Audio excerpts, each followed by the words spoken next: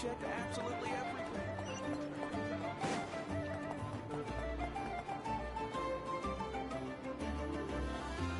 Thank you for waiting. I finished checking your adventurer handbook. Here are your commission rewards. We have no other urgent commissions on the books at present. Thank you for all your hard work lately. Perhaps you two could consider taking a vacation. Amazing! Paimon never thought we'd end up having downtime and not cry. Things were pretty hectic when we first got here. Everywhere you looked, it was either the Wild Hunt causing chaos or the Fatui stirring up trouble. It felt like this whole region was one giant slime in a barrel, ready to go boom at any moment.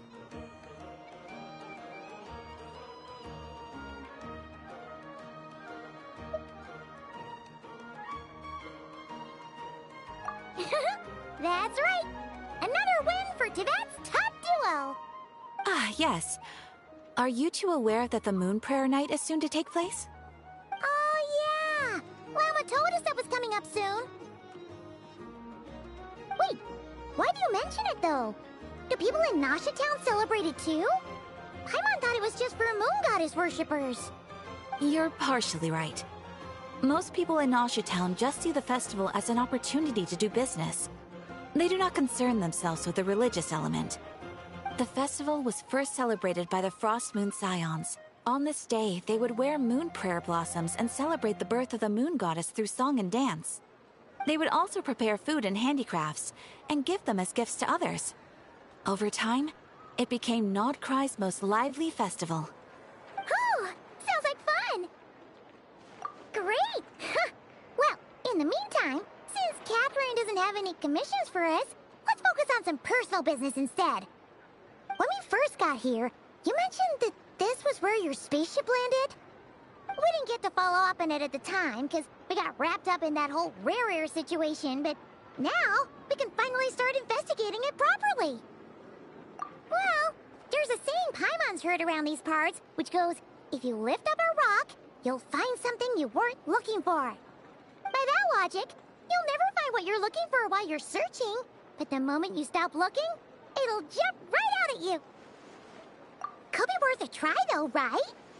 Anyway, Paimon suggests we focus on other stuff we want to do for now, and just keep an ear out for spaceship-related intel as we go.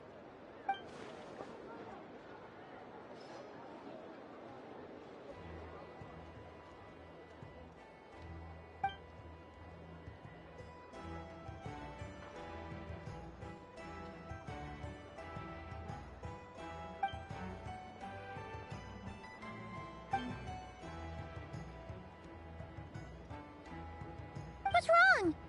You look super serious all of a sudden. Huh?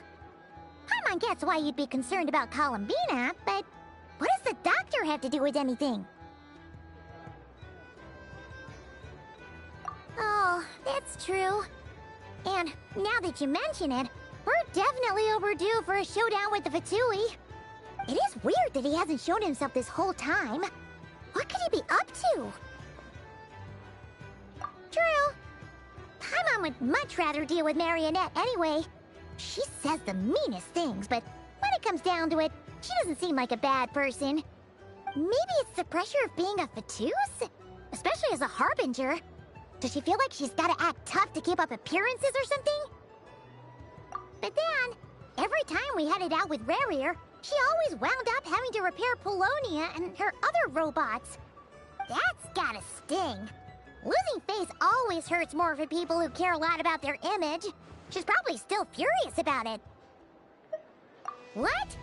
Relax! She's not even here! Huh? What's the matter? Oh, nothing. Sorry, we'll be on our way now. Where are we again? Oh yeah, Columbina? Right, yeah, let's go see Columbina.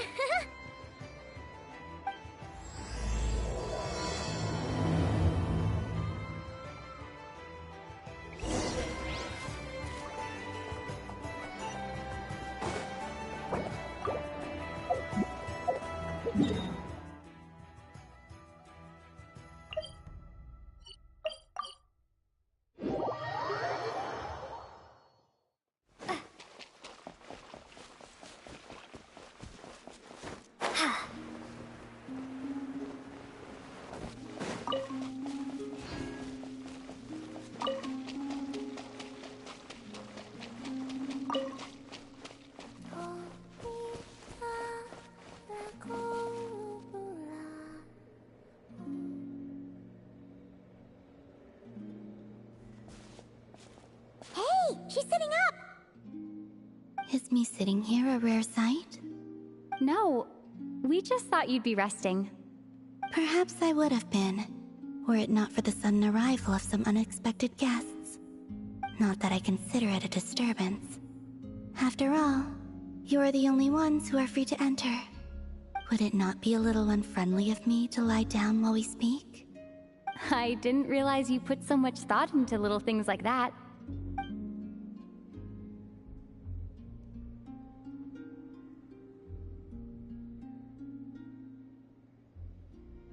Only sometimes. There have been moments lately where I think about you and your companions. They are warm, mysterious, and cozy memories. Very few of my past memories are anything like that. They say that travelers return home bearing bags full of souvenirs. But my luggage was empty, and I believed it would stay that way. Return home? So, you're still planning on returning to the moon? Yes. This planet continues to reject me, reminding me that I do not belong here. If I remain in Teyvat, there will come a day that I disintegrate. And I don't mean reduced to dust, or turned into food for the flowers. I mean, I will cease to exist entirely. Alright then. Well, we're sure gonna miss you. But it sounds like we'll have to say goodbye. How do you intend to return? The moon prayer night is soon to arrive. On that day, the moon will be closest to Teyvat. The Kuvaki in this land will reach its peak at that time. I merely need to grasp the tide, and with relatively little effort. Oh, Paimon gets it! It'll work like a slingshot! You make it sound like she's gonna get blasted up to the moon. If I did that, I suspect I would crash into the false sky. I will be using a much gentler approach. But I do like the analogy. It's fun. You see? She gets Paimon's sense of humor. In the blink of an eye, the time has come to part ways. It does feel that way, doesn't it? Time seems to fly fastest when you are enjoying it. I have always thought of myself as a wanderer on this earth, and it has never expressed any desire to keep me here.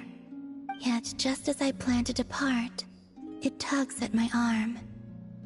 Is this a gesture of affection? Or is the world mocking me? Oh. Were you hoping I can answer that? Yes. You are a traveler, so you must have a lot of experience in this area. Then, what I would say is, enjoy the moment. That's right! Don't overthink it! Happiness is happiness and joy is joy! The point is to enjoy it, not analyze it! I see. Then what I would say is, even though I am very tired right now, I am still happy. I can't tell from the tone of your voice. Oh, really? You don't think I sound happy? I'm just kidding. I could tell you were in a good mood today from the moment we saw you. Ah, a joke. Albeit not a funny one. Anyway, I assume you're here about you-know-what. Give me your hand. Actually, it's not that. There's something else we wanted to discuss with you. Oh, then, do you still want to give me your hand? Or not? Sure.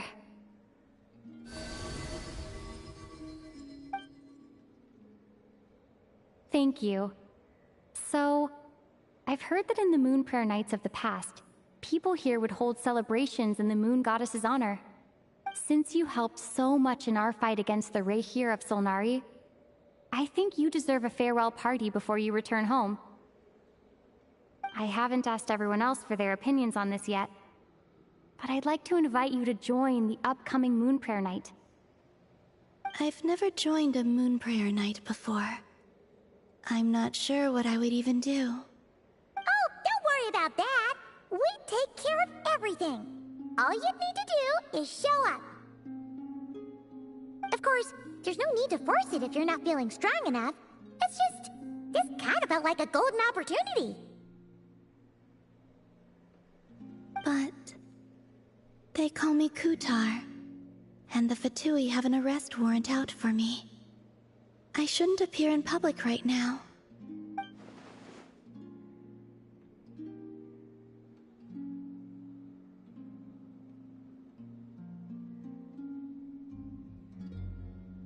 I'll make it work. You have my word. Yeah, we got your back. Well, she does. Paimon's actually not too sure what she's planning. All right, if you're sure. I will not refuse your invitation.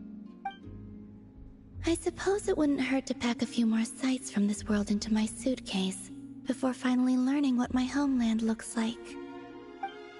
Oh, if you see Lauma, please tell her that my answer to the question she asked me is neither yes nor no. Rather, it is, there is no need. That was kinda cryptic, but sure. Guess it's between the two of you. We'll pass along the message. Bye for now.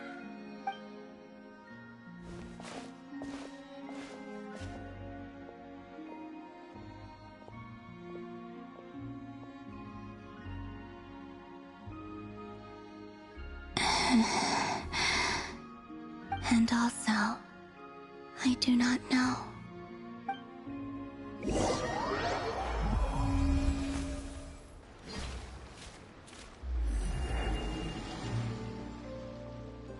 Since she's agreed to join the festival, let's go see who else wants to take part.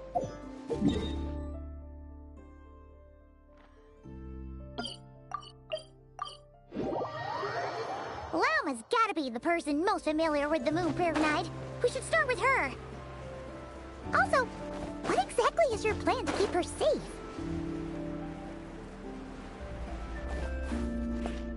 I'm not sure yet. I'll figure something out. Hey, Lauma! It's us! Huh? Varka? What are you doing here? Beats me. I had a bit too much to drink last night, and when I woke up, I was on Hisi Island. Mr. Varka is helping to oversee Nasha Town's preparations for Moon Prayer Night. He is here to go over some details regarding the decorations and custom cloth designs. Right, yeah, that too. What do you mean, that too?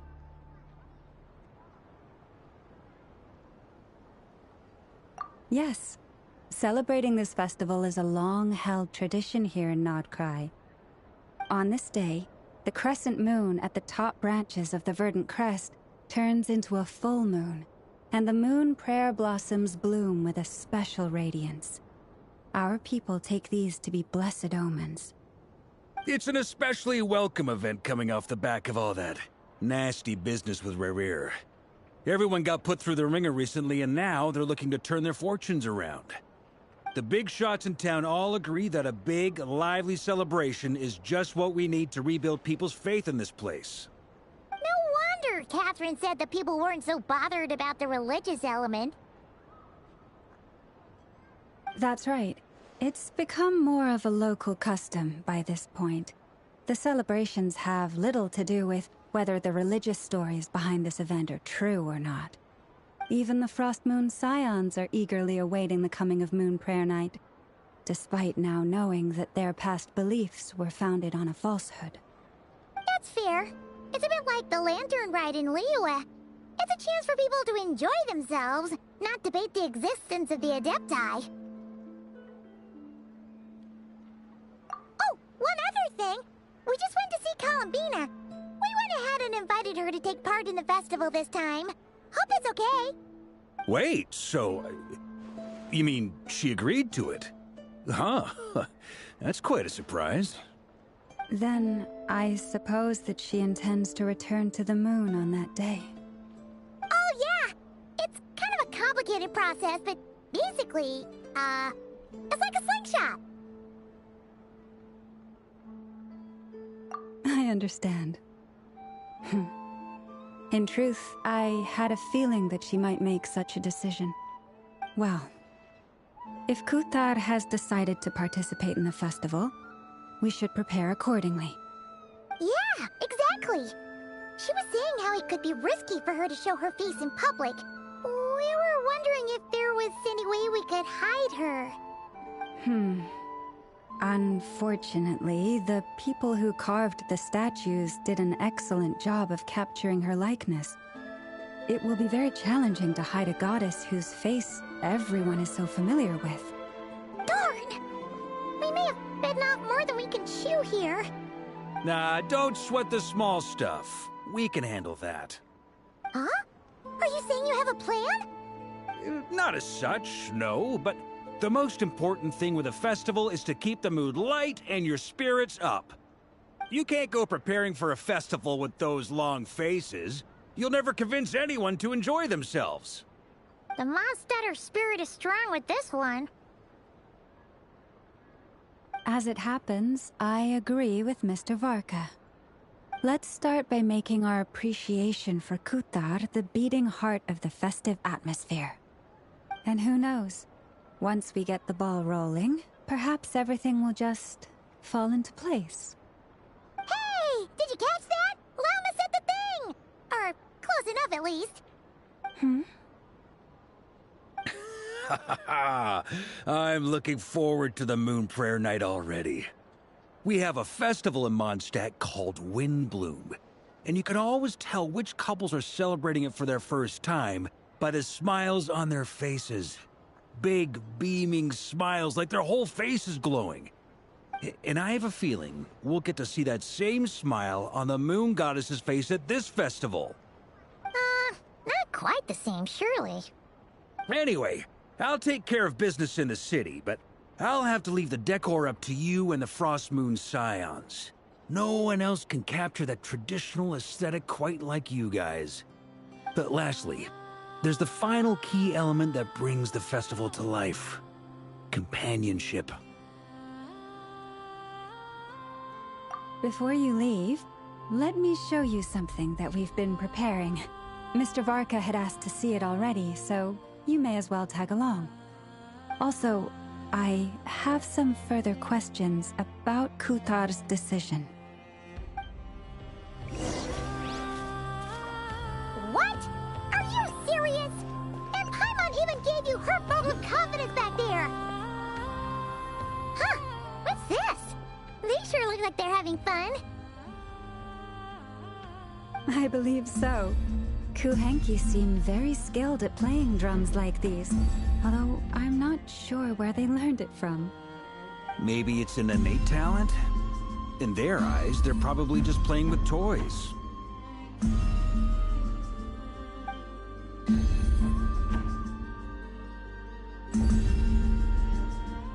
Wanatar! You wanna play too?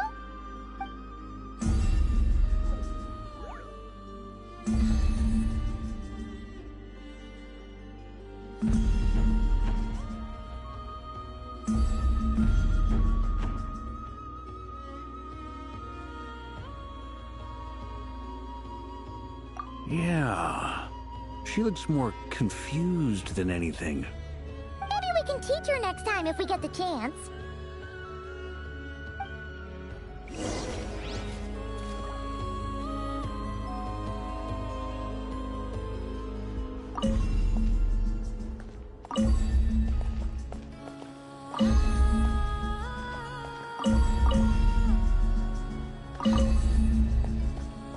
What are these floaty things? Moon veils. We hang them from buildings in the city during the festival. When you look at the sky through them, it creates a lovely misty effect.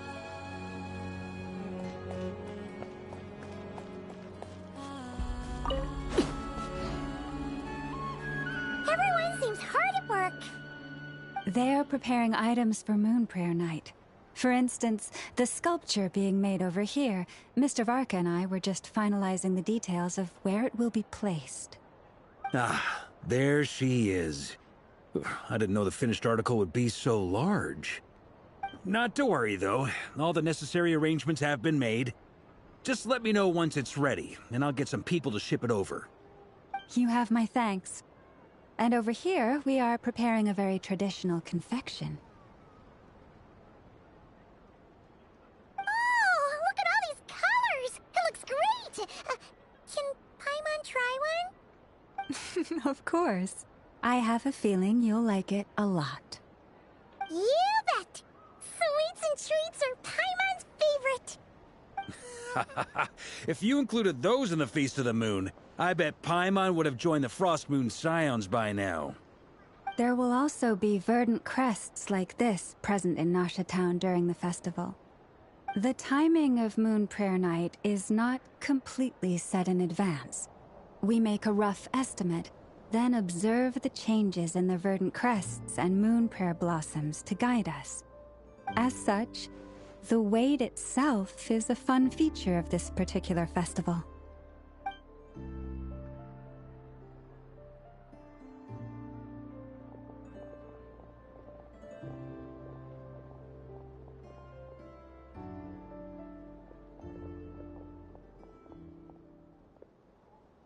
Let's talk here.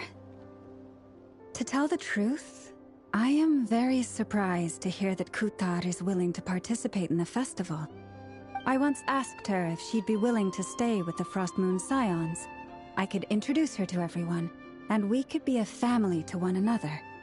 She did not answer, but she has not appeared here since. I took this to mean her answer was no, but if that were the case, she would not have accepted this invitation.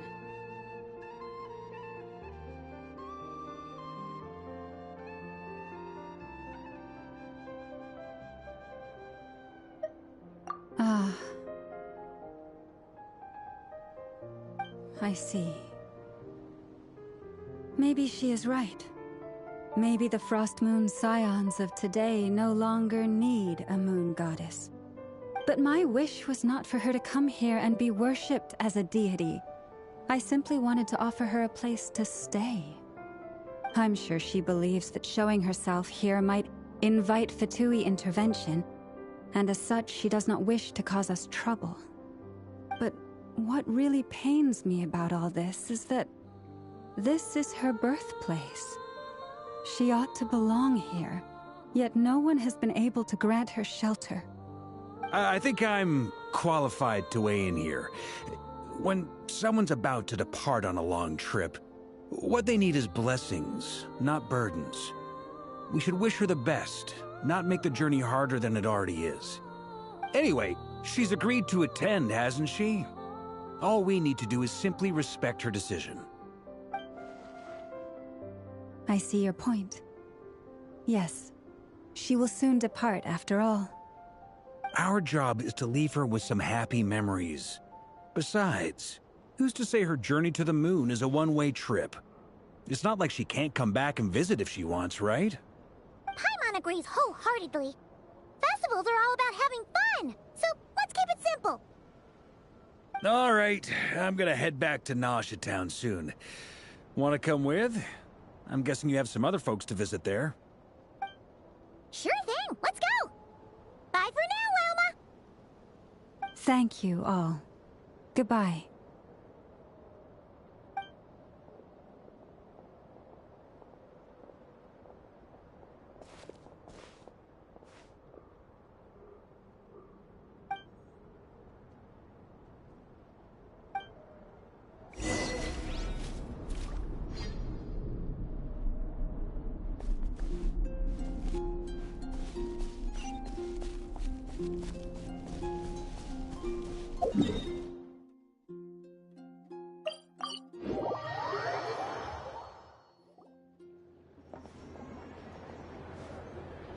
Huh?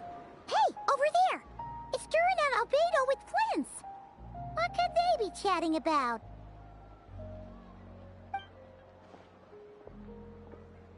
Your guess is as good as mine. Ah, Grand Master, and the Traveler and Paimon. Hello there. It's been a while. Perfect. We have some new volunteers for our investigation. Wait, let me guess. The righteous Lightkeepers are finally ready to hunt down the Abyssal Dragon. Yes, that too. Yeah, right. Oh, wait. Why does everyone keep saying that too?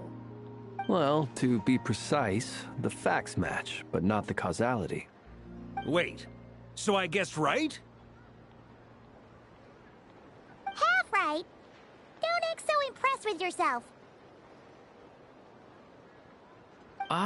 Maybe I can explain. We ran into Mr. Flint's north of Nosha Town. At that time, we just noticed a few abyssal creatures out in the wild, but the strange thing was, I didn't detect any traces of abyssal energy on them at all. On closer inspection, we realized that they were not real monsters, but something akin to reflections in the water, or perhaps a mirage. Huh? What do you mean? Like, you could see them but not touch them? Exactly. It was very peculiar. They roared and tried to attack us, but we could not make any physical contact with them. I think I've heard of things like that happening in Notcry before, but I don't know much about it.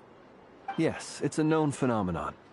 Mirage-like illusions tend to appear in Nodcry in the run-up to Moonprayer Night. From a distance, they appear quite real. I myself thought that Misters Durin and Albedo were locked in battle with abyssal monsters when I first arrived. But after sharing intel and investigating a little further, we can confirm that these illusions are harmless. There is no great cause for concern.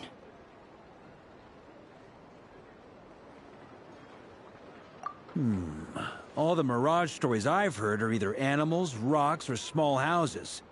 Abyssal monsters, though? That's a first. It's a first for me, too. So I'm planning to look into it further just to be on the safe side. I intend to inspect a few more locations. What about you two? Any plans? Alice contacted me a few days ago. She'd like me and Durin to assist her with an experiment. But we lost contact shortly after receiving the message. I'm sure that comes as no surprise to anyone familiar with her. We don't know when the wind will blow, yet when the wind blows, we will know.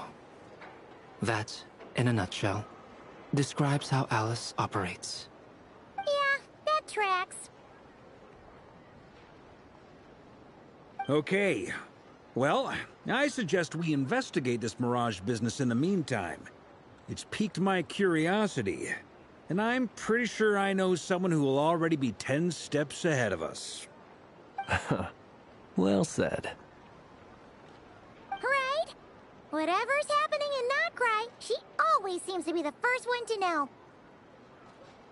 Let's go see what she knows. We can invite her and her staff to the festival while we're at it.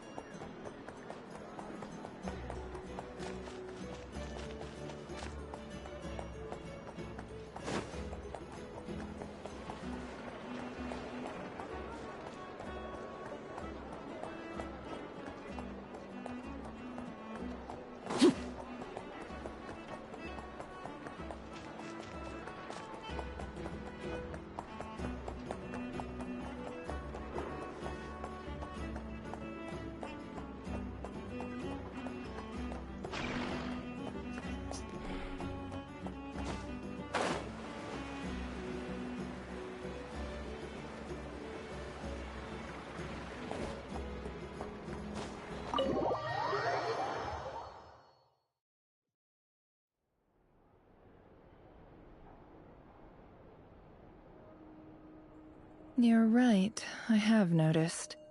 There's certainly something a little fishy about this situation. Only a little, though. Records indicate that this phenomenon can occur in the days before and following Moonprayer Night.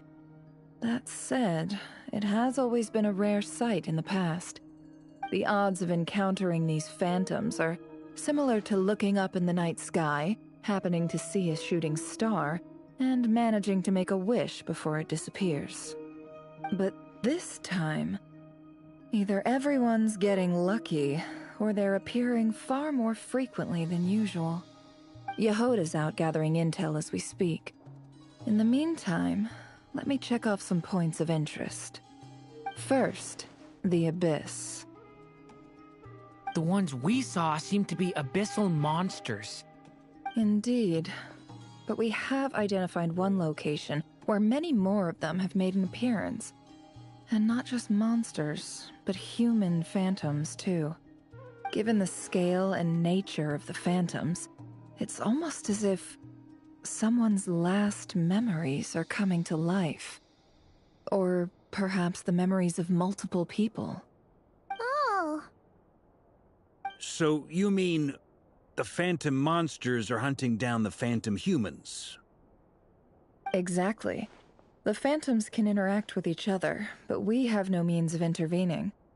In addition, some of the human phantoms would seem to be from the very distant past. This is clear both from the clothing they wear and the stories they tell. They claim to be from Hyperborea, a name which I've heard from Lauma before. If this is true, it means they must be from 6,000 years ago. Did Paimon hear that right? 6,000 years? It sounds like this merits further exploration. That'd be a big help. I'll leave it with you, Albedo. My knowledge of ancient history is non-existent. I used to doze off every time the pre-Knights of Favonius era came up in class. It's quite a miracle that you were able to understand these phantoms' speech, given how long ago they lived. I suppose you're right. But I'll leave the archaeologists to ruminate over that conundrum. As an intelligence broker, my sole interest is in the value of the information I gather. Which, in this case, hopefully means earning myself some good favor with our dear Lady Moonchanter. So calculating. Whew, this intel broker logic always catches Paimon by surprise. Sounds to me like we could split the work up. I think the abyssal phenomenon is best left to Albedo, Flint's, and me. Agreed. It coincides with my duty as a lightkeeper. For my part, I'd like to understand the Abyss better. Even a little knowledge would go a long way. This is certainly a rare opportunity to study the Abyss. But even rarer, perhaps, is the chance to make contact with the Ancients. The Curatorium will take the lead on investigating the Hyperboreans. We put in the work to learn what we know so far. It seems only fair that we get some quantity of exclusive intel. That just leaves our trusty team of 2 unassigned. Since you became an honorary knight, of course. This was part of my grand plan all along. Ha ha ha! Oh yeah, by the way, we managed to convince Columbina to come to the Moonprayer Night celebrations. Would you and Yehoda like to join too? She agreed to that? Huh. Quite an achievement. Never underestimate the traveler, I guess. I'd be happy to join. No point shutting myself inside when the streets are all decked out. I doubt any clients will be visiting during the festival in any case. And Yehoda loves a party, so I'm sure she'll jump at the opportunity. No, no, no, no, no, no, no, no, no, no! Way to contradict me in front of... Wait, no, that's not what I have bad news, boss. So many people. All right, everyone inside, quick!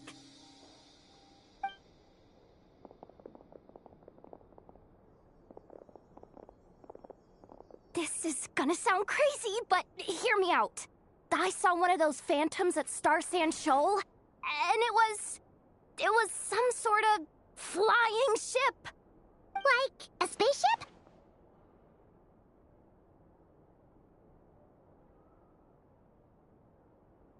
That's gotta be the one you came to Tibet in. You said you saw the same thing through the moon marrow, right?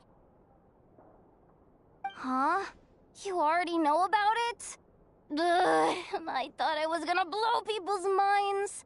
Turns out I'm the last to find out. Wait. Back up. You came here in a spaceship? Now my mind is blown! What's it like on the inside? Was it like flying through space? I want to know everything! Yep, exactly. Huge discovery. You're the best. Second best intel broker in the world. After your boss, of course. Wow. Really? Well, I don't know if I'm all that, but... I guess that decides where we're heading next. Come on, don't look at me like that. I know the spaceship doesn't have anything to do with me, but you don't want to leave me as the only one twiddling my thumbs, do you? Please? Fair enough. You can tag along. In that case, let's meet back here to discuss our findings once we're done. I wish everyone a productive investigation. You too.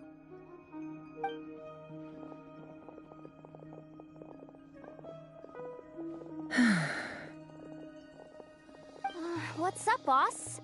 Aren't we gonna head out? Tell me, Yehuda, when did the Curatorium start giving out intel for free? Oh, sorry, boss.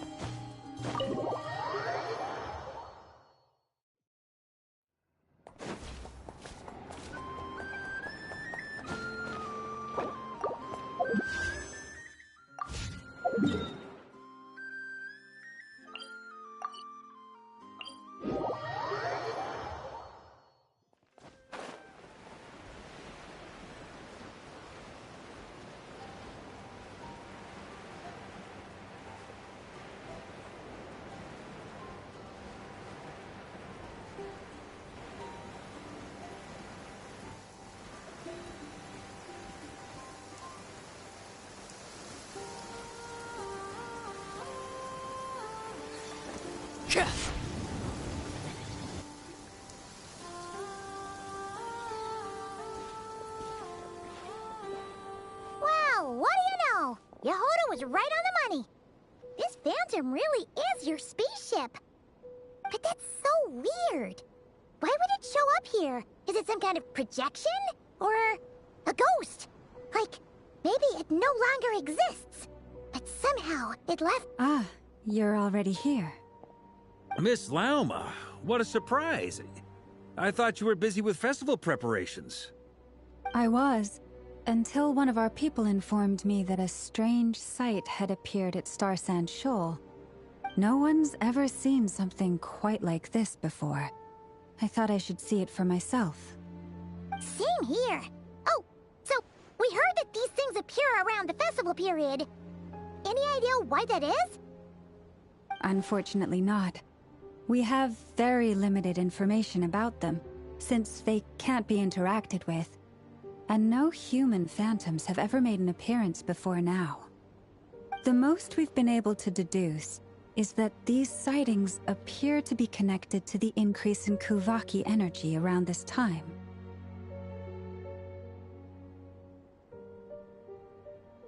Yeah, seems like that's all we can do.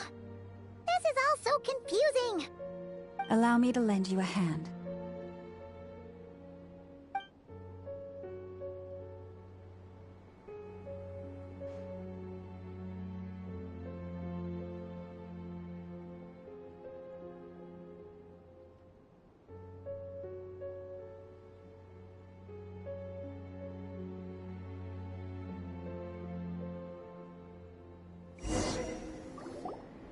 Everyone, our friend here should be able to provide us with some information. Is that a phantom rhymehorn deer? I've heard about how the Frostmoon Scions live in harmony with the animals, and can even communicate with them. That's coming in handy now, for sure. Okay. Yes, I understand. Then how about this?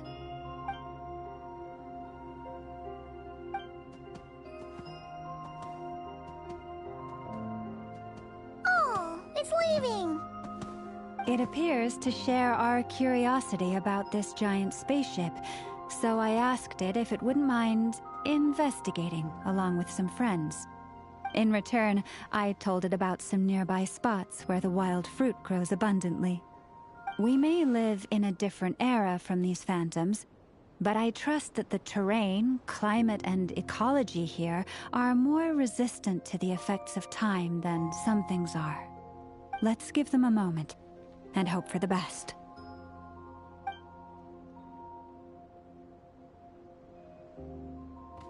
All back together? Must have been a lot of fruit. Indeed.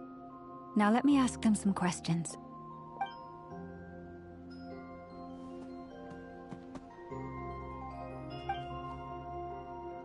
It did find a lot of wild fruit, enough for them to feast for a long while.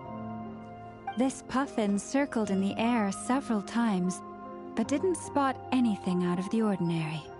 Certainly nothing to do with the spaceship. Huh.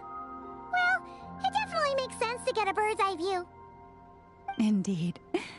Other than that, I was also thinking that the world these phantoms see is also different from ours. Oh, I get what you mean. The wild fruit exist in both times and spaces, but there might also be things that only exist in that space-time, which we can't see.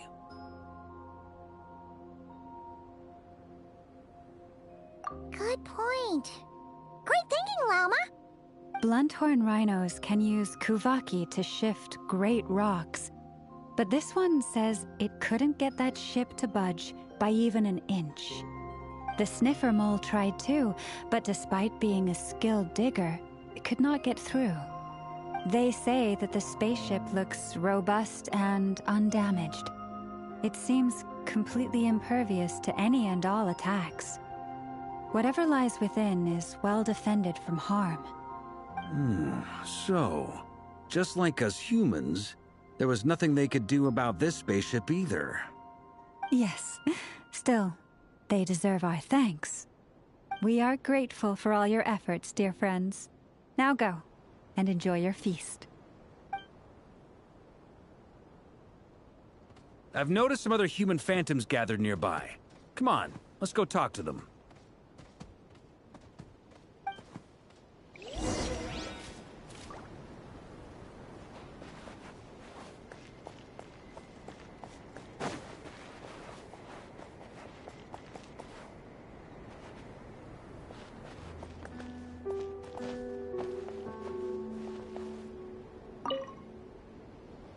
What is this thing? I've never seen it move, and there's no way to get inside. Goodness knows. My grandpa says it's been sitting here at least since his grandpa was still alive. What about his grandpa? Did he say anything to your grandpa's grandpa about it? Huh? I don't know. In all likelihood, it was here back then too. Hard to imagine something this huge could move. Guess that means that as far as they're concerned, this ship's been around a long time.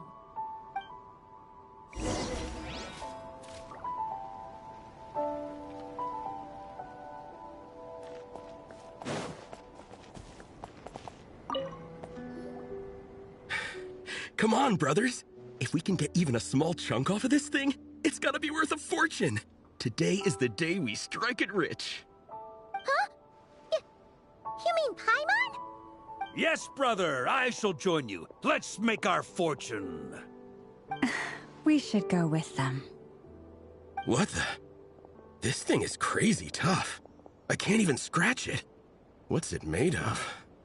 Sorry, brother. Looks like we'll have to seek our fortunes elsewhere. Enjoying yourself?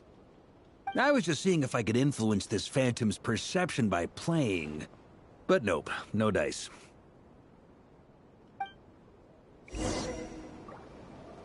I'm sure we're all starting to build up an idea of what's going on here now that we've spoken to some of the people. These phantoms are reenacting real historical events in Nodcry. It's almost like we're in some kind of interactive stage play. We can talk to the actors, but the plot is fixed, and we can't influence it. It makes sense. History is set in stone. The objective facts of the past cannot be changed. Paimon totally thought you were just goofing around earlier. But actually, you were doing some serious investigating. Of course I was. Anyway, at this point, I think we're forced to conclude that although the Phantom spaceship is right there in front of us, we aren't going to learn much about it from these people.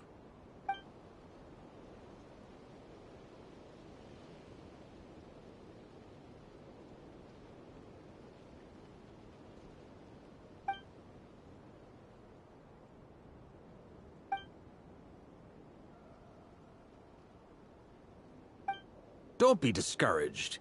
If nothing else, this is proof of the ship's existence. And think about it. So many people tried to hack their way inside, but no one could get the door open. It's made of very tough material. To me, that says that we'll either find the ship itself or the story behind it. It's just a matter of time.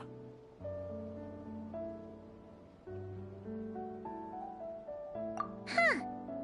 Every now and then, when Varka gets serious, he actually does seem like Grandmaster material for once.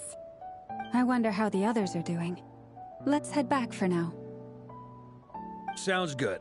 Also, drinks are on me if Team Knights of Favonius is the first to finish. Wait, we have a team name now? Am I in Team Knights of Favonius as well? You're very welcome to join. We've even got a cathedral ready for you. Isn't that technically blasphemy? You wouldn't dare make a joke like that if Barbados was in earshot. Nah, I'm sure Barbados doesn't mind a little harmless blasphemy once in a while.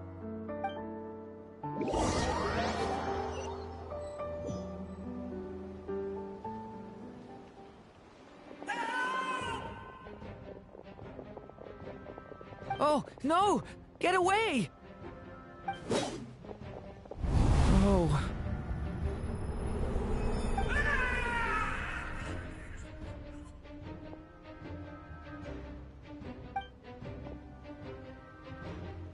I know it's hard to stomach, Mr. Duran.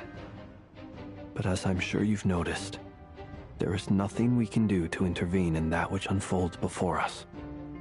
But we have to at least try. And try you have. But are you aware of how many unsuccessful attempts you've made now? I wasn't keeping count. I'm afraid this is the 39th failure so far. Or the 5th if we're only counting this particular victim. There are no indications that these phantoms may be altered in any way. You seem to have calmed down a little. I'll make us a fire. You should rest and have some water. Feeling any better now, Mr. Duran? May I ask a few questions? Be my guest. What exactly are we witnessing here? What happened to those people? My guess would be that we are seeing Nodcry during the Conrian Cataclysm. Would that be accurate? Conria. That is correct. As you know, once the Abyss senses even the tiniest crack, it floods in and spreads like wildfire. There was a time in the distant past when it permeated all of Nodcry, causing immeasurable harm. The people paid a terrible price to heal this land. Then, 500 years ago, the whole of Teyvat suffered an abyssal disaster. Once more, Nodcry was dealt a devastating blow. I see. In the face of the abyssal onslaught, all were like grains of sand tossed around by a tidal wave. Be they human, fae, or god. The moment you witnessed is but one drop in a whole ocean of catastrophe. All right. I guess that answers my second question, too. I wanted to know why there's nothing I could do to help them, and that's because what we are seeing is history. That would be my guess as well. As I understand it, history and fate are not all that dissimilar. The latter may be unseen to us, but both are immutable. Yes. Fate was determined long, long ago. I still have a couple of other questions for you, Mr. Flint's. You mentioned more than one abyssal disaster that has struck this land in the past. How can you be sure that what we're seeing is from the Conrian incident? And also, how are you able to stay so calm when you're talking about these events? From everything I know about you, you're not cold or ruthless, and you're not indifferent to the suffering of others. Alas, I am forced to show my age. I must be 600 or 700 years old by human measure. Wait, so you... One is not easily moved by history when one has witnessed the truth firsthand. I'm sorry. You needn't apologize. Your passion is a good thing to have. Treasure it, because someday you may find it in terribly short supply. Now, at the risk of offending you, I have a question in return. Your curiosity toward the Abyss, is it born from hatred or because you sense its call? I only ask because I kept a fragment of Rarir's body in my lantern for a short time. Specifically, his heart. So I know what a burden it can be to carry the Abyss with you. And I hear its power growling from somewhere within you. In my eyes, your mere existence is a miracle. My honest answer is... I don't know. I don't think I have the confidence to say for certain. What I will say is the Abyss is not the only issue that haunts me. Even before I became who I am today, the question dogged me constantly. Should I even exist at all? My doubts remain unresolved. But when we fought Rarir, something became a little clearer to me. Sometimes it is the darkness within us that allows us to achieve the impossible. I certainly got the sense from your 39 attempts that you were trying to achieve the impossible. It sounds like you've resolved to see the truth for yourself. Absolutely. In that sense, he and I are quite similar. Then I wish you every success. I look forward to the day of your transcension. Well, if everyone's caught their breath, I suppose we should head back. Oh, and one last thing. I'd appreciate if you kept our discussion about history a secret.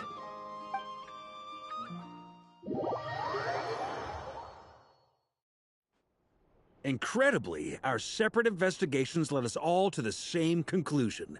Hooray for consensus! Yeah, but we barely learned anything, though.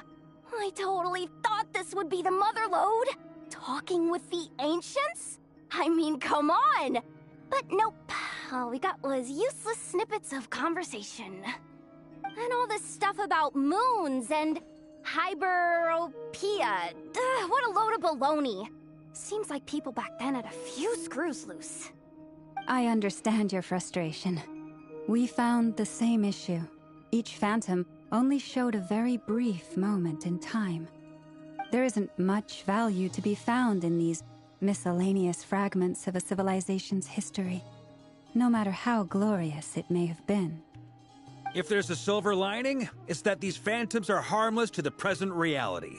They shouldn't get in the way of the festivities. Paimon agrees. And not just because it's the first thing she understood in this whole conversation. You look disappointed, Nefer. Is something the matter? What do you think? We all worked our tails off, but the only one to gain anything from it was you, Lady Moonjanter. Well, please do share the Hyperborean records with me.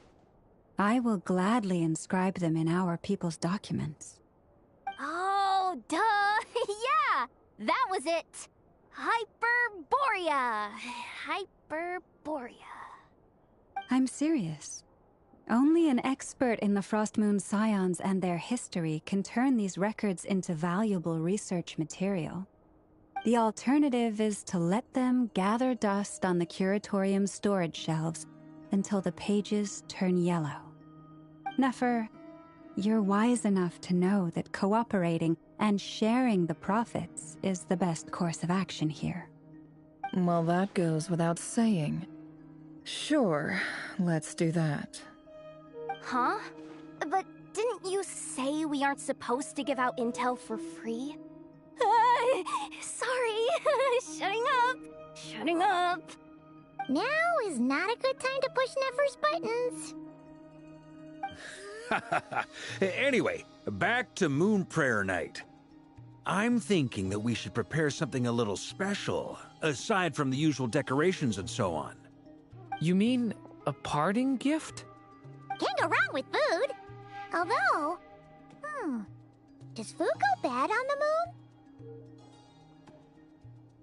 Perhaps a lantern would be a better choice. It might be dark up there. It could prove difficult to light a lantern on the moon. Magical stones might serve that purpose better. What about a clockwork mecha model from Fontaine? I've got a whole bunch at home. I use them for fighting practice in my free time. None of these sound like things she would be even remotely interested in. But we don't interact with her enough to know what she likes.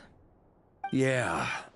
It would really save us the guesswork if someone could find out what she's into. Wait, what the? Traveler? They're all looking at you. Great! Haha, problem solved. Now, I need to stop by Dory's. Gonna need her help sourcing a bunch of stuff for the festival. Then let's leave it there for now. We all have our own business to attend to. Traveler, if you find out what Kutar likes, let us know right away.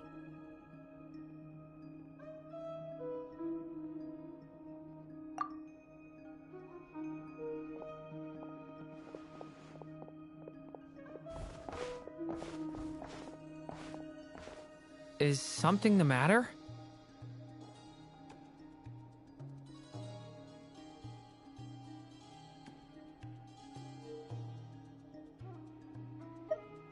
I'm fine. It's just... I'm still feeling a little rattled after witnessing the horrors of the Abyss. But it's okay. This is something I have to work through. I'll be alright. Thanks for your concern. Well, don't put too much pressure on yourself. If you ever feel like something's wrong, physically or mentally, we're here to talk.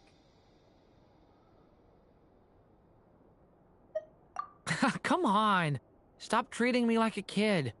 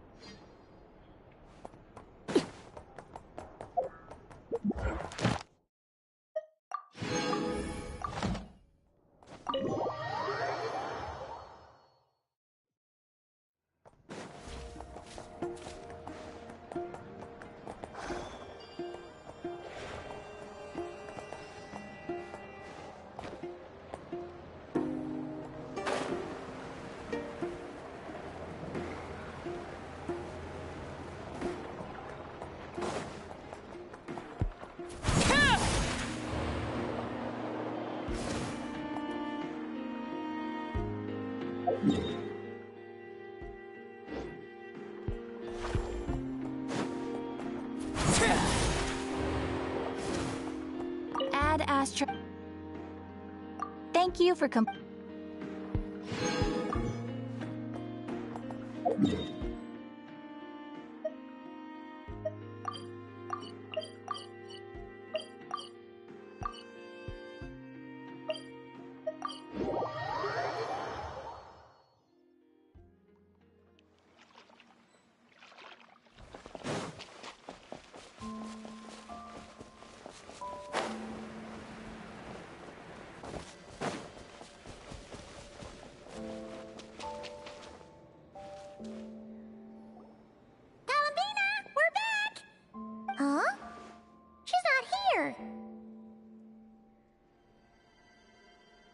Weren't there a few Kuhenki here last time, too?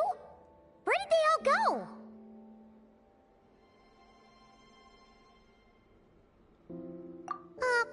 Walkies? For Kuhenki? You're not pets, you know. Oh, well. Looks like we just came at a bad time. Let's try again tomorrow. There's still a few days until Moon Prayer Night, so we're in no rush. Besides, she needs time to rest anyway.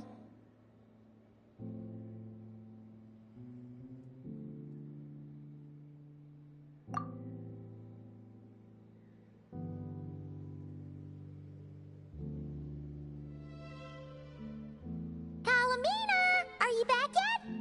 Oh, how strange. Looks like she still isn't here. Right? It's not like her to spend so much time outside. Especially since she's worried about attracting unwanted attention.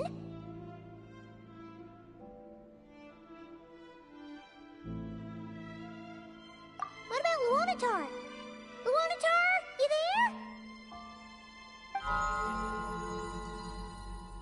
Hey! Do you know where Kalambina went? Sorry, didn't understand. But if you know where she is, could you take us to her? Yeah, that's even stranger. What about him? Oh, that's not good news. They change color when Kalambina gets weaker, right? And they look super pale right now. Good idea. She might know what's happening.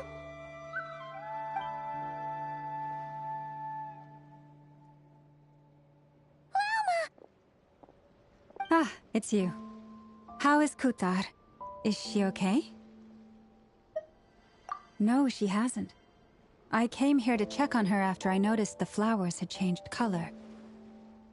Based on past precedent, she must be very weak right now. Even getting up to walk would be a struggle. It seems unlikely that she wandered off outside.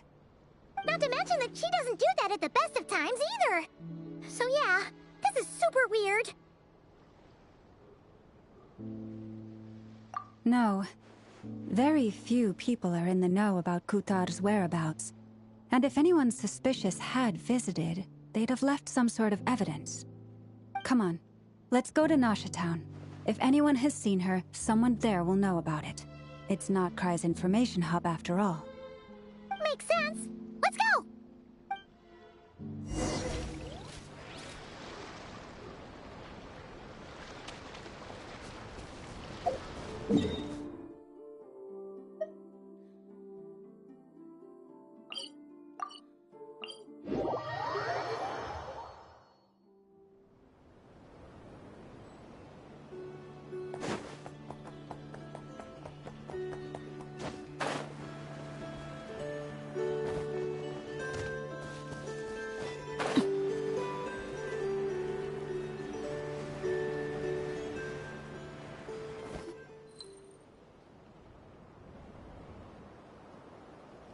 Moment. Is it just Paimon, or is this stall kind of suspicious? It's never been here before, right? No, I don't recognize it. Alas, your free and easy adventure time is over. Now, prepare to face the final boss of Nod Cry. Whoa! Where'd that voice come from? Not sure. But it's definitely hostile. No, no, no, not that way. The final boss is right here. The sniffer mole? That's the final boss? Surely not. Also...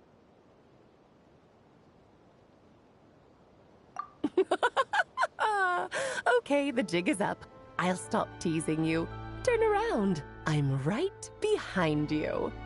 It seems I've managed to leave quite an indelible impression, even though you've never seen my face. Oh, nothing could make a great mage more pleased with herself.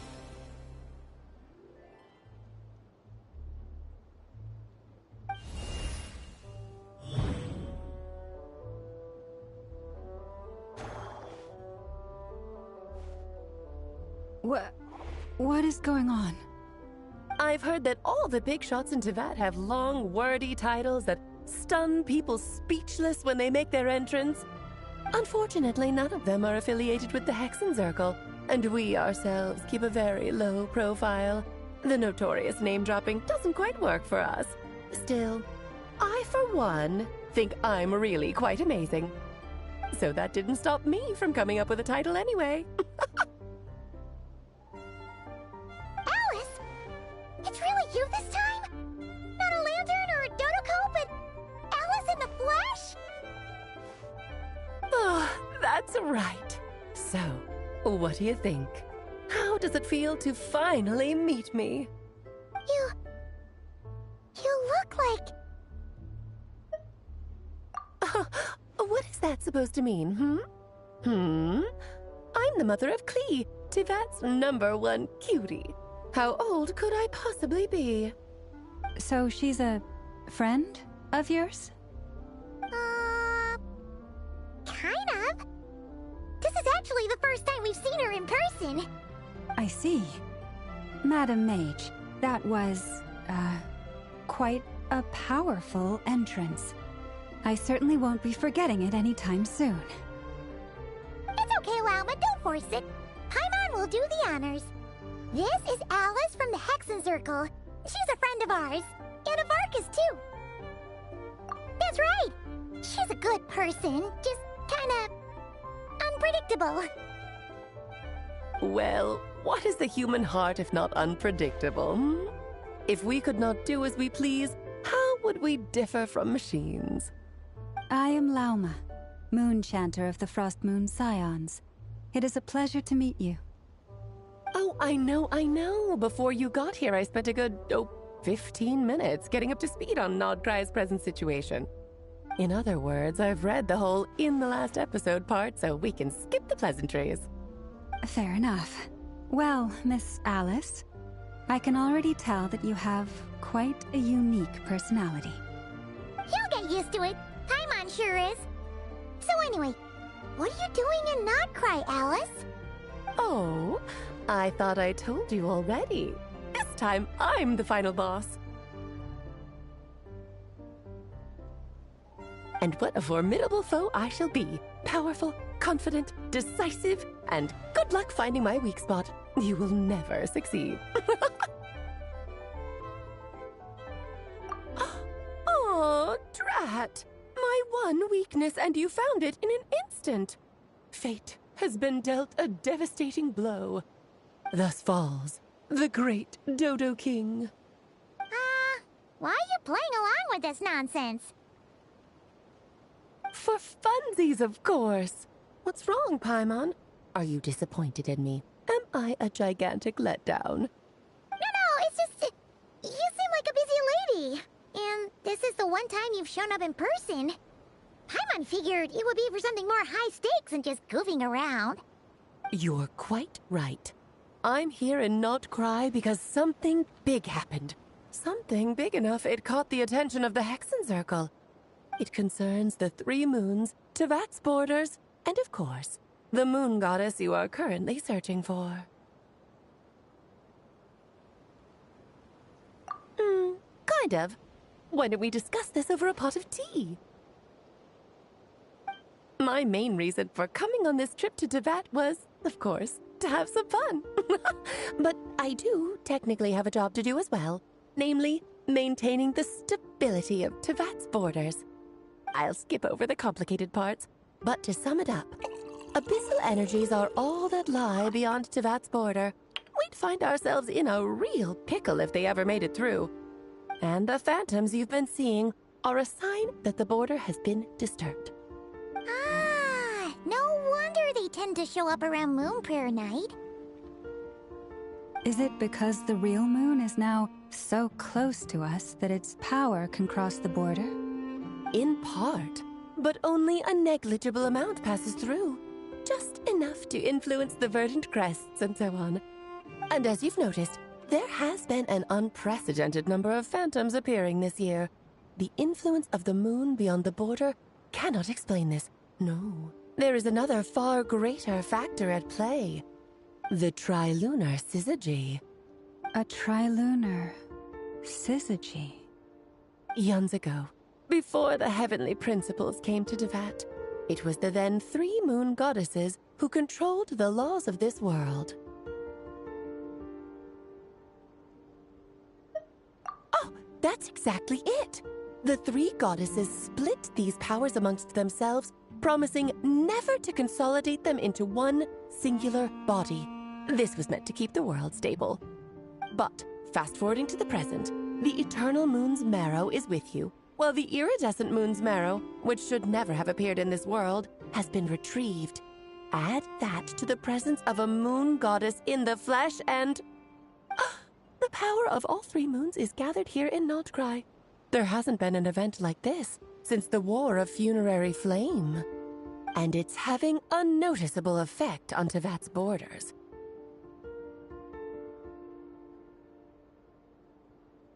Because I wish to give my darling daughter a peaceful, sunny environment to grow up in. Is that a good enough reason? Kinda sounds like you're dodging the question, but it does make sense. Well, that's one reason anyway, and the most important one. The others are a little complicated to explain. For instance, cleaning up after dearest Miss R.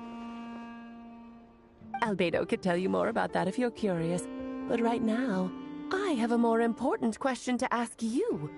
Why are you collecting the moon marrows? I see. Nicole told me about that legend once. Nicole? You mean Mage Anne? Oh, so you remember. Yes, of course. That was a story about fate, her area of expertise. But back to the story of our dear moon goddess. I'm afraid her intended method of returning to the moon is unlikely to work anymore. What does that mean? She may be missing, but she hasn't gone anywhere. She has disappeared.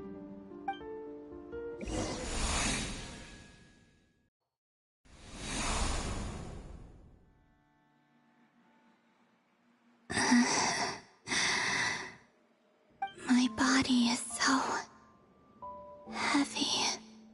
Wait, no. It's my mind that's heavy. My arms and legs are as light as a feather. What's happening to me? I feel drowsy, like I've been asleep for too long. Is it daytime or nighttime? Is the moon out? I think I'll go for a walk.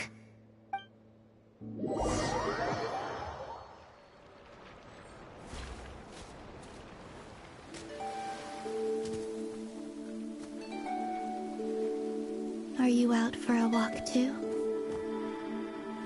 Huh?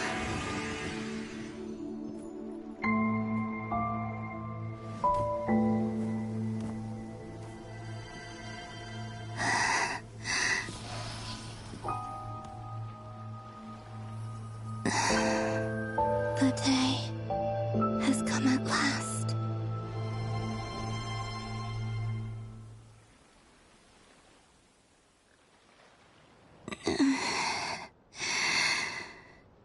Have I grown so weak that I can't even sustain my physical form? But Moon Prayer Night is nearly here.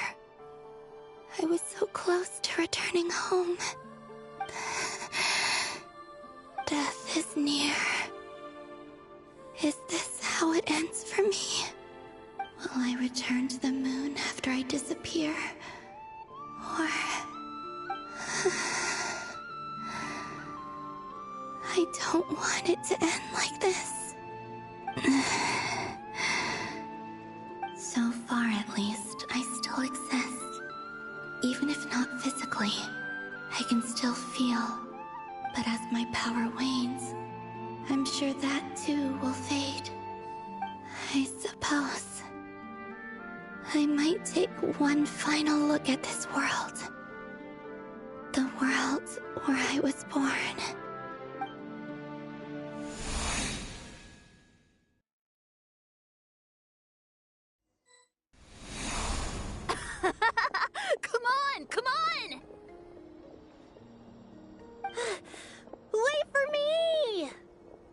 Frost Moon Enclave.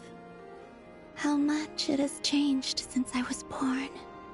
These decorations, they're so heavy. It's times like this when you kind of wish men could be priestesses and acolytes. How fascinating. I've never had the chance to be privy to people's private lives in this way. In the past, people would get so solemn and serious the moment I showed my face. Like they were frozen stiff. Karina, Lametti, it's time to eat. Coming! I want to watch them a little longer.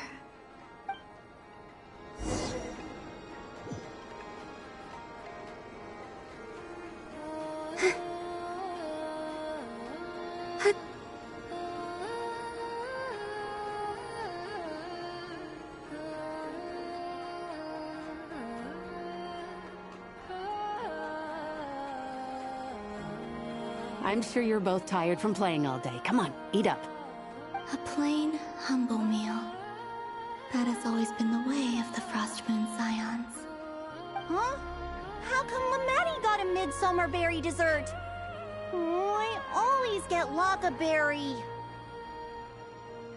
I don't mind sharing. You can have a bite of mine if I get to have a bite of yours. They're sharing food? I've never shared food with anyone before. Even at the Harbinger tea parties, everyone just ate off their own plate. And when I couldn't finish my food offerings from the Frost Moon Scions, they'd leave the leftovers out under the moonlight for the animals to claim. Hey! That was 2 bites! Oh, then you can have another bite of mine. Oh, you too. Oh, don't fret now. Here, have some of Granny's too. So this is what it means to be family.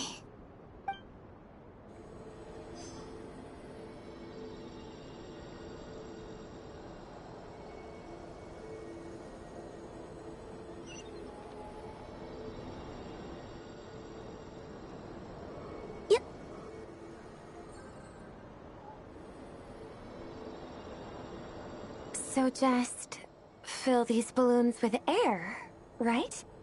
Yep. Try a couple now to test things out. The rest can wait till Moon Prayer Night. Think fast. Rita! Teasing an acolyte of the Frost Moon Scions? Surely that's a punishable offense. Take this!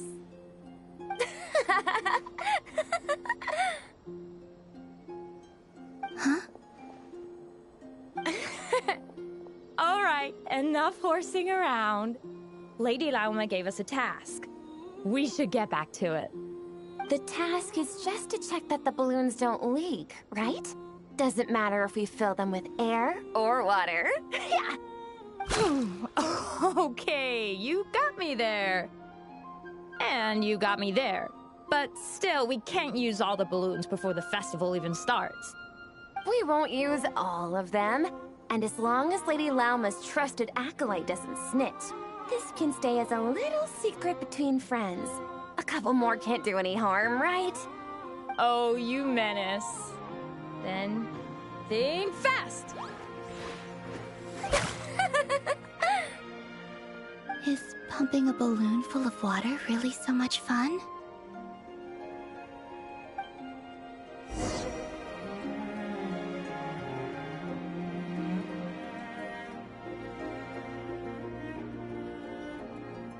I'm seeing so much that I'd never usually get to see. They'd never act like this when I was around. It's nice, being able to just watch people in peace in these final moments. What a rare opportunity. I think I'll go take a look around Nasha Town, too. Maybe the Traveler will be there.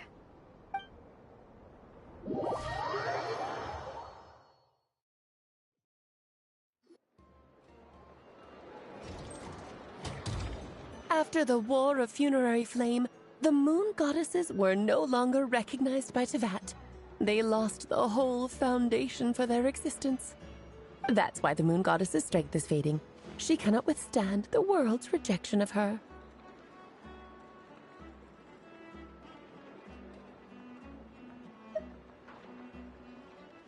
To be more pedantic about it, the moon goddesses did something to offend the heavenly principles, and that's why they were ousted. Something of a recurring theme in Tevat's history. Theoretically, speaking so candidly should put me in their crosshairs too, but they can't tell me what to do.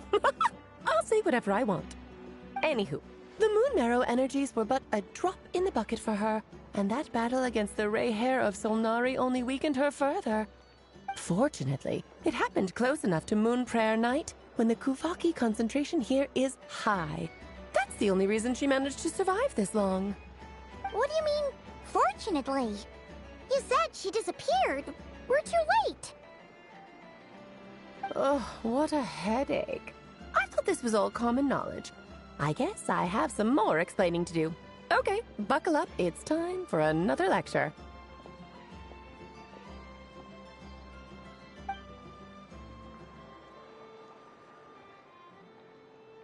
Now, I said earlier that the moon goddesses lost the foundation for their existence.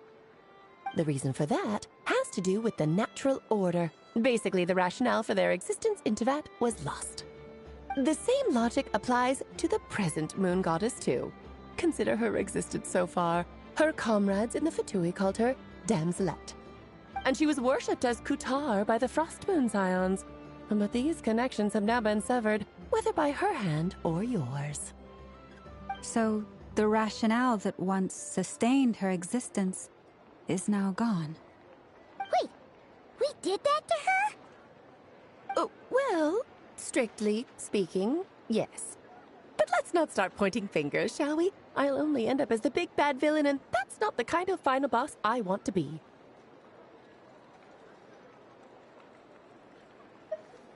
Of course I do. I'm only the greatest mage in the whole entire world.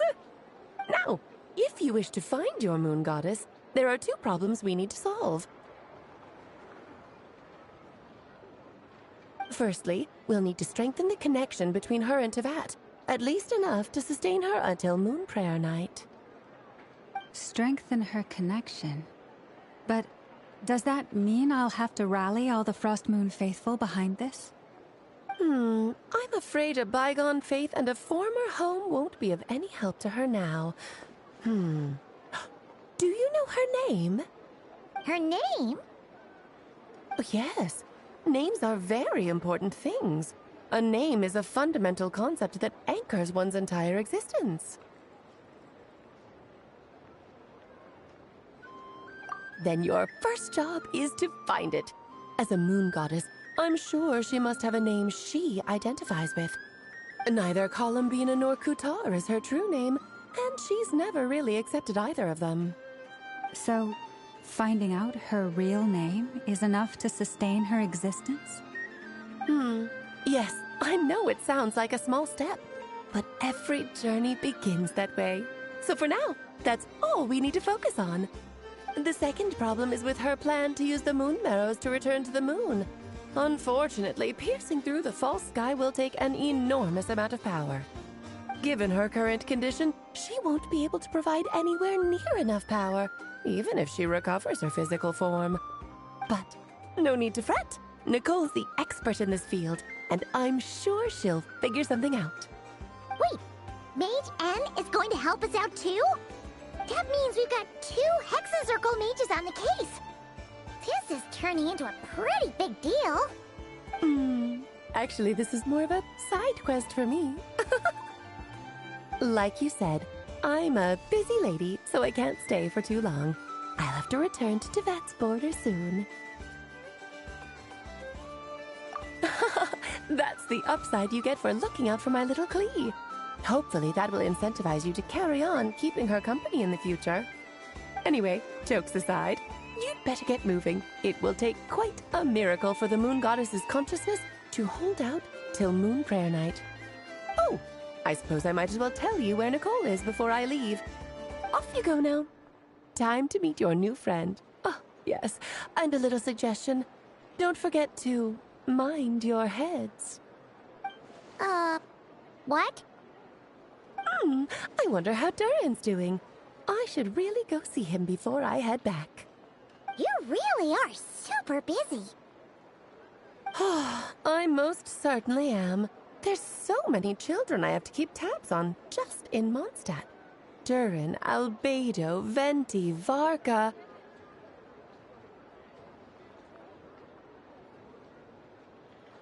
Klee didn't make the list, huh? Of course not. Klee is my pride and joy. I have no qualms about her, because she's the best child in the whole wide world. Yep. Klee's a little angel. I'm glad you agree. Well, all the best. See you when I see you.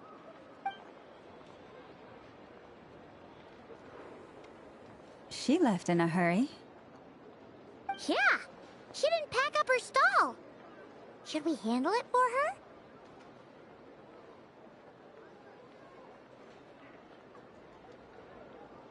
I must say, I'm now very curious about her daughter. Klee, wasn't it? What's she like? That's a long story. Come on, we'll fill you in as we go.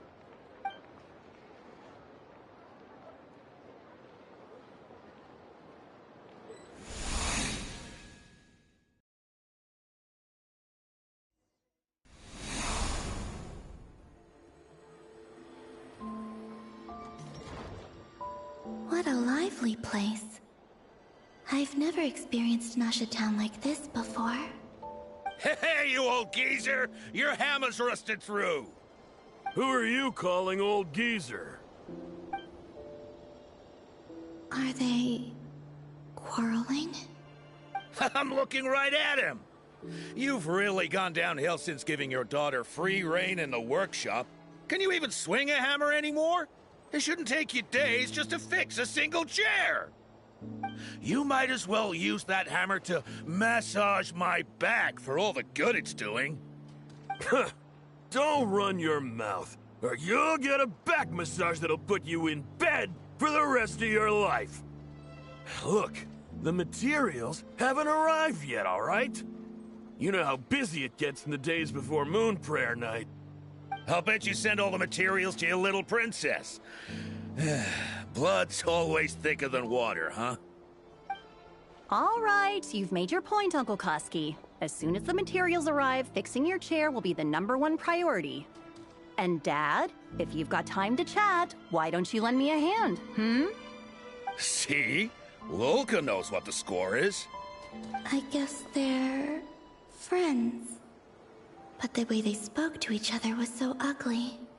Then again, it wouldn't be the first time I've seen something like this. Columbina! Sing outside my door in the middle of the night one more time, and I'll unscrew your vocal cords. You hear me? Oh, Zandrone. So that was her way of trying to be friends with me. What a pity. I won't get the chance to say any ugly things in reply.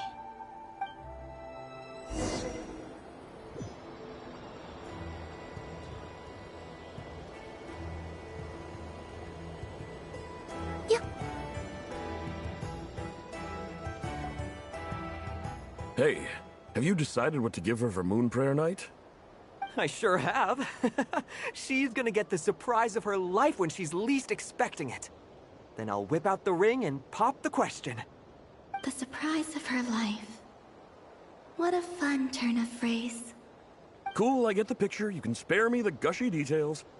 Ooh, looks like we have a customer. Hello there, ma'am. Would you like some Moon Prayer Night candy? Huh? Is he talking to me? Can he see me? Here you go.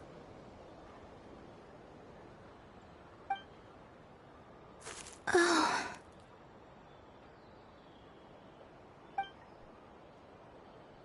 Come back anytime. Right. Now, where were we? I don't know why, but I still held out hope.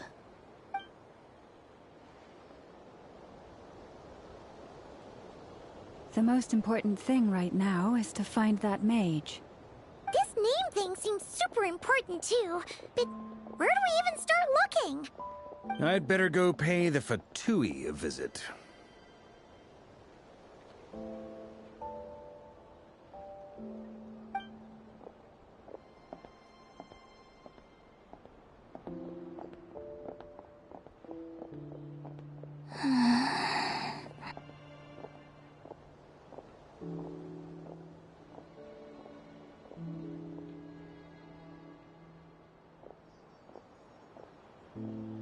Columbina?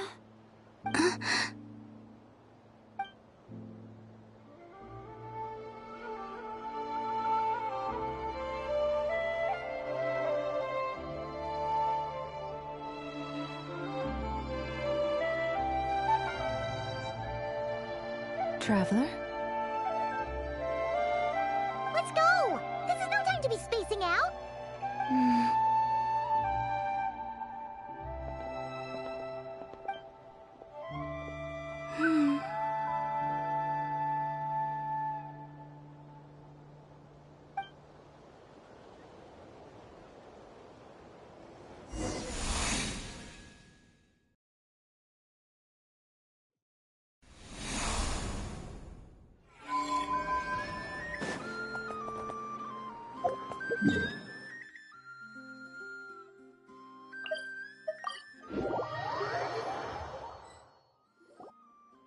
Where are they going?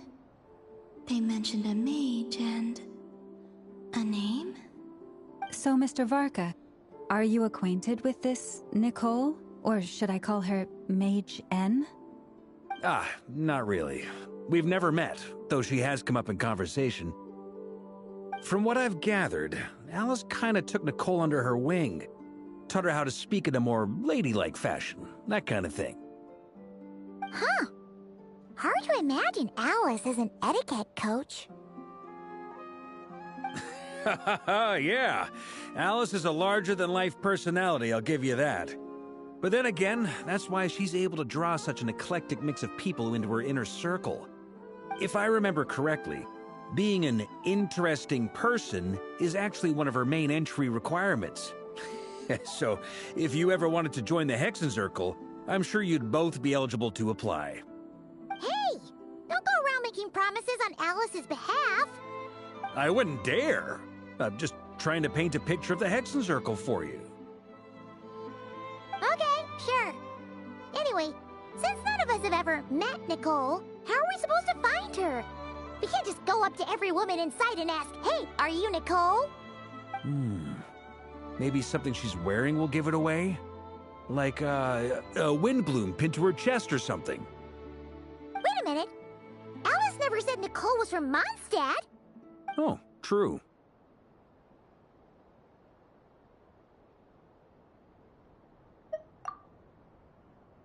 That would be...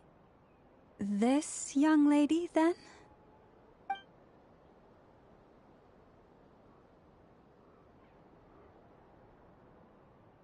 Hey there!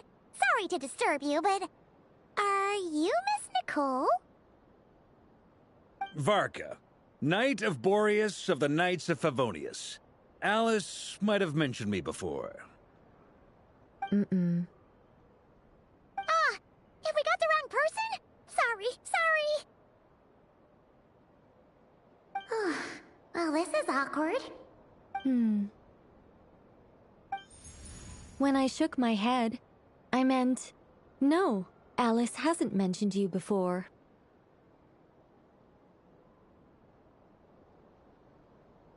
Huh?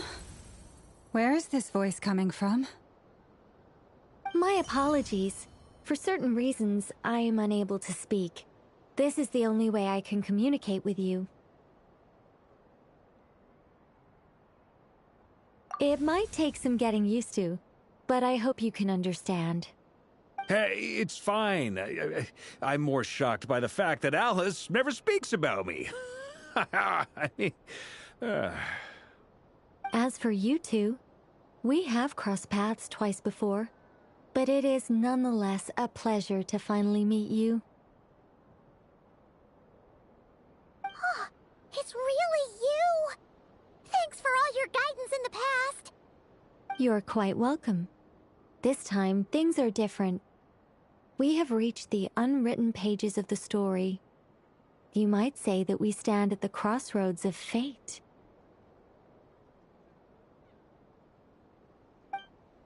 Now then, allow me to formally introduce myself. My name is... No, stop! Alice! I can't believe it! I had a whole speech prepared. I'd agonized over every single word. She always picks the worst moments to ruin other people's plans. I'm so sorry about that. Alice took the liberty of devising some bespoke self-introduction magic for each member of the Hexen Circle. But I could have sworn I deleted all of the triggering conditions for it. How did it bypass everything? Oh gosh, this is so embarrassing. This is a very different side of Nicole than what we're used to. Is she not used to face-to-face interactions? Don't worry about it. We've seen that introduction magic once already, so it wasn't too much of a shock. Please go on, Miss Nicole. We'd love to hear what you have to say, or, well, communicate. Huh? Are they talking to this lady? But... Will you all promise to forget that horrendously embarrassing introduction? Sorry? Embarrassing? When?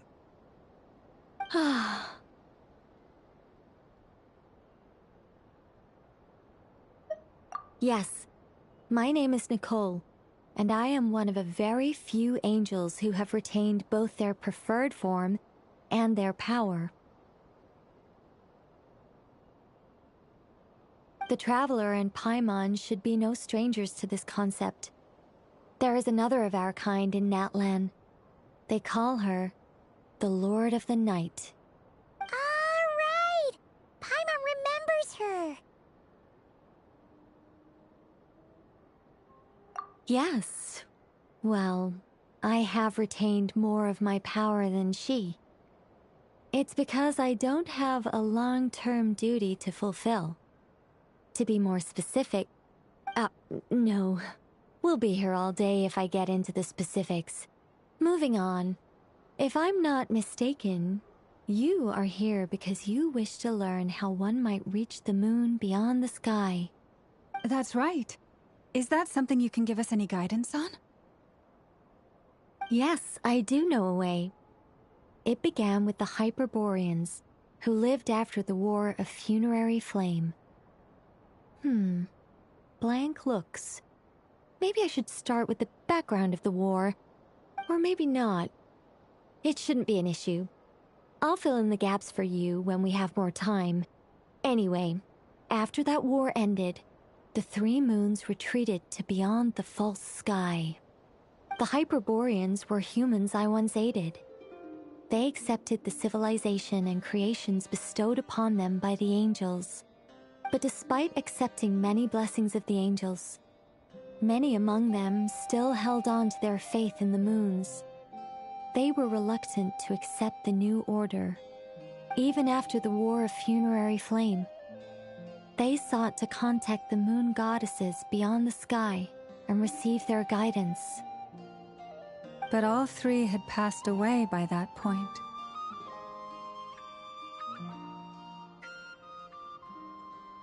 This mage has a unique method of communicating. Is she talking about the moons? Yes, but they did not know.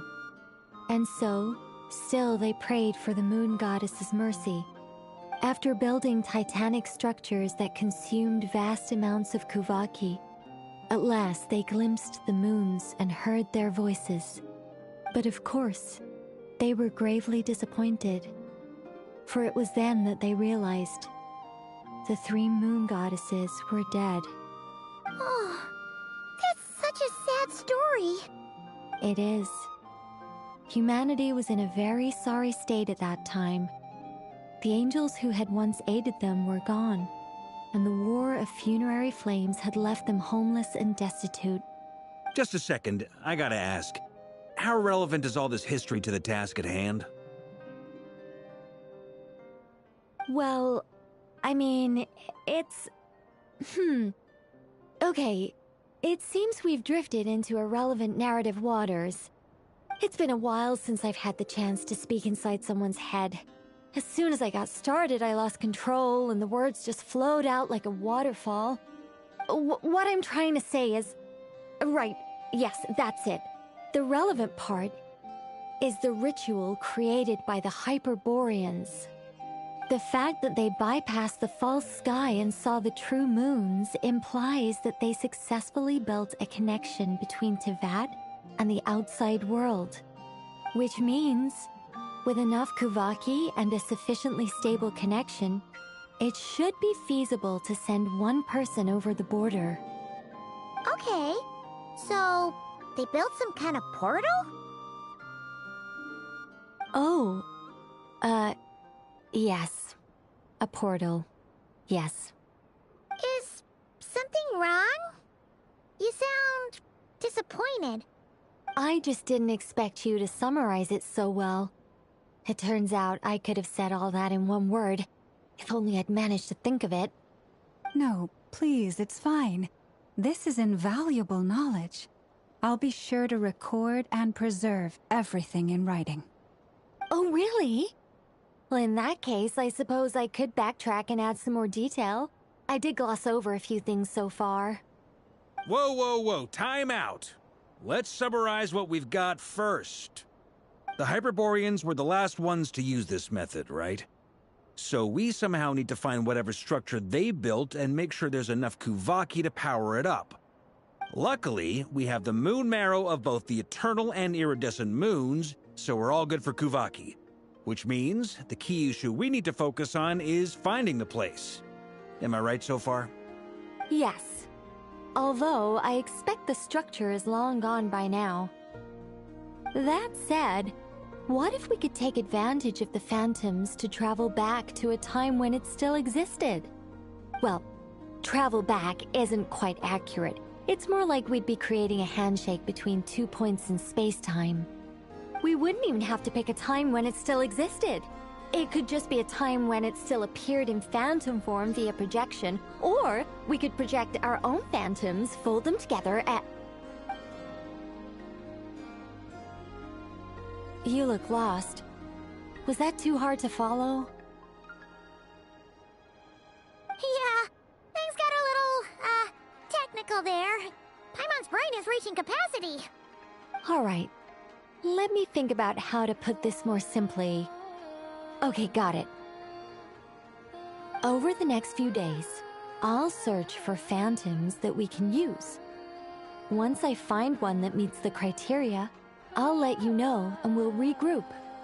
By completing certain rituals, specific individuals will be able to enter the phantom and make it to the Hyperborean structure.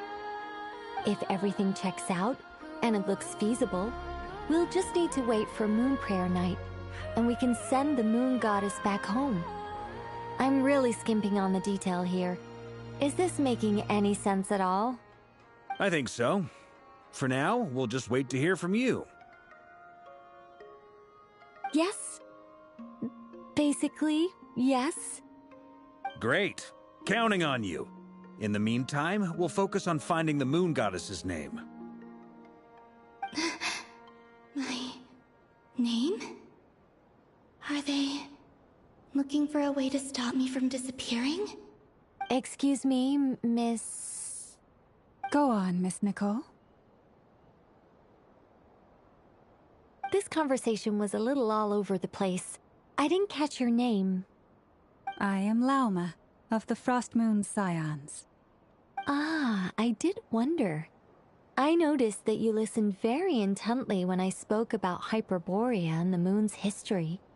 If you'd be interested, I'd love to visit you this evening and go through it again in greater detail. Also, if you were serious about making a record, it would be too risky to simply write down the raw details as is.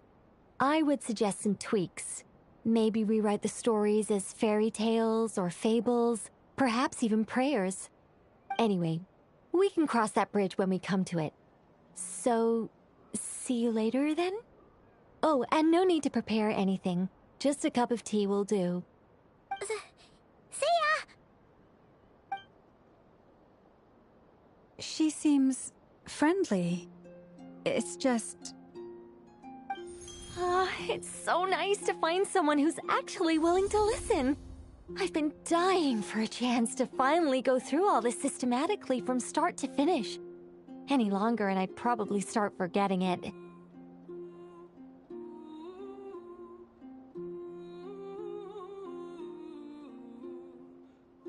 Now Paimon gets why Alice told us to mind our heads. Ha ha ha ha! What did I tell you? A lot of quirky people in Alice's orbit. Now then, the next order of business is... where do we start looking for the moon goddess's name? Maybe the rest of what Nicole has to say might give us some clues. Once I've heard her out, I'll summarize the salient points and share them with you all. I'm also inclined to review our other documents. Yes, our faith was first established by our Hyperborean ancestors, but many of the more factually accurate records are from after Kuthar's birth. Sounds like we're gonna follow Columbina's journey through Teyvat, huh? In that case, we'll start by heading to the Frostmoon Enclave. Sounds like a plan. Take this with you. I'll see about getting in touch with the Fatui. It'll probably just be Arlecchino and Sandroni again. They're the only ones who would want to help. Thank you, Mr. Varka. Don't mention it. Honestly, I'm more comfortable dealing with the Fatui than prying into the details of a young lady's childhood. Catch you later. I should follow them, just in case there's some way that I can help.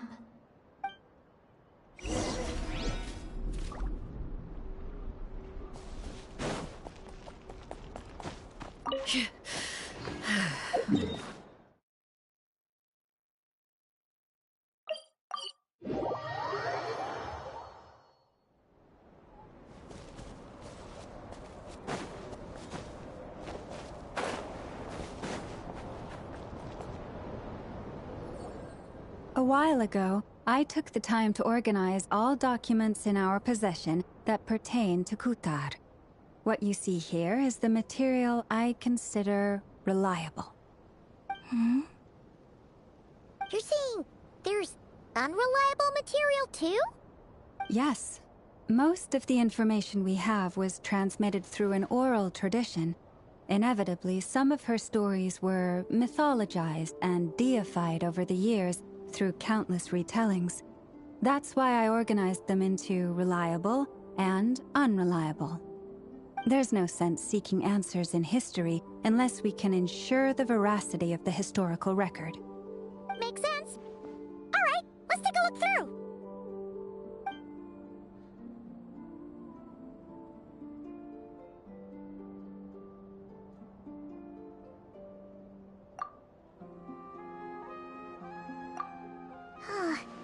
Almost all these records refer to Kutar instead of Columbina. Although neither of those is her real name. Paimon's not sure what point she's trying to make. What we can gather from these records is that the Frostmoon Scions worshipped her as a god, placing impossible expectations upon her. I cannot fault them for their earnest faith, but for all their devotion, worshipping her day in, day out changed nothing. I imagine that none of it resonated with Columbina.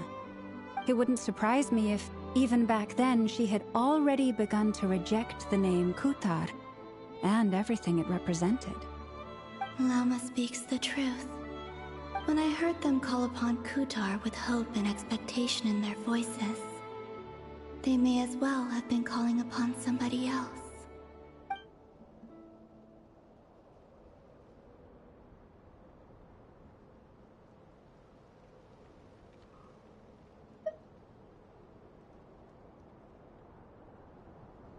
Well, that's a bit complicated. I looked at the level of detail, perceived authenticity, prose style, and how realistic their portrayal of Kutar seemed to be. Amongst the Frostmoon scions of today, only I know of her existence, and I alone have spoken to her face to face. As such, I know that there are certain things she simply would never do. That being said, I have sensed some changes in her lately. Changes? Me? Oh, seems like this is getting us nowhere. Oh, for what it's worth, why don't we check the unreliable sources too? Sure. Give me a moment.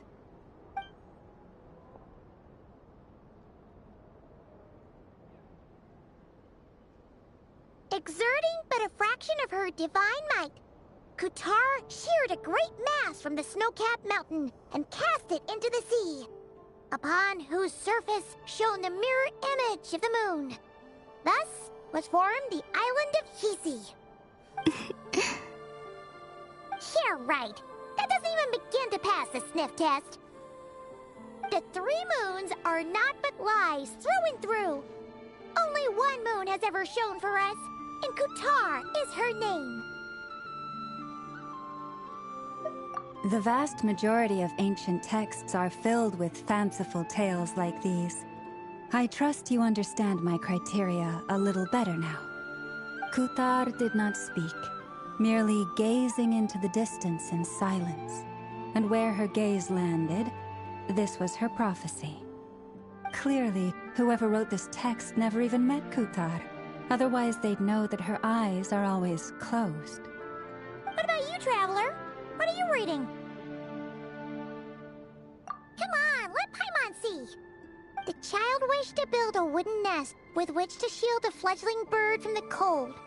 But being so young and lacking in strength, the child could not snap the branches from the trees. Kutar was passing by. Upon seeing the child, she summoned forth a Kuhenki, who built a beautiful nest for the child. I remember that. Not knowing the meaning of Kutar's divine intervention, the child dared not to respond, and thus ran home to call their parents. But Kutar was gone. The Moon Chanter declared the event a miracle and took the nest as a relic, placing it on high for all to see. The child was named as one favored by the goddess, and was greatly respected amongst the people. Yet, no further miracles were bestowed, and this matter was forgotten in but a few years. Huh. Any thoughts after reading that?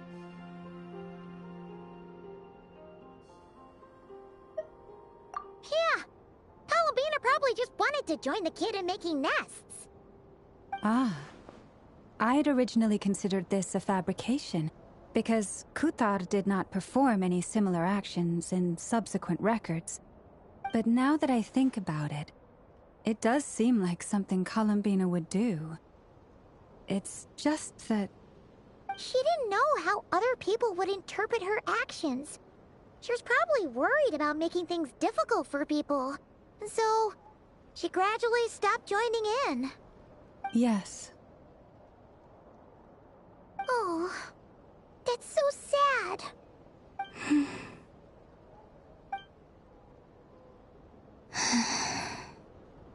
And now, I can make no such gestures of warmth, even if I want to.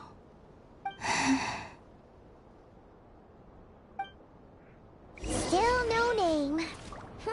That's a bit of a shame. But we did learn some interesting stories. That's gotta count for something. Barca said he was gonna set up a meeting with Arlecchino and Sandrone, right? Let's go back to Nasha Town and see how he's doing.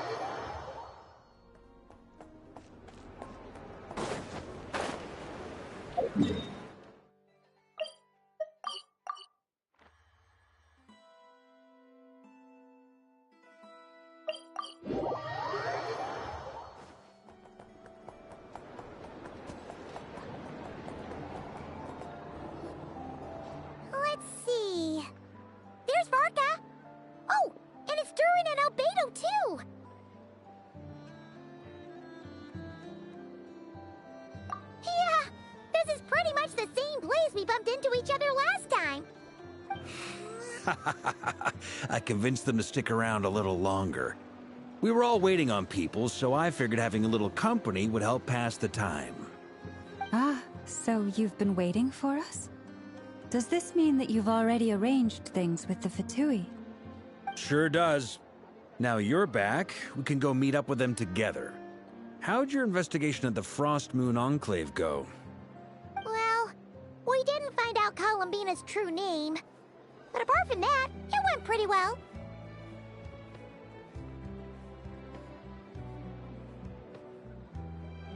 Aha, just as well that I didn't tag along then. I'm sure our moon goddess wouldn't want every man and his dog knowing all about her private life. Still, desperate times, desperate measures, I guess. Someone had to do it.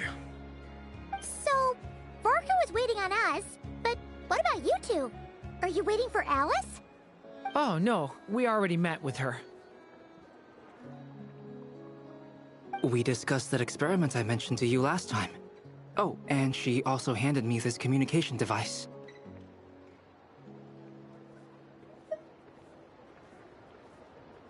That's right.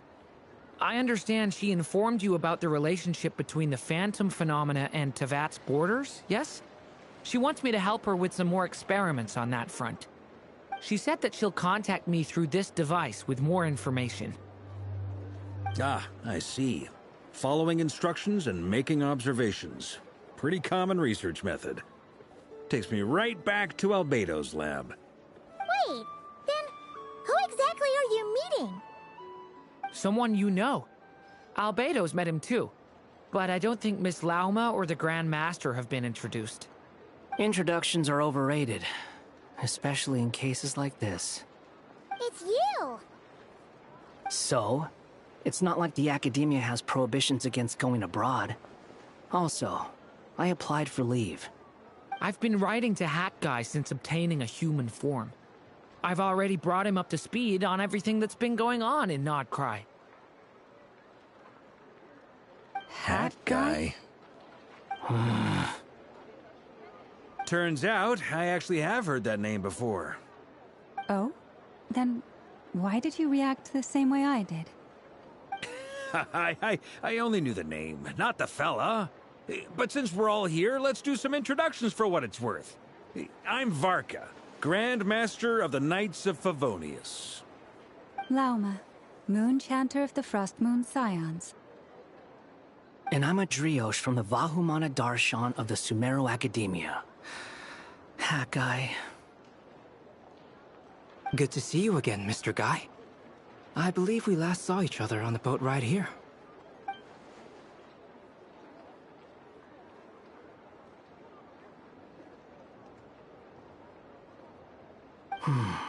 Mind you, the only reason I came here is because there's someone I want to look into. Who's that? The Doctor, also known as Dottore, second of the Fatui Harbingers.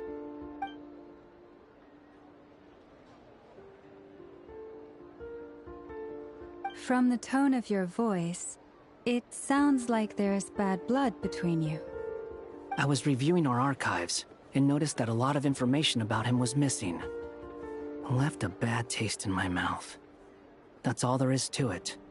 Dottore, or Zondik, as he was then known, once studied at the Academia, but he got kicked out before he could graduate.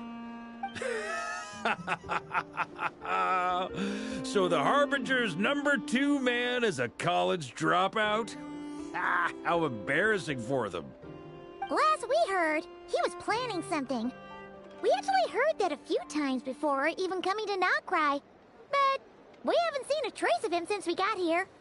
He only appears when something interests him. For all we know, he might have left already. But the fact he did something here at all is worth noting. It'll fill a couple extra lines in his file. Why does it sound less like a file you're writing and more like a criminal record? Anyway, we were just about to meet 2 of the other Harbingers. Want to come along? You might learn a thing or two about him there. Sure. Even though they're Harbingers, well, They're old acquaintances of ours, so, you know, when you talk to them, try to be... I got it. The Frost Moon Scion's relations with the Fatui remain tense. Forgive me if I do not attend. In that case, we'll continue assisting Miss Alice with her experiments. Good stuff. Everyone's having a fruitful time. All right, we better get going. I'll lead the way.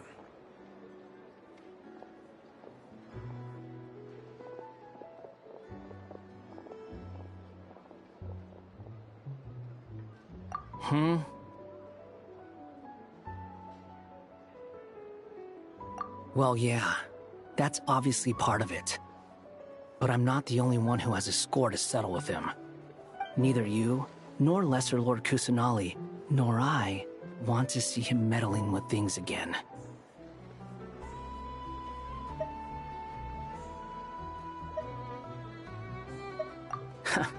What's the hurry?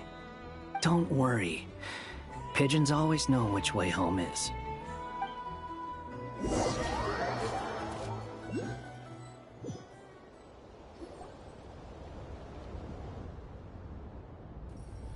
You made it. Who is this? A scholar from Sumeru. They call him Hat Guy. He's an old friend of the Travelers. Wait, this is the academia representative you wrote about? He doesn't exactly look the part. I believe this will prove my identity. You'll notice it bears the seal of the Sanctuary of Surasthana. Well, what do you know? So it does. All right then.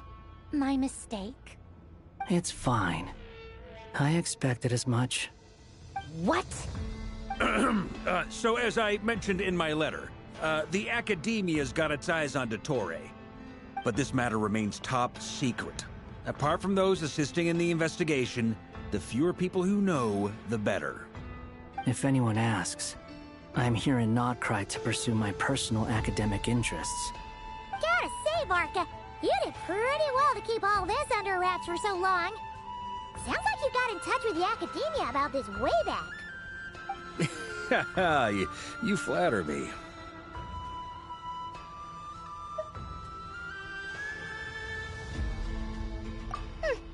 Where do I even start? Remember that time we fought Rerir at Star Sand Shoal? He sure let me have it then, didn't he? I'll bet Dottore had that all sketched out, with me as his convenient little pawn. He could not care less about us if he tried, but hey! The feeling's mutual. Does Dottore really strike you as the sort who values his relationships with his colleagues? Fair point. Definitely not. Which is why I always keep my guard up whenever he starts making suspicious moves. To that extent, our motivations align. On top of which, I consider you trustworthy people. Now, back on topic. In the wake of the Reikir of Solnari episode, Sandrone and I grew suspicious about Dottore's complete inaction during the entire affair. So we tried to find out what he'd been up to, but unfortunately to no avail. He never lets anyone in on his plans. The more he cares about something, the more secretive he gets. Indeed. Perhaps he believes that by keeping a low profile, he can avoid trouble. But that trick isn't going to work on his colleagues. Yeah, I mean, he's been researching the ancient moon's remnants. And he's been trying to get his paws on the moon marrows. Only an idiot would believe he doesn't have something more planned.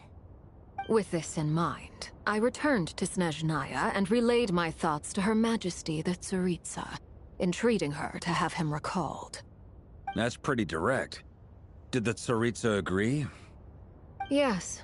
I made it abundantly clear that the Fatui's business in Nodcry is almost concluded, and we do not need 3 harbingers in this territory. Her Majesty concurred. Accordingly, Dottore has returned at her orders. I imagine he is continuing with experiments, which no one besides he would ever have any interest in. Common sense might mean nothing to him, but he's not stupid. He knows that no good can come from opposing the Tsaritsa. Smarts alone won't get him all the way. He needs the Rooster's resources and Regrator's Mora, both of which the Tsaritsa can strip from him by waggling a finger. But doesn't he have a track record of publicly following orders while going against them in private? He probably has it down to a fine art by now. Wouldn't put it past him. We worked together on a research project once. Only briefly, but it was enough to show me that we're fundamentally different people. He has no interest in doing things methodically, stage by stage. His thoughts jump all over the place, and the moment his curiosity is satisfied, or he gets the results he wants, he disappears. The only similarity we share is that, once we set our minds on doing something, we will see it done, whatever it takes. Well, we definitely saw some of that in your battle with Rerir. You got so competitive. Ugh, do not remind me. Then I believe we all concur. Dottore will not simply give up. Fantastic. Now this is turning into a whole day of unpleasant memories. Ugh. Are you talking about the moon marrow stuff? He also strikes me as the kind of person to disregard experimental regulations, ruin all the equipment, and go way over budget. Then leave the first person he can find to deal with the fallout. Exactly. This one time, he was running some high-temperature experiment and the substance exploded. But does he care? No. He orders his subordinates to open the device so he can observe the results, which causes the gas inside to leak out. That gas was poisonous! If I hadn't been there, who knows how many people might have died. And after all that, he left, while I was still cleaning up after his mess. What a waste of time, he said. Waste of time? The nerve! He wasted my time!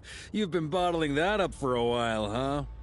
Hat guy, I must say, you seem awfully familiar with internal Fatui affairs. Especially when it comes to Dottore. Thank you, Lady Harbingers, for providing such valuable information. I have no other questions for now, so I'll be on my way. Wait, what? You're just gonna leave? You're welcome to join if you want. Ugh. Just when Paimon thought he'd finally mellowed out. He makes quite the impression.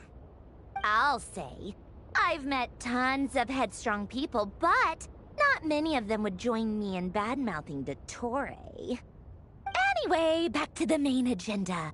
Barca, you said that Columbina has gone missing? Or rather, disappeared. Yeah. We're working on building a connection between her and this world.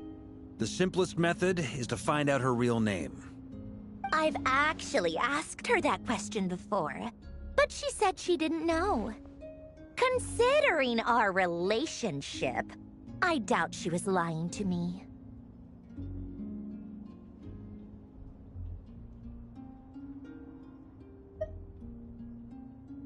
As far as I recall, she was never dispatched by Her Majesty to claim a gnosis or anything like that. The Tsaritsa's plans had long contained a place specifically for her. I always thought that was weird. What could she do that the rest of us couldn't? Knowing what we do now, it's probably something related to Kavaki, right? More than likely. When she first arrived, Columbina would often go to Her Majesty and ask when she could start the task assigned to her. But Her Majesty always gave the same reply. The time has not yet come. So she spent her days in Snezhnaya doing basically nothing. The Tsaritsa has summoned a beautiful blind maiden to be a harbinger, giving her the third seat by virtue only of her enchanting voice. It was a dumb and stupid rumor, but the reality of the situation made it hard to refute. And what happened after that? I imagine she stopped caring. She no longer seemed to care why she had been recruited, and And Her Majesty never gave her any missions, so she just continued to sing in the flower garden. For my part, I was busy. So busy, in fact, that watching someone be that idol had me fuming. But still, I got the sense that she had long been used to a life of other people claiming she was needed when she wasn't. I just felt that having a place to stay would cost me something eventually. And so I waited quietly for the day that I would have to pay the price. And on the other end of that spectrum, you had me. Someone once told me that I had the lousiest work and the toughest luck. That's a good way of putting it. I forget who said it, but those words have always stuck with me.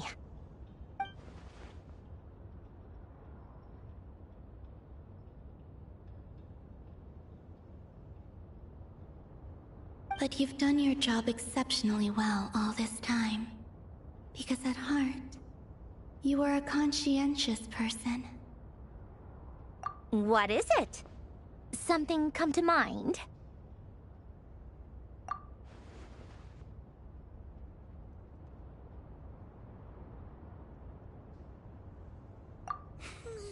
That makes sense. Nothing screams you are needed like your name shouted from across the town. Well, good luck with it.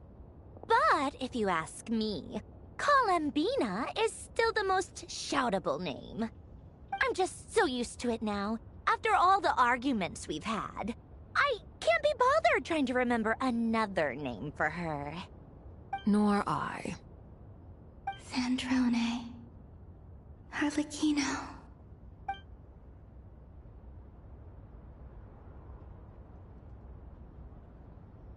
Huh! It's a Sealy! Does that mean Nicole has news for us? Ladies, I thank you for your hospitality. If the chance ever comes up, I definitely owe you both a drink sometime. I'm sure it will. You can make your own way out. Heck, you've been here enough times, you probably know your way around better than I do. Okay, time to do what adventurers do best. Follow that Sealy!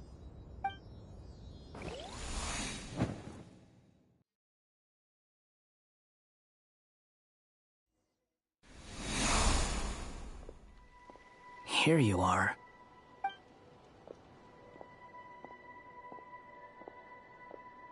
Oh, hat guy. How come you're back so soon? Did things go all right with the Fatui? Fine. Dotori's been summoned home by the Tsaritsa. Couldn't get much more than that. How about you? Any progress with the investigation? Unfortunately not. We've tried everything. Different phantoms, different locations, different points in history. But the results are the same each time. Abyssal monsters roaming the land. People crying out in despair, with no hope of being rescued. Every time I see it, I can't help but think, is this what it was like in Mondstadt when Dragonspine Durin attacked? And if I fail in the task I've been given, will I create yet another tragedy? That's just meaningless speculation. When we encountered similar phenomena previously, I tried to interfere with those illusions, using sounds and lights to guide them. However, we could not change their fates. At most, we were able to extend their existences. The events of the past are like fate that has been written into Irminsul. There isn't a living thing in Tevat that can escape its past. But Miss Alice instructed us to try to find ways to change the outcome that these phantoms face. It's an impossible task. Can't you just refuse? Since she asked us to do this, I feel like it can't truly be impossible. Or if it is, well, mages can make the impossible possible. I could not have been born as Durin otherwise. But you also said that your past 39 attempts were fruitless. That's true. But you're still going. Yes. After this many futile attempts, Surely you realize that you're not doing this because you still believe what some mage told you. It's because you want her hypothesis to come true. It's something you wish for deep inside. So, think for yourself about what you want to do. As long as you don't believe it's futile, it isn't. Yeah. Previous experience indicates that we cannot touch the phantoms, which limits the effectiveness of our interventions. If we want to clear this hurdle, we need to break this rule somehow. Same thought here. Following the same rules means repeating the same failures. Reducing ourselves to mere playthings of fate. So you mean we need to figure out a way to make contact with them despite knowing that we can't? Yes, and I suspect that's something only you are capable of. Everything in Tevat is logged in Irminsul, but the withering that once occurred in Sumeru was a sign that the Great World Tree was being corrupted. This corruption allowed things that should not have existed in Tevat to appear. This is tantamount to rewriting reality to an extent. You're saying abyssal power might be able to affect those phantoms? No one's ever tried it before. If you're gonna try it, it'll take courage. And you have to be confident that you can control it. Is anyone there? Has anyone seen my daughter? She's missing. I have to find her. I hear someone inside. Spargana? Are you in there? Ah!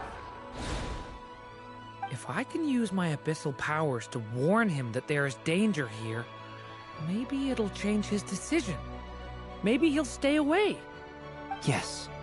The important thing is not the nature of the power, but rather how you use it. To intimidate and obstruct. Sounds about right for the Abyss.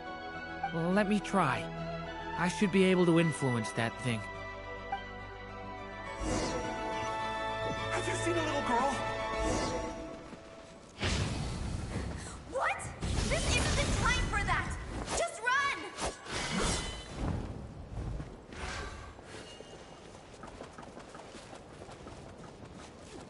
I hear someone inside. Spargana? Are you in there?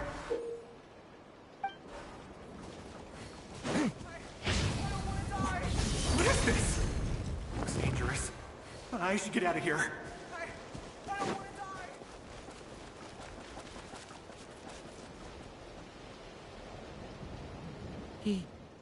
He really left.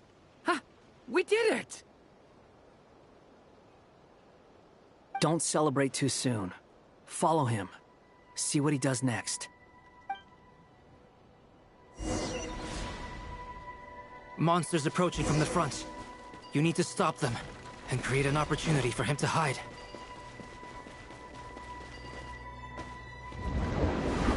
No! There's monsters ahead!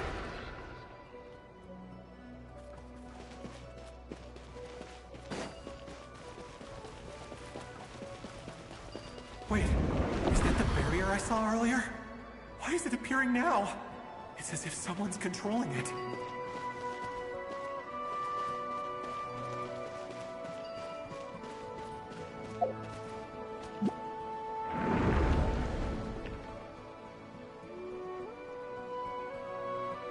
The monsters are gone. Is it safe now?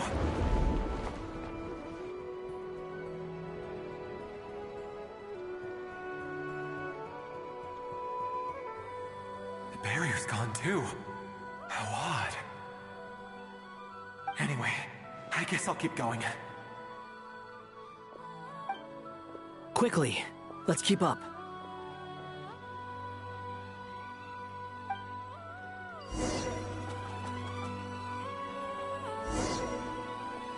Wait, there was someone else here? Don't go any further. We've got anti-monster traps laid out everywhere.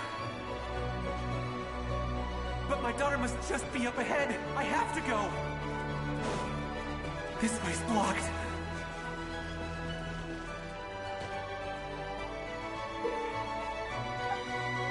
We might be able to use the explosives over there, but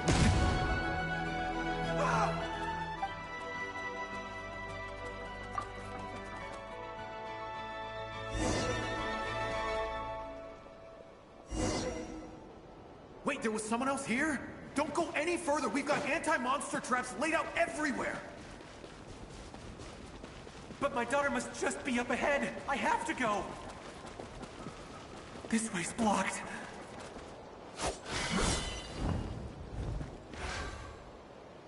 We might be able to use the explosives over there, but we need to take care not to hurt him. I'll use the barrier to keep him at a safe distance. This barrier seems to be helping me somehow. Hey! Hey! Wake up! Oh, no good. Gotta keep moving ahead.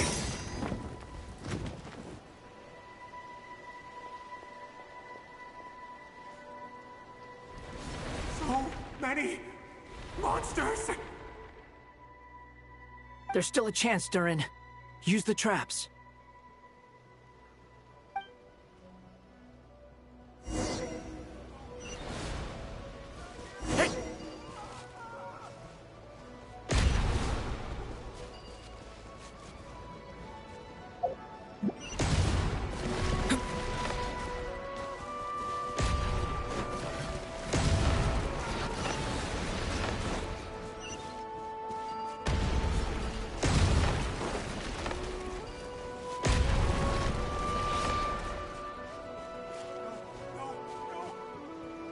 This is a new development. I've never seen this happen before. We might just be able to save this person.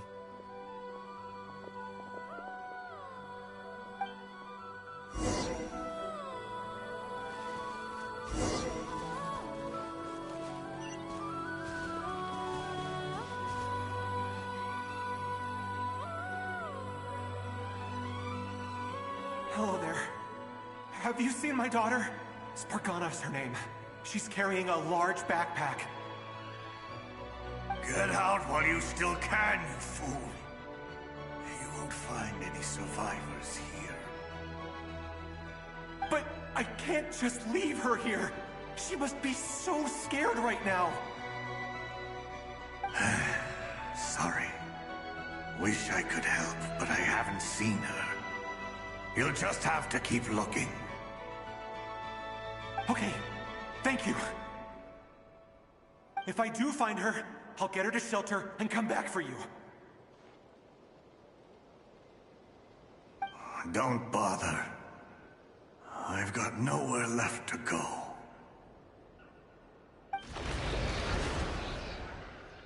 What's that noise? Monster! No, if he goes inside, he'll be walking into a trap. Let's try this once more. This time, we have to stop him.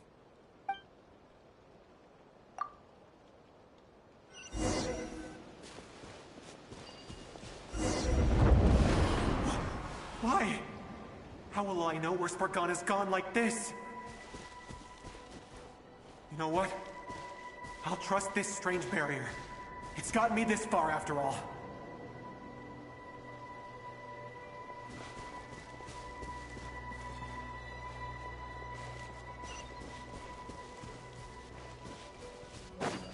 What? Spargana, are you there?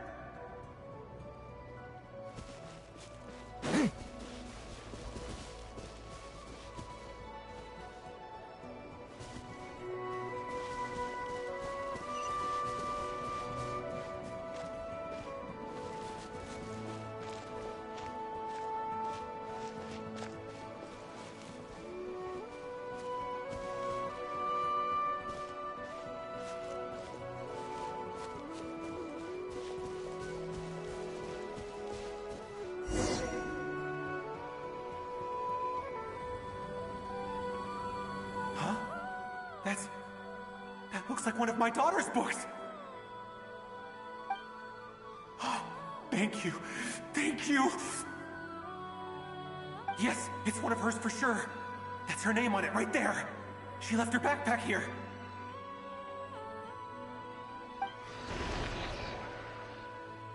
Durin, just like last time. Use the explosives.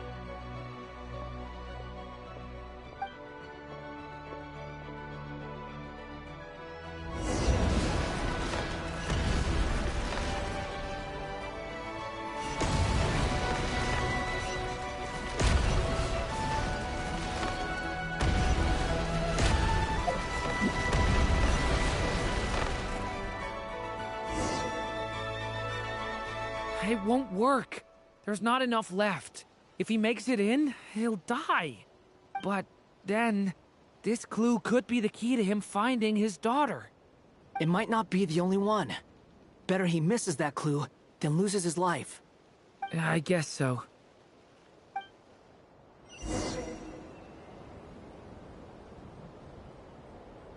Stop him, Durin.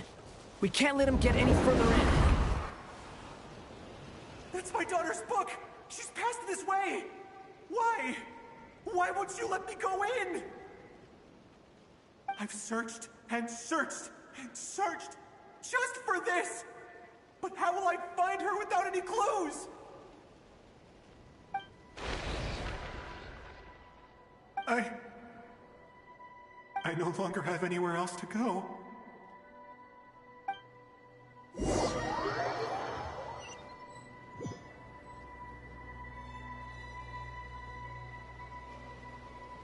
I'm sorry. I'm so sorry. He refuses to go anywhere else. Whether he opens this door or not, all that awaits him now is death. We couldn't change his fate. Albedo? Hat Guy? Let's try one more time. I don't know how we're gonna do this, but I don't want to give up either.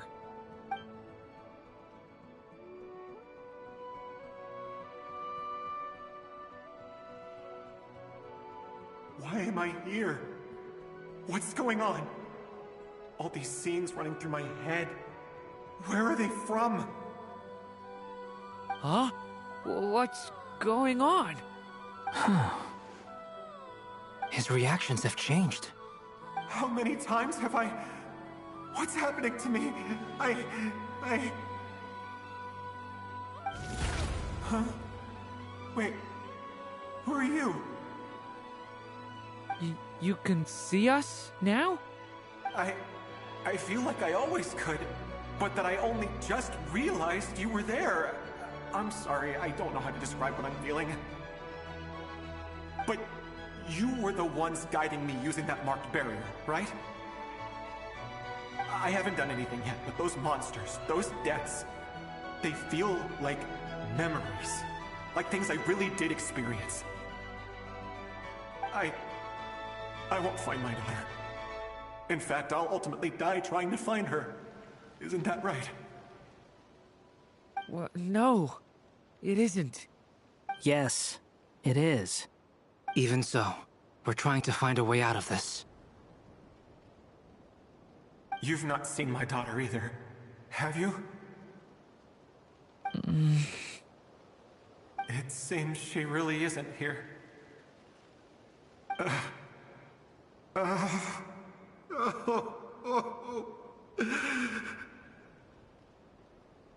I'm sorry we couldn't help you.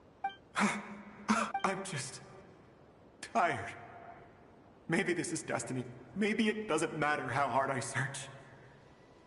How long do I have left?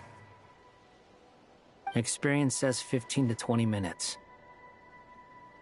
15 to 20. Thank you for all your help. Let's rest a while. You look exhausted too. Now's not the time for you to start pitying us. It's not pity. I'm just realizing that I've only got 10 or so minutes left. You know?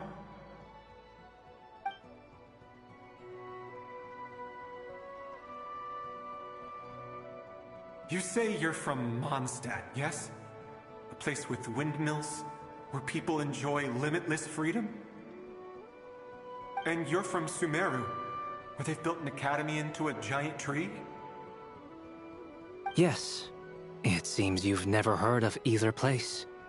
Those names are unknown to me, I'm afraid, yes. Have you heard of Hyperborea?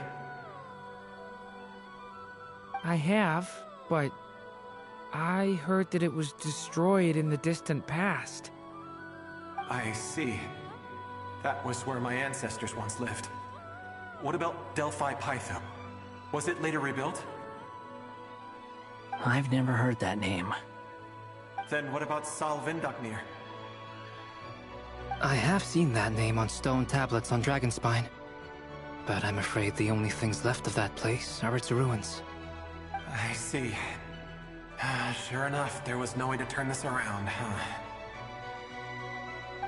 I'm sorry. I was the one who asked to chat, but it seems like we're too many ages apart. There's barely any common ground to start from. It's all right. We did hear something new, at least. From how you speak of your lives, things must be going all right for you, I guess. They are.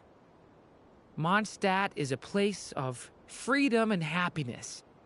There's a lot of good people in the church and the Knights of Favonius, and even outsiders find that it's an easy place to feel at home. We have festivals a few times a year. Everyone gets together to drink, sing, and be merry. Sumeru is a lot more uptight. Not really the kind of place where you can relax. It's a nation fraught with problems wherever you look. But if all you want in life is to seek knowledge, I guess it's pretty much paradise. That's wonderful. In other words, after this all-devouring black tide passed, humanity did not merely avoid extinction, but rose to build prosperous civilizations anew. I mean, I can see you all right now. That must mean the future isn't a total mess, right? That's true. Well, time's almost up. Let's part ways, I think. Might be best if you don't waste too much time on me. The chances are slim, I know, but I'd like to spend these last few minutes looking for Spargana. If things work out, I'd love to tell her about what I've heard. May we meet again. Well, or not, most probably. In that case, may your wishes come true.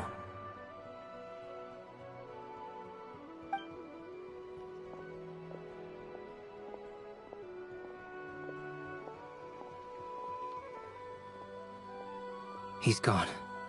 In a few minutes, he will meet the end that was his to begin with.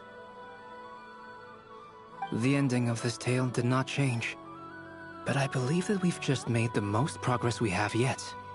May your wishes come true. If only it were so simple. Hat Guy, could I ask you a question? You've never talked about your past. It seems complicated, and it weighs heavily on you, too. Would you be willing to tell me about it? I mean, sometimes it's better to get things out in the open. Take that guy we try to help, for instance. At least he said goodbye with a smile, right? I know about Albedo's past. Our experiences are very similar, and he created me. As for you, you're my first friend, and you've witnessed every step I've taken. But by comparison, I know nothing about you. Either way, I mean, we're still best friends. But if I knew more about you, I might understand your thoughts a bit better. I've told you about myself. I'm a student at the academia. And what did you do before that? Prepared for the entrance exam? All right. If you really don't want to talk about it, I won't press you any further. I was a puppet built from the branches of a white tree, using technology left behind by the Conrian schools of mechanical engineering. A white tree? You mean an Irminsul tree? Yes. A branch of Irminsul that was once connected to the main tree. So you had a human creator too? Yeah. But my creator abandoned me after deciding that I was a failure. After that...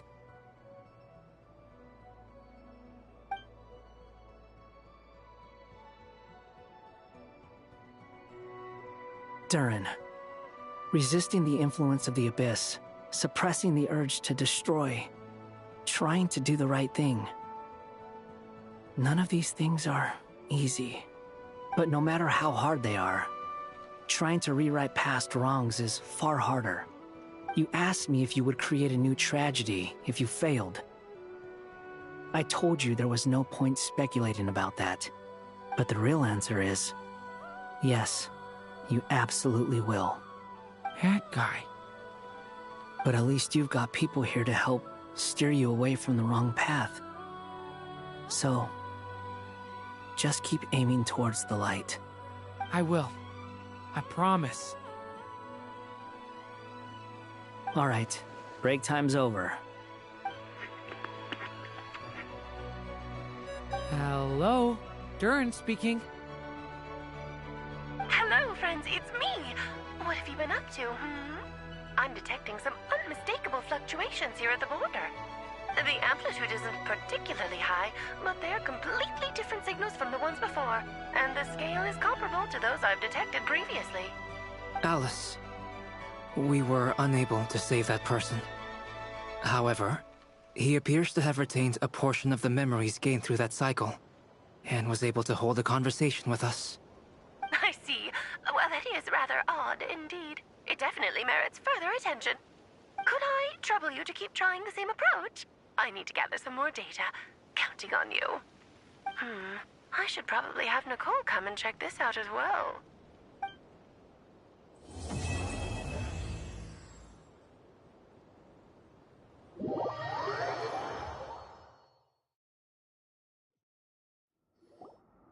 There you are.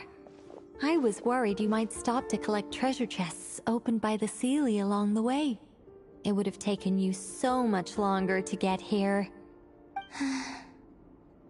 Another conversation I cannot hear. I am delighted to see that you understand what takes priority, and that your adventurer's instinct has not swayed your resolve. Really, I must applaud you for it. You should know. Paimon's head. Okay, I'll try and keep it short. My senses are telling me that this is where we shall find the entrance to the ruins. Oh, cool! Well, what are we waiting for? Let's open it up and see! Patience. This was a sanctuary of great importance to the Hyperboreans. A special process is required to open the gate. Oh! Like the place that housed the Eternal Moon's Marrow?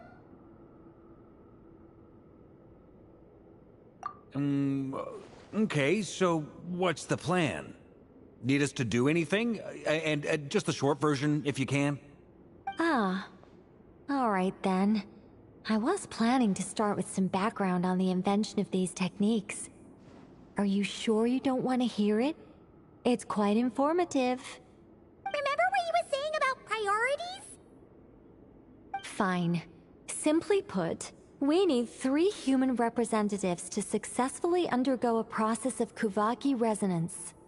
Think of it as a test from the 3 moon goddesses to see if the entrants are qualified, with the most recognizable qualification being Kuvaki. Pretty sure Lauma would ace that test. Oh, wait. But we need 3 people. I also have no doubt that the Moon Chanter would be qualified.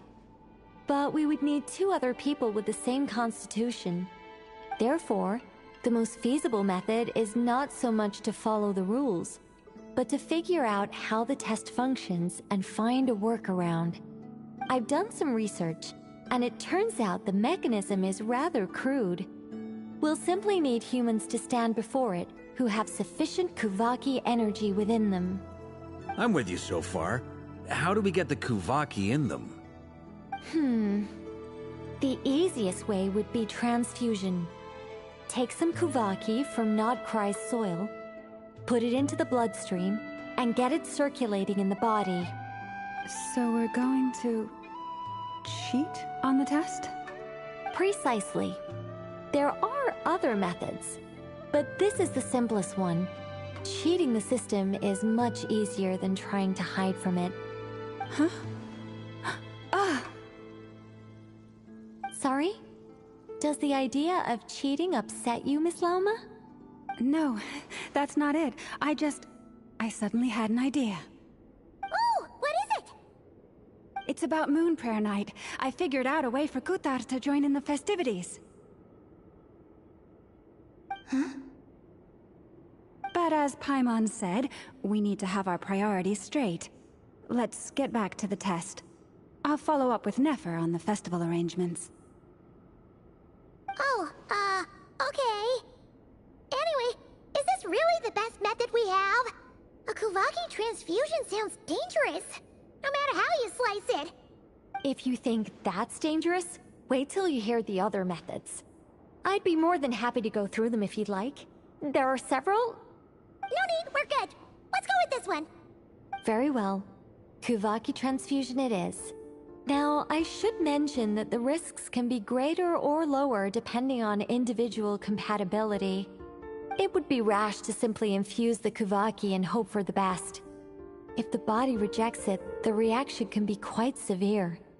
The symptoms are similar to another condition that some people living here suffer from, known as congenital Kuvaki sensitivity. So, before we execute our plan, I will perform a simple test of my own to see who is compatible and who is not. Once that is done, we will have to complete the resonance process as rapidly as possible. The participants must remain stationary while the Kuvaki circulates and bonds with them, and they mustn't eat or drink anything. What? No eating or drinking? That's some hardcore fasting. They'll all be monks by the time they're through.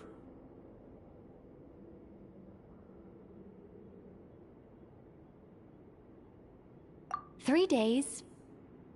Oh, that's so long! And we still need to find 2 more people who are not just compatible, but also willing to volunteer. Fasting? What are they talking about? Really? Don't you want to think this through? Haha, count me in too. 3 days without food? I can handle that. Mr. Cole has made it clear that this is the easiest way. The way I see it, there's nothing else to discuss. It's time to step up.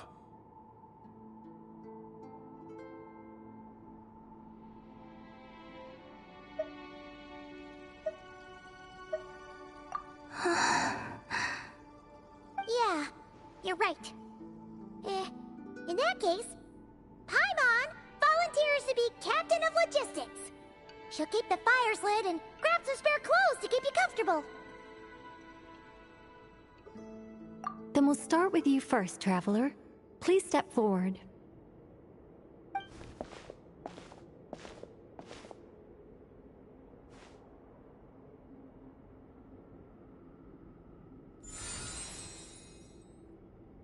How's it going? Do you feel anything? How about now?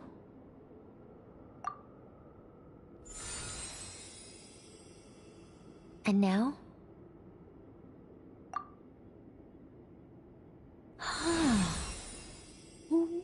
What about now? You guys, it's not a competition, you know. All right, I'm officially impressed. Even as a descender, you can withstand far more than I imagined. It's like I summoned a giant stone titan to arm wrestle you, and your arm hasn't even moved an inch. In my last attempt, I infused 5 times the amount of Kuvaki required. Yes, safe to say, compatibility won't be an issue for you. You're eligible to join. You're next, Mr. Varka. Sure, here goes nothing. All right, I'll start where we left off. 5 times the required Kuvaki dose. Whoa, whoa, whoa, hey, wait a minute. How's it going? No, not great. I kind of want to puke. Feels like I've been drinking too much. A few bottles of wine, then a big stein of Dark Horse, with some hard liquor from Liyue mixed in. You think this is funny? I just lost to a young lady in an arm wrestling contest. I'm never gonna live that down. My apologies. I'll lower the concentration and try again. Oh. How's it going now? I'm not as dizzy as last time, but I can still feel it pulsing around. In that case, you wouldn't be an ideal choice, Mr. Varka. Let's try someone else. Okay. Let's go ask some of our other friends then.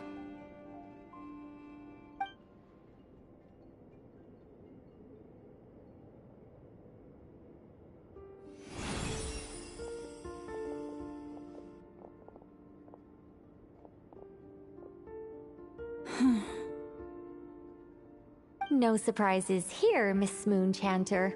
You're perfectly compatible. You may join.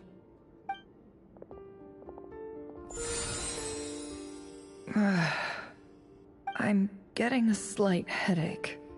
Shame. You were so close. Whoa, I'm itching all over. Allergic reaction. We can't have that. Huh? Well, are you gonna start a what? The Hexenzirkel is an organization that cares for and protects children. We will not have them do dangerous things. Not even tests.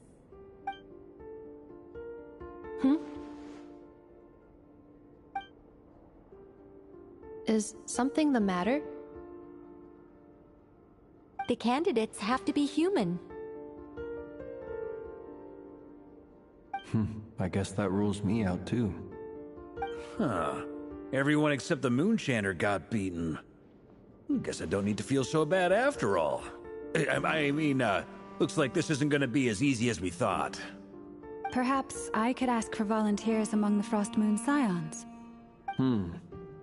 I'll see about talking to some trusted Lightkeeper colleagues. Itlua springs to mind. In fact, I think we had some former Frost Moon Scions join our ranks recently. Can you give me the scientific explanation for how the test works? I can probably make some kind of test bot. Then, we can just zip through Nasha Town, going up to people and pressing a button to check their status. Wouldn't that be way easier? No. Wow! No elaboration for once. How about I contact the Knights of Favonia's garrison in the Wave Chaser plane? Shame that Lohan's already left. And that guy's even tougher than I am. Strange. The Moon Goddess is clearly revered by many people. So why is she on the brink of disappearing? She mentioned that the world has rejected her from the very beginning. And when we fought the Raihir of Salnari, it seemed like she exhausted her power for our sake.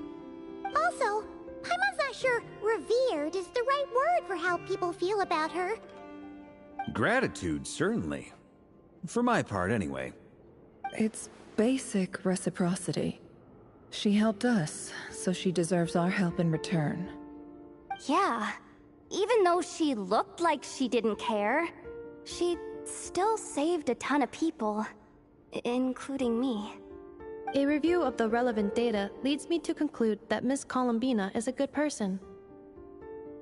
Yep, you bet! They really think so? I'm super surprised that Columbina isn't her actual name, though. I think it really suits her. It's light and graceful and... yeah, just a really pretty name. I know, right? Unfortunately, that's not our decision to make. Columbina. That was the code name the Fatui gave me. But it also came up in the song I heard when I was born. But... is that really all there is to it? What do I truly think of my own name? Is there anyone left who will still call me by that name?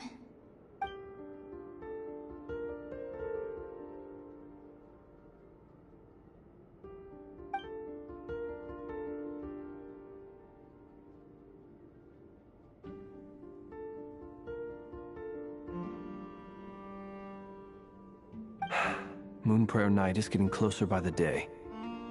We're running out of time. We need to look for other candidates. Then allow me to try. Huh? What are you doing here? You contacted your friends via the Adventurers Guild. Sandrone has been keeping an eye out for something like that, so she informed me. Since I have the ability to accommodate a moon marrow, I should prove to be a suitable candidate.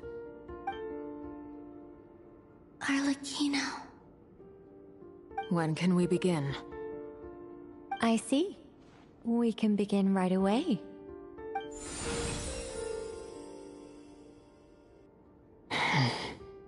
How was it? Did you feel any discomfort? Not at all. Then it seems we shan't need to look for additional candidates after all. Great! Cool. Alright, like Paimon said, the rest of us can take turns making sure the three of them stay warm and comfy. Then, my job is to take care of the caretakers. I will ensure everyone receives food and accommodation.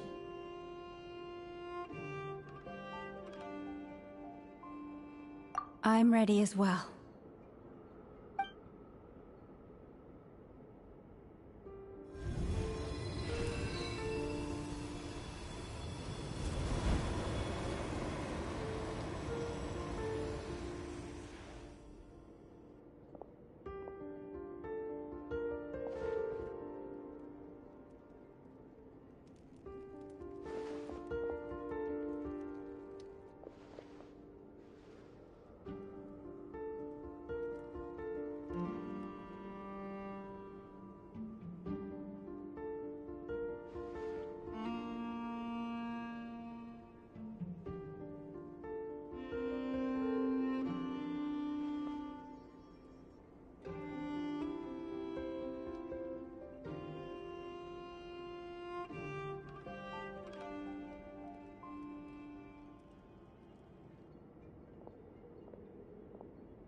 The work is done.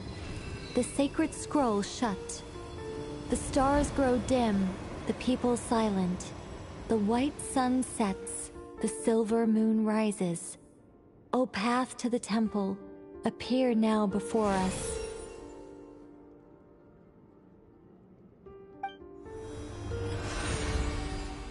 Wow! It really opened! So that's what all this is about. They've been trying to open this gate. Come, let us enter.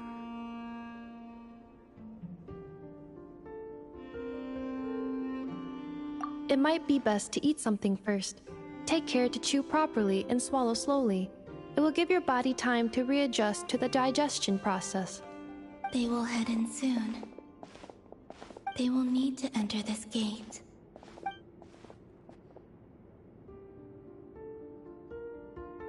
Huh? I cannot pass through. Is it because I have no physical body? It has been 3 days. My strength is all but completely faded. Can I really hold on until Moon Prayer Night?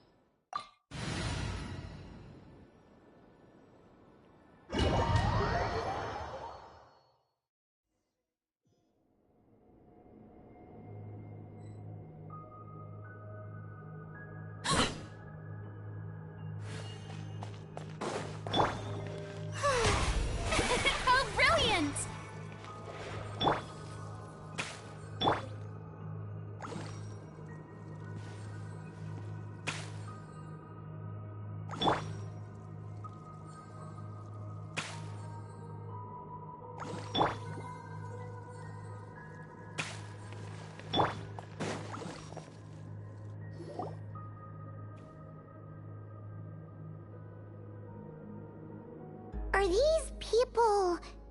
Judging by their clothes, they appear to be phantom Hyperboreans from the distant past. That could mean they have some clues about the moon goddess's name, right?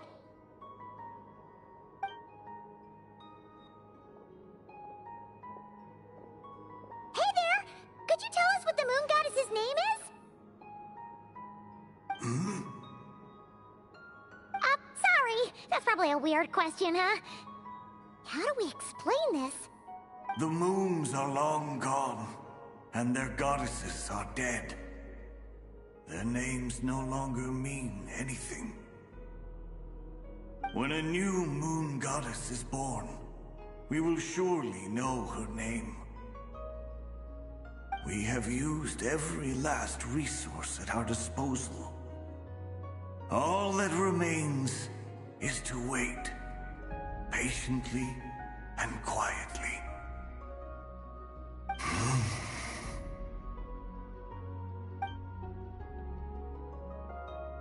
Were the people of the past all this devout? It looks like this phantom doesn't intend to converse with us any further. Surely the new moon goddess he speaks of must be Columbina. Alas, Kuthar's birth came long after the age in which he lived. But, maybe if we find a phantom from a more recent age, they might know Columbina's real name. True. Keep an eye out. We should be able to tell which era they're from by the clothes they wear. Yeah, you've been pretty talkative this whole time. What changed? Oh, nothing. I'm fine. You all make good points. When the Hyperboreans speak of moon goddesses, they mean the three from truly ancient times. I can't imagine they would know anything about our current moon goddess. There once was a time when the moon goddesses blessed them greatly and protected them from harm. So, when the war between the gods and dragons plunged the world into chaos, it seems they looked once more to the moons for help, praying for a new goddess to be born. Yeah, that checks out. Let's continue on. Who knows what else we may discover?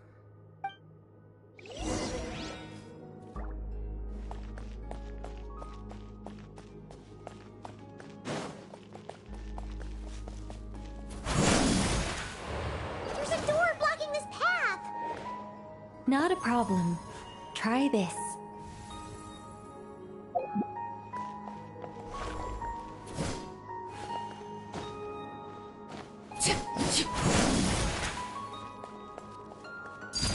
Transfixed!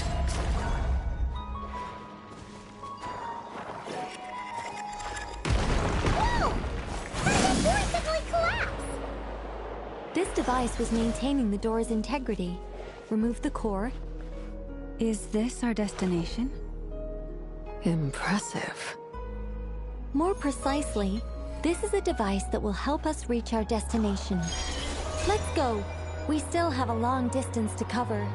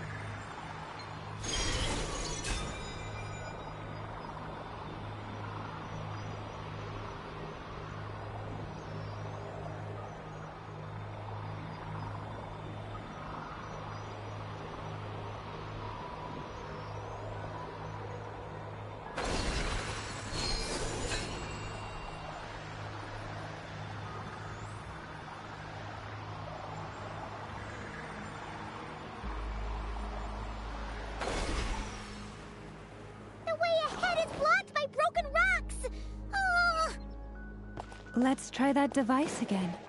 Remember the door from earlier?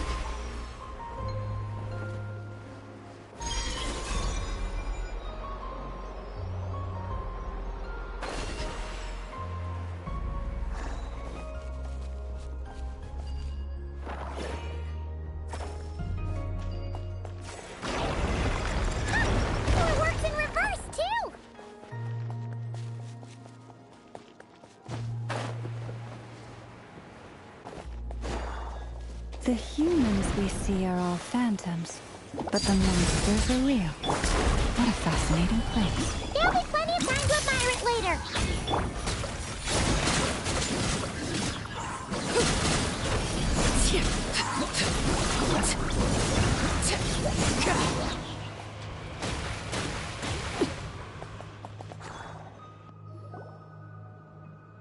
Ooh, there's a whole bunch of artwork in here. Seems pretty old. Nicole, this is probably your area of expertise. What do all these paintings mean? Let me see. To understand these murals requires some knowledge of the history surrounding the War of Funerary Flame. I shared a little of this with Lauma before. Yes. I think I follow. The dispute between the Moon Sisters, the transformation by Nibelung.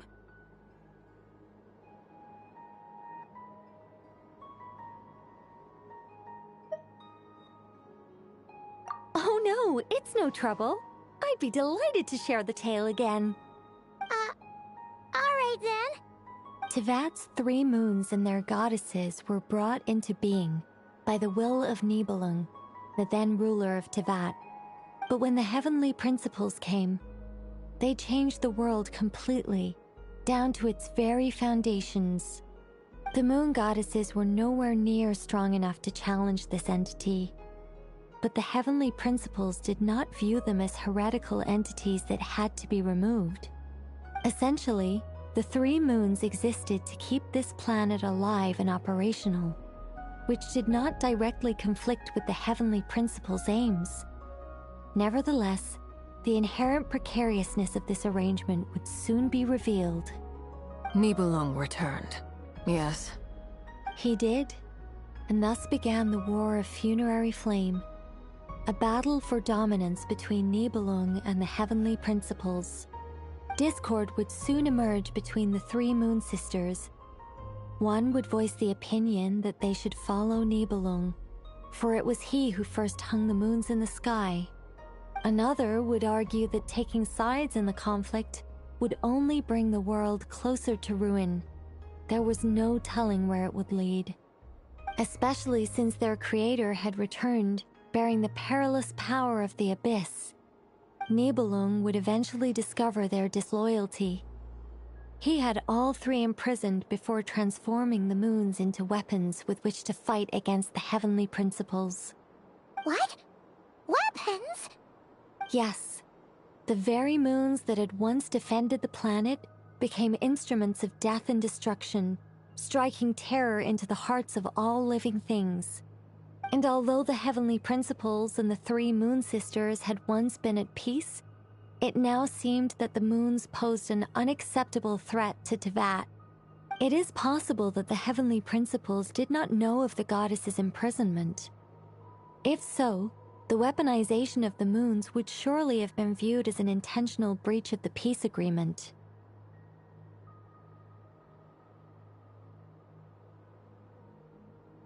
Regardless of who knew what, when, the heavenly principles shattered 2 moons and flung the other beyond the skies. Whether the goddesses managed to escape Nibelung's captivity after his fall, nobody knows. But this much is certain. From that day on, the moons no longer belonged to Teyvat. The rejection slowly drained their power until eventually they passed away. So that's the full story. You say the moon ceased belonging to Teyvat from then on. Why then would Columbina be born here? That is perhaps due to the lingering connection between the Frost Moon, which was not shattered, and this world. You could see it as the 3 sisters' dying wish. They never desired war. All they ever wished for was to protect this land. I see. If the final fate of the 3 goddesses is as you say, then Columbina faces the same grave danger. Our investigation has yet to bear fruit. We must hurry. Yeah, you're right! Let's keep going!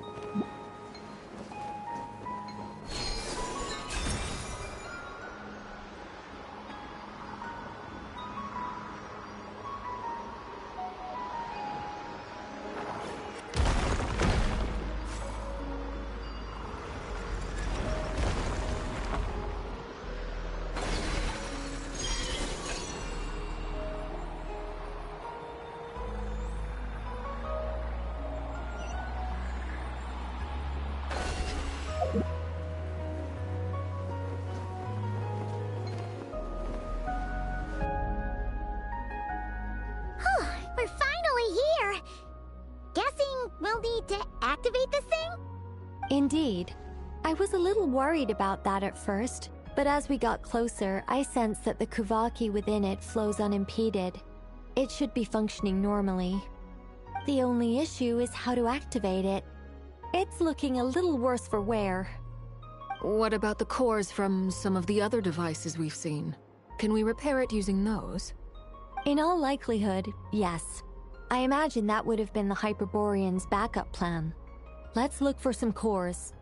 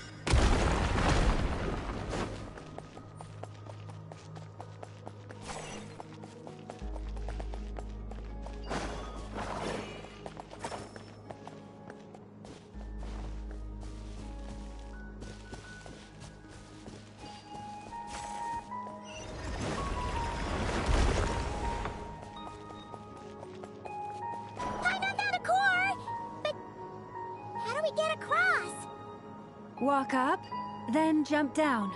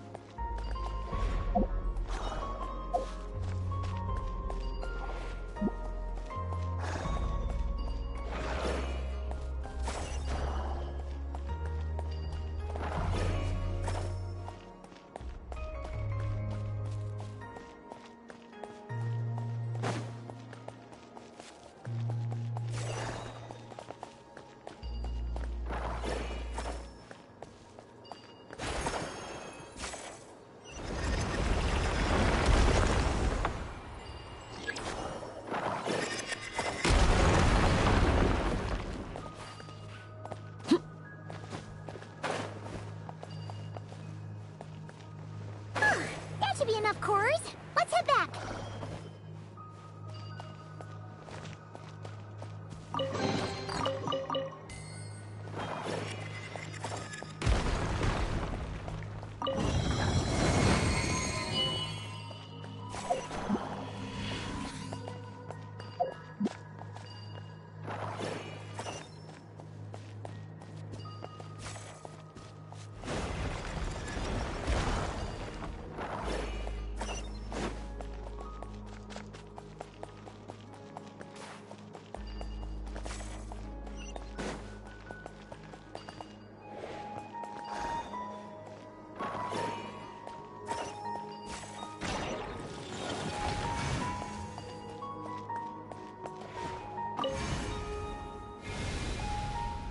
The device is up and running.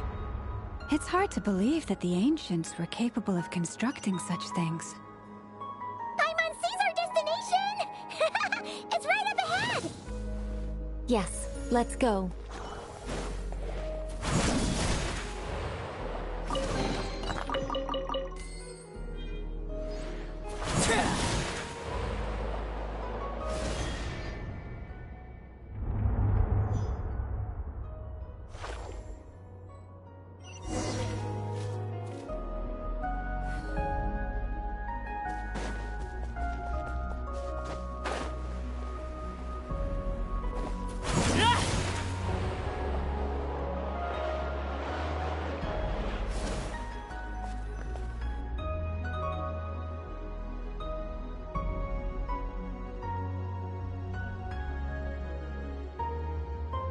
This is where the people of Hyperborea communicated with the moons.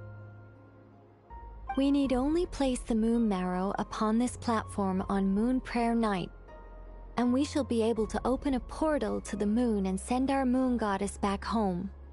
The assumption being, of course, that we can find her first.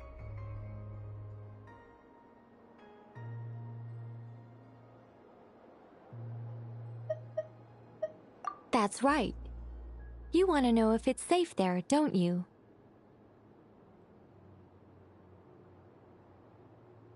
And yet, she has no choice but to return. You know this. That's not the only issue here. This is the end of the line, right? We've explored everything we can. And despite looking at historical artwork and talking to people from Hyperborean times, we're still no closer to learning Columbina's name. If it's not too much trouble, could you tell me exactly what Alice said to you about finding her name? Oh, sure. What she said was, Then your first job is to find it. As a moon goddess, I'm sure she must have a name she identifies with. Neither Columbina nor Kutar is her true name, and she's never really accepted either of them. Is it not also possible that she has never had a true name? Not at any point in history? That would be a hard pill to swallow. But at this point, we may have to accept that that is the truth. No one knows how she came into being, and she certainly doesn't have parents in any sense that we're aware of. Perhaps she was never granted a name at all. But does that mean there's no way to get Columbina back? She's just gonna disappear and there's nothing we can do about it? Huh? Wait, why all this pessimism? Was it the way I phrased this question? You all seem to be taking this in completely the wrong way. Well, just because she's never had a real name in the past doesn't mean she can't have one now. What? Think about what Alice said again. She never once said that you'd have to find a new name, did she? Are you saying what I think you're saying? Yes. Names are anchors that connect us to the world. If she doesn't have one already, then all we have to do is create one, no? It's like...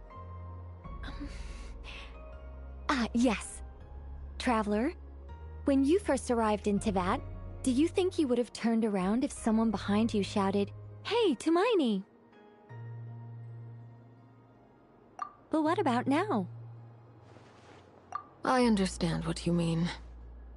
Life is a long journey. Even the friends and family by our side can change over time.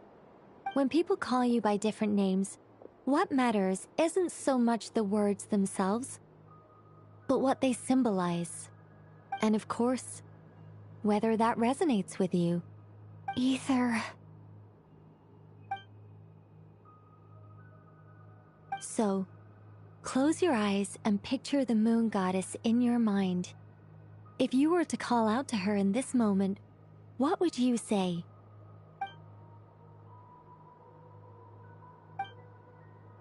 Columbina. Columbina. Paimon will call her Columbina too. Well, she has long forsaken everything that Kutar represents. I think from now on I should call her Columbina too. Well, it sounds to me like you found your answer. Are you sure? Is it really that simple? We haven't found her this whole time, and not for lack of trying. For a journey like this, the process is every bit as important as the outcome. Had you not searched far and wide, rejecting every other answer you were offered? How could you have come to an answer you felt was finally correct? Oh, it all makes sense now. This has Alice's fingerprints all over it. Are you suggesting that Mage knew from the start that Columbina never had a real name to begin with? I can't say for sure. But I can definitely imagine her chuckling in satisfaction somewhere right now, saying, "Ah, what fun." Llama! Your antlers! You should hurry. The festive moon has begun to rise. Do not worry, for when you called the name Columbina just now, I could sense that the power within was enough to summon back the moon goddess. The power within what? The name? Yes. So, the thing is... What's wrong now? This is so annoying. I really want to explain how that whole thing works. Starting from the founding principles of Teyvat and... Oh, I could talk about this for hours. But... Deep breaths, Nicole. Deep breaths. You're an angel. A sober, sensible, solemn angel who has her priorities straight. Okay then. Sorry for asking. clearly a bad call on Paimon's part. Anyway, you all need to hurry. Last thing, remember how it felt when you called out that name. Then it is agreed. By the name Columbina, we shall find her. Then we'll throw her the best Moon Paranite party ever! And at last, we will send her home.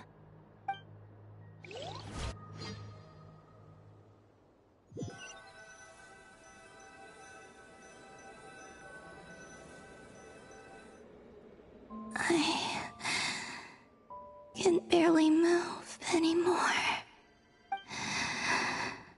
My consciousness is fading away. Have they come back out? I'd love to see them one more time.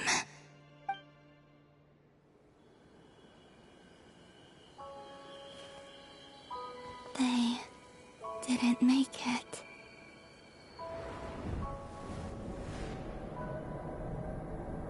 Could you tell me your name? My name is... Columbina!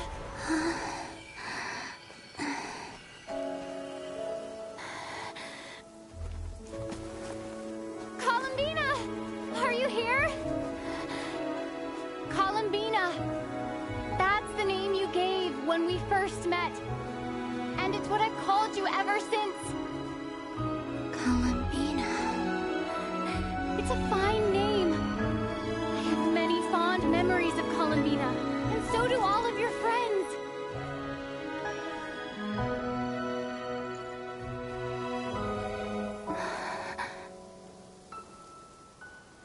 If you like this name,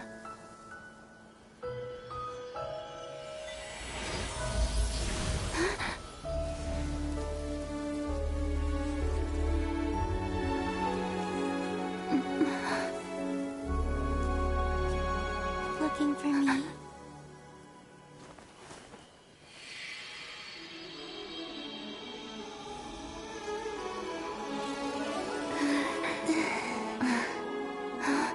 I like it.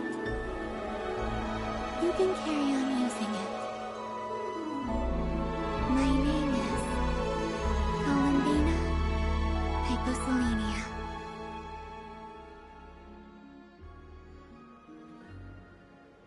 Columbina Hyposelenia. That's a wonderful name. I never thought that Columbina would become my real name.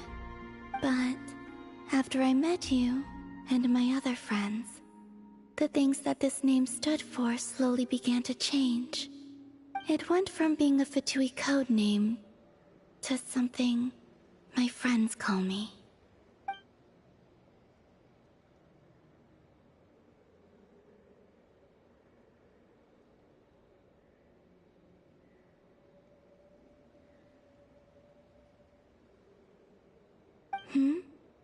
What is it? Why aren't you saying anything? I'm just so happy for you. Thank you. So, where's everyone else? We can go and meet them very soon. Everyone went to different places to try calling your name. Great. I'd like to thank them as well. Everyone's done so much for me. Searching for my name, entering those ancient ruins. Huh?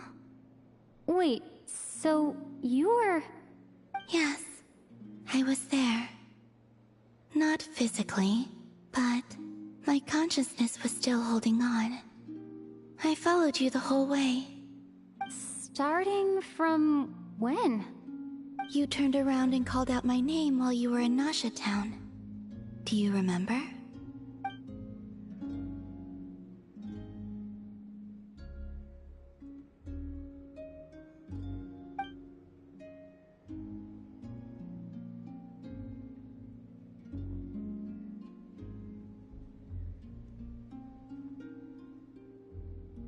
Let's go.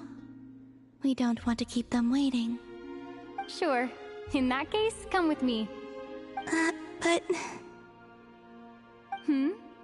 Before that, Could you call my name one more time? Sure. Come with me, Columbina Hyposelenia.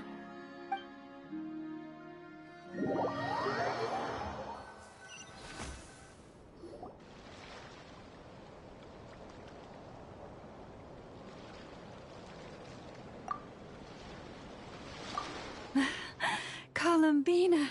Oh, this truly is wonderful. Llama, I can't breathe. Ha ha! Just in time for Moon Prayer Night. It's good to have you back, Miss Columbina. Yeah, we were worried sick. Thank you, my friends. With your help, I now have a name that belongs to me. Columbina Hyposelenia. Where's the second half from? You added it yourself? That's right. It means... Born beneath the moon. Yes. And by extension, it can also mean born beneath this world. A fine name. Now, as much as it pains me to interrupt this beautiful reunion, I feel obliged to remind you that the Moon Prayer Night celebrations in Nasha Town have already begun. Don't you want to enjoy the festivities? There's so much to see and do. And some of the ambient lighting and entertainments were sponsored by the kind souls in the Hexen Circle. Nicole? Why have you turned into Dodoko? So you're Miss Nicole. Thank you for helping us, and for helping me find my name. It's nice to finally hear your voice. You're quite welcome. Guiding lost people to hidden treasure is what we Seelie do. And if you ask me, spiritual treasures are far more precious than material ones. Chests are all well and good, but this was what it's all about. Ah, so satisfying. Anyway, I had to go help Alice. It seems like she ran into some trouble. That's why I couldn't be here in person. But don't worry, we're with you in spirit. We'll be celebrating right along with you. Keep an eye out for the Hexen Circle's festive stalls in Nasha Town. I think you'll like what we came up with. Alice said she even managed to rope B in this time. The Frost Moon Scions have also prepared various attractions. I believe Aino, Ineffa, and their crew are setting things up as we speak. On that note, Nefer, about that request I made. It's all in hand. Yehoda is on site to ensure that everything goes off without a hitch. Wonderful.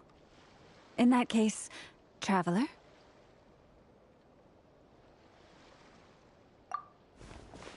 Huh? Come on, Columbina. It's time to celebrate the best Moon Prayer Night ever.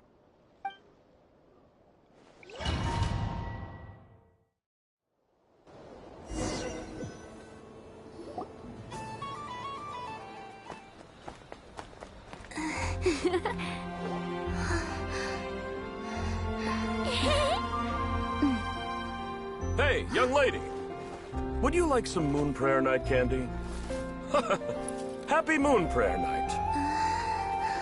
Oh, yeah. I almost forgot to say.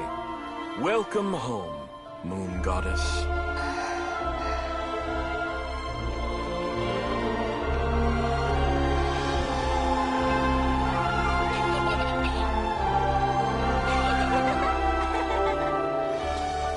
Welcome home, Moon Goddess. Welcome home, Moon Goddess. Welcome home, Moon Goddess. Turning Nasha Town into her home is a festive gift. A rather brilliant idea. Perhaps this is what Nodcry, Columbina's home, should have been like all along.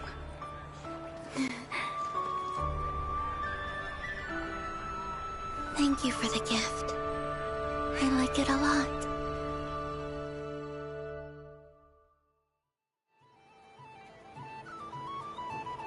This feels like the surprise of my life. I do. I never imagined I'd ever get to enjoy Moon Prayer Night with everyone so freely. If you're Quite a strategy you came up with. Hide the tree in the forest. It's not your usual style, Lauma. Is there something about Moon Prayer Night that enhances what's in your head as well as the antlers on top? Apparently so. It even inspired a perennial penny pincher to use their resources for a greater cause. It truly is a magical festival.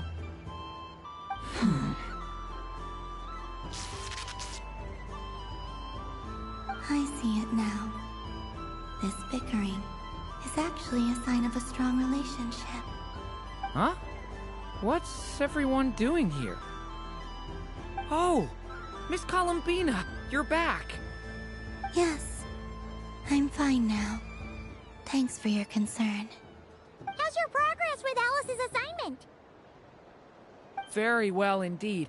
I've never heard her sound so excited. Not like this. This time her excitement seems more serious. Seems like she's had a major breakthrough. She said she'll contact us once she knows more. In the meantime, we're free to relax and have some fun. Enjoy the time off while it lasts. I have a feeling that our next task won't be so simple.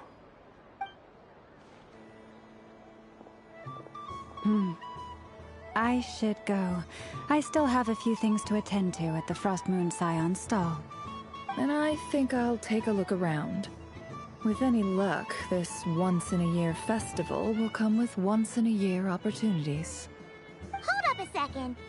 Where's Varka? I believe he made a beeline for the flagship the moment he entered Nasha Town. Ah, that's Mondstadters for you. They know what they want when festivals roll around. Goodbye for now, Columbina. I hope you have a wonderful night. I will.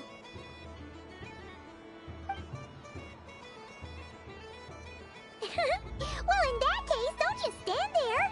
Get out there and have some fun. You'll definitely get a warm welcome at every stall.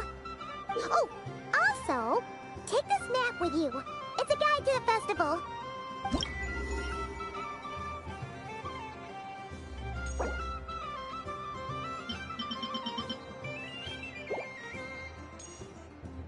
The Frost Moon Scion stall is over here. Lauma's invited a whole bunch of cute animals to celebrate too. Over there is the Hexen section. Alice seemed more excited than anyone about this festival, so she insisted on making it a grand affair. Oh, and then there's the Nasha Town local specialties, including... Actually, forget that. Better if you go check them out for yourself. Thank you. It looks like a lot of fun. You're not coming with me? We'll be around. But don't you want to browse by yourself for a bit first?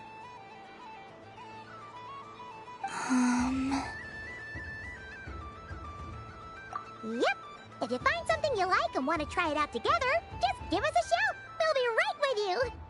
Otherwise, just relax and enjoy yourself. There's so much on offer, so try to experience as much as you can.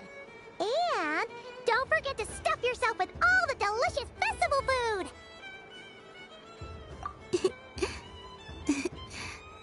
All right then. Off I go. Where should I go first?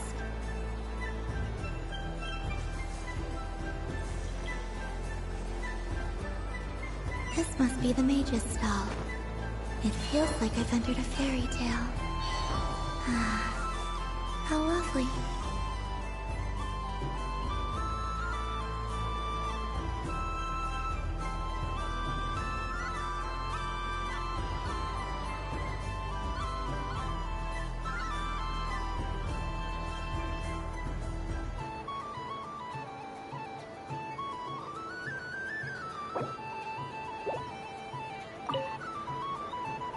A soft and furry creature that bounces and jumps.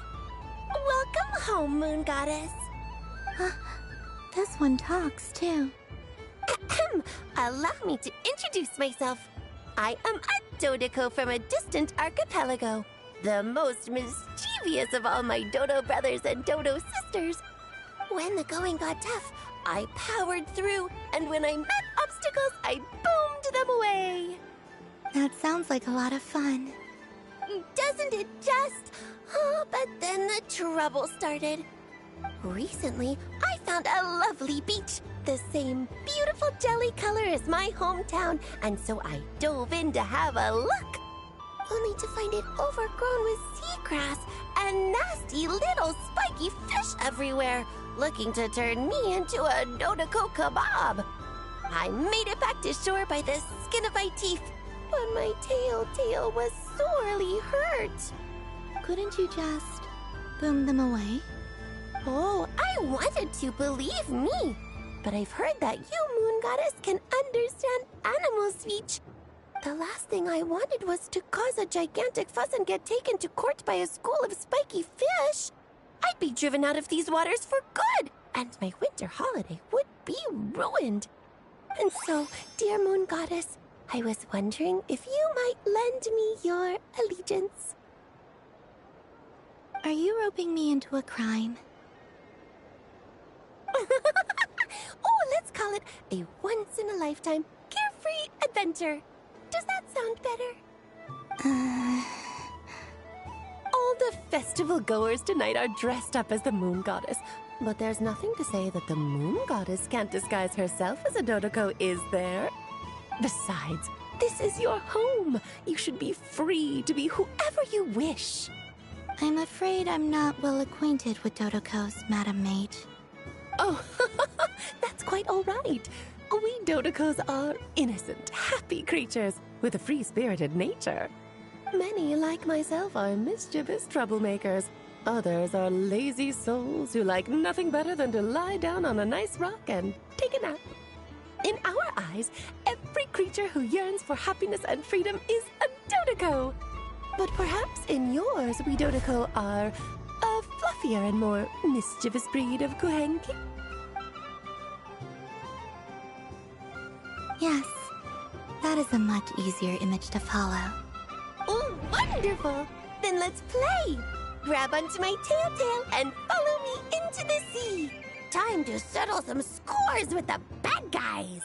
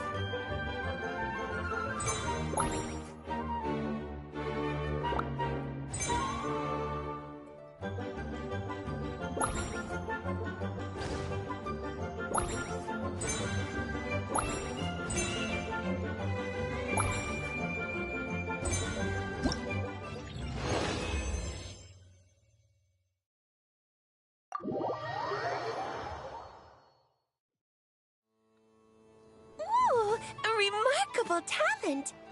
So, what do you make of it? The use of Jumpy Dumpties doesn't come as naturally to me as Kuvaki, but their unpredictability makes it fun. I think they call this... novelty? Indeed! And how did it feel, blowing those pesky nuisances away? Not bad. Any guilt? What do you mean? Oh, wonderful! Lovely answers to all 3 questions. You've passed the safety test. Now I can give this special bomb to you as a souvenir. Remember, if you find any meanies living on the moon, you can use this to boom them into oblivion. I will. Up for another round of fish blast? Oh, I mean of bye-bye, bad fishies.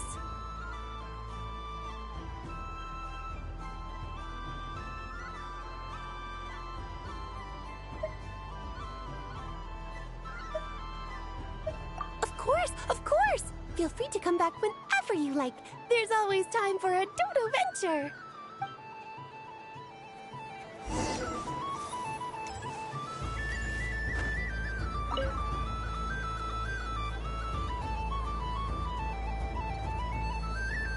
I wouldn't say it's unfair, exactly. I mean, your voice goes right into people's heads. How would you explain that to the kids? You can't just explain it away as magic. Is something the matter? Ah, Miss Columbina! No, nothing you need to worry yourself about. Ah, impeccable timing. Stick around for a second, Miss Columbina. I need your input on something. This self-proclaimed Knight of Justice has yet to give me a satisfactory answer. I, for one, would like to hear your verdict on the matter. Hey, now, I left the flagship just to help you out, Miss Nicole. What's going on? So Alice and I are both using long-range remote control spells that work on similar principles, allowing us to attend this festive fair in Dodoco form. Sorry, let me backtrack a little. While similar, there are some key differences. Alice, being a great mage, wanted her Dodoco to reflect something of her own charm and mystique. So she adjusted the way its tail moves when it spins around. An entirely gratuitous move, in my opinion. I hardly see how anyone is going to notice that. If anything, I'd say that anyone who stares intently enough at a Dodoco's tail to notice such a small detail is someone we ought to be highly concerned about. I only say this to emphasize that my question has nothing to do with tails. Now that we're clear on that, why is Alice's Dodoco permitted to interact directly with the children celebrating Moon Prayer Night, while mine is not? Your voice speaks directly into people's minds. See? Exactly what I said. Miss Nicole? Ugh, I can't stand it. I know that probably makes me sound like a whiny child acting out in front of their parents. And it's a little embarrassing now that I think about it.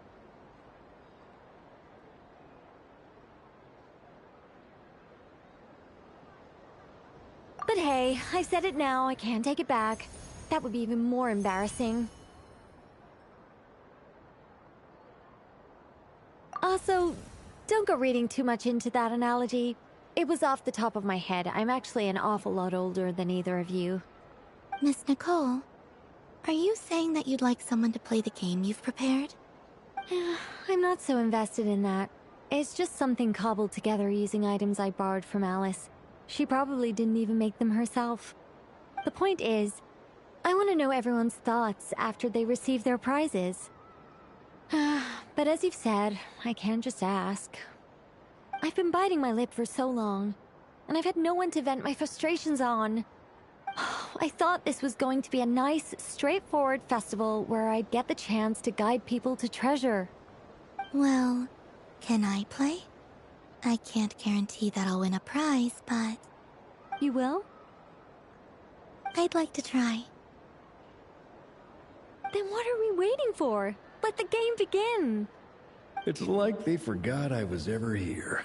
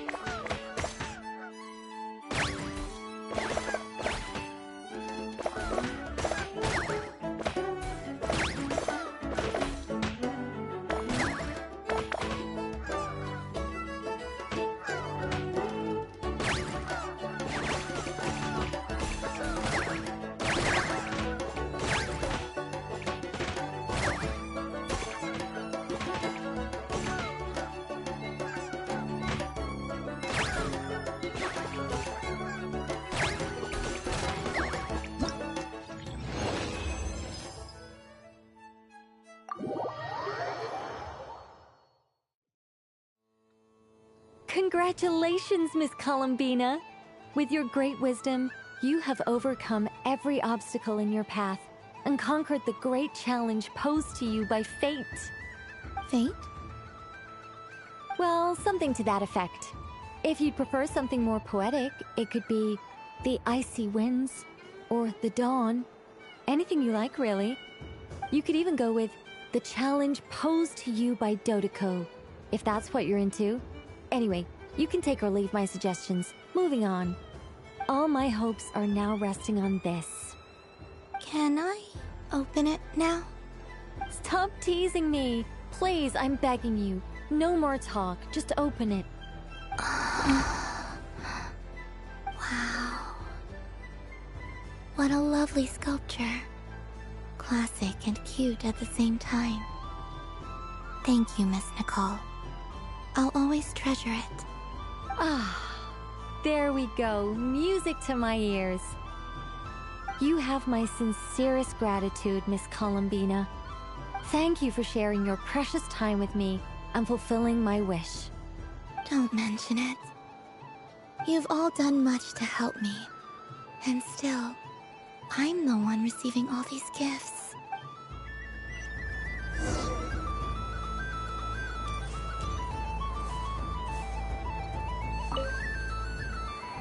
Welcome home, Moon Goddess. Oh, you're the genuine article. Alice was right. This Moon Prayer Night was worth watching after all. Another one that talks. Greetings. Pleased to make your acquaintance.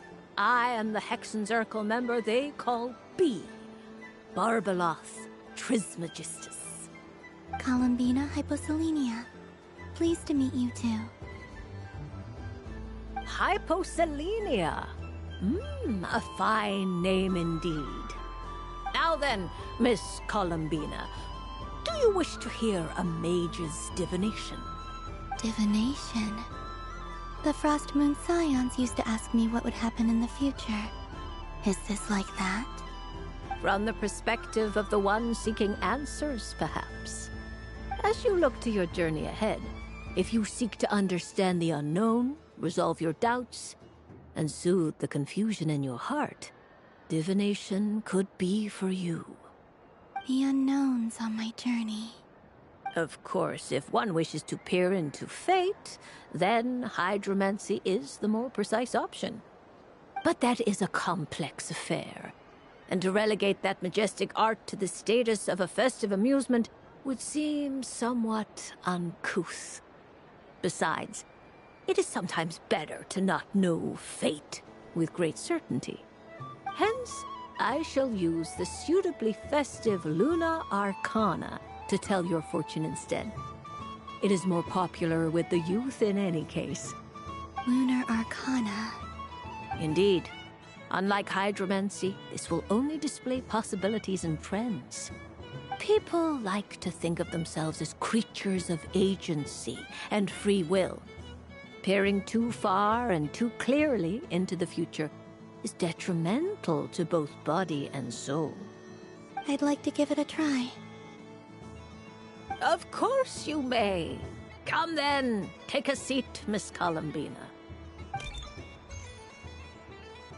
Before we begin, are there any specific questions you would like to ask? Let's stick to general possibilities and trends, like you suggested. Ah, very well. Then I shall use the basic Lunar Arcana deck. Now, try to relax. Cast your mind upon the things you have experienced and the things you are soon to experience. I will shuffle the deck. Would you like to cut the cards yourself? You do it. No problem. Now then, to make things easier for the Seeker, that is to say, you, I shall decipher the cards from your perspective.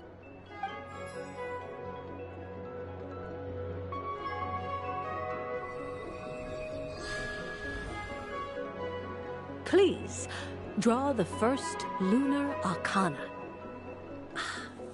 This represents destiny and is the foundation for the divination as a whole. Now, draw your second card.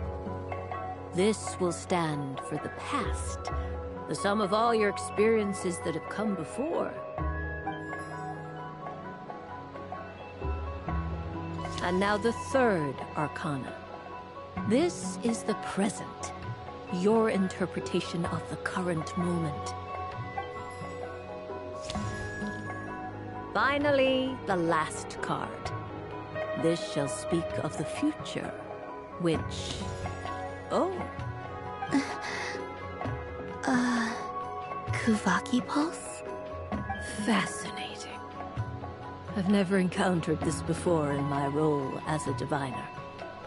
Something has exerted an influence upon this card, causing it to leave its designated position. What do you make of this, Miss Columbina? Perhaps this is the guiding hand of fate in action. Of course, if you wish, you can choose to deny the validity of this card and draw the future for yourself. No, it's fine. Let's go with this one. A bold decision. I must say I'm looking forward to the results. Well then, let us flip the Lunar Arcana in sequence and see what emerges. Sure.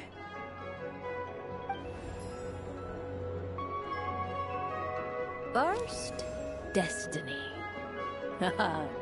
No surprises here.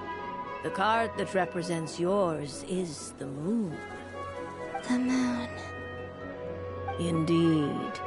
The moon can represent the truth at some times, but deception at others. False peace, destructive calamity, and the world-changing power that lies within. When the moon is placed on the destiny tile, it indicates that your destiny is not what it may appear on the surface. Instead, it may yet have a hidden side.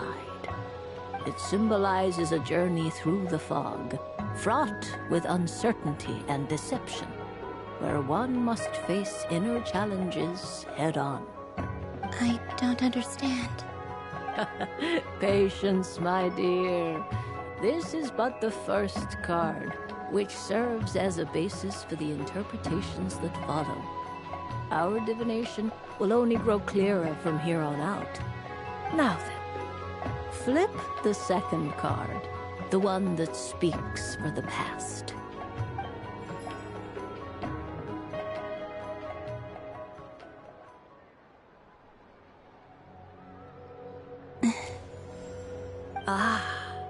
The Hermit, but inverted.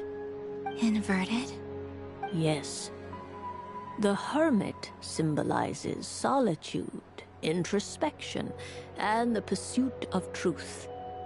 When inverted, it represents isolation, truth out of reach, and a path that leads one astray.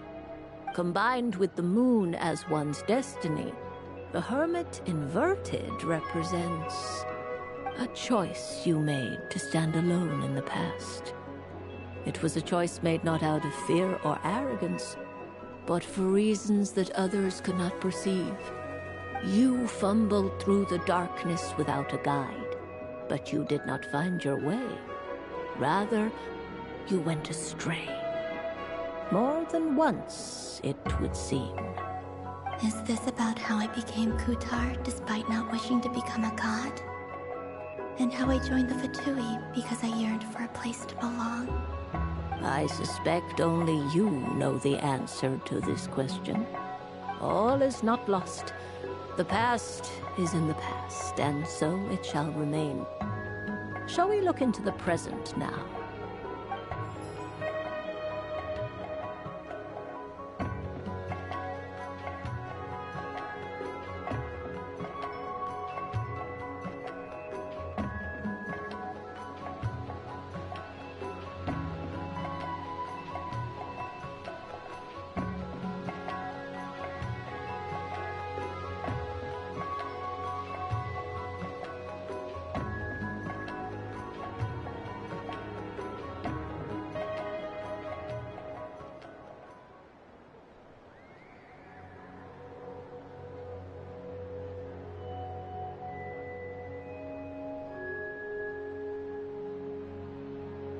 Oh my. The lovers. One of the most interesting Luna Arcana. What does this one mean? This means that you have had an unprecedented emotional experience. The joy of finding your soul becoming intertwined with that of another. A precious and wonderful thing indeed. It's true. I've made a lot of friends recently, and they are very good to me. I like them a lot. That sounds lovely. I am most delighted for you. The lovers can also represent important decisions, perhaps related to a parting of ways. Now, if I were to guess... Yes. My return to the moon. I understand. Parting with friends is never easy, Columbina. But rest assured, this is not the end of your journey. There is always another story waiting to be told. The future always lies ahead. The future.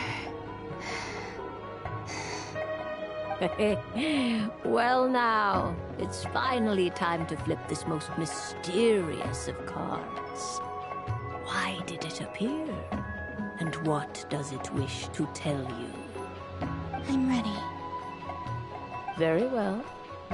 Flip this card and see what lies on the other side. Oh. Miss Barbeloth? What is it?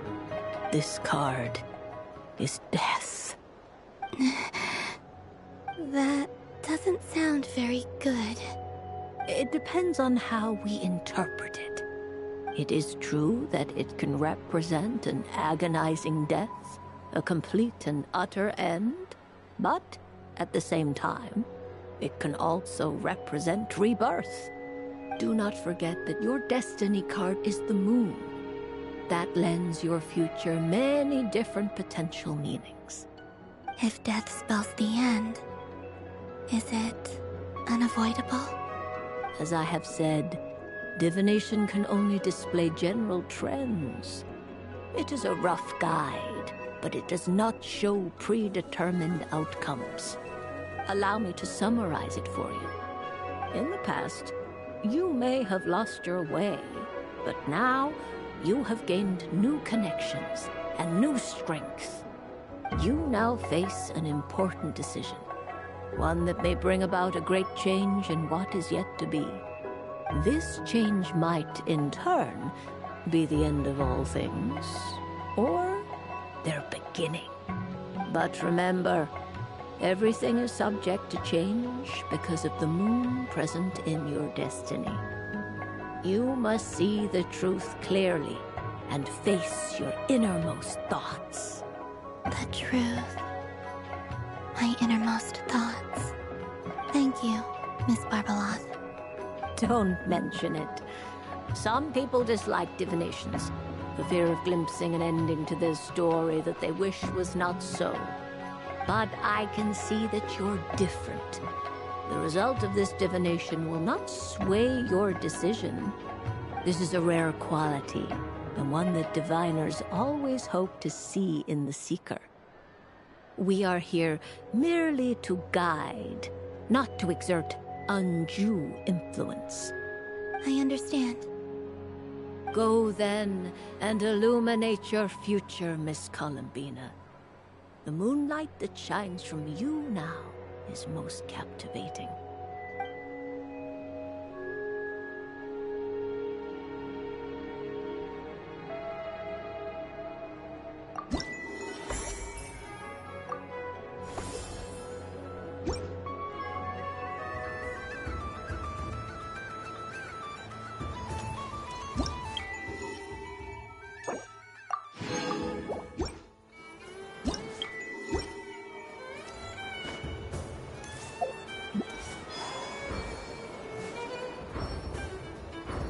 There are so many attractions here.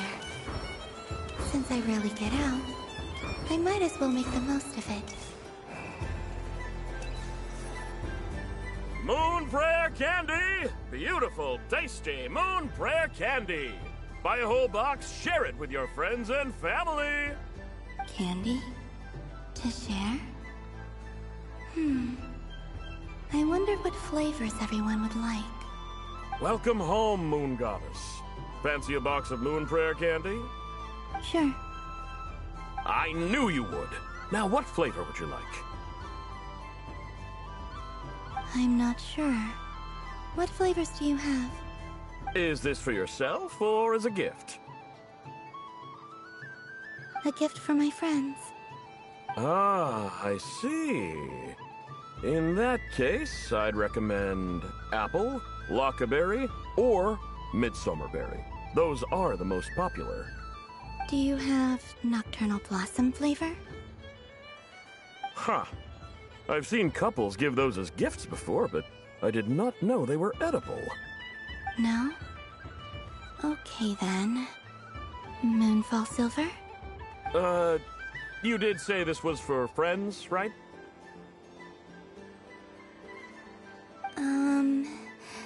Maybe smetana then. Hey, now that's a creative idea!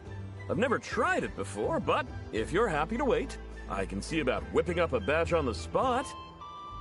While we're at it, you got any other ideas?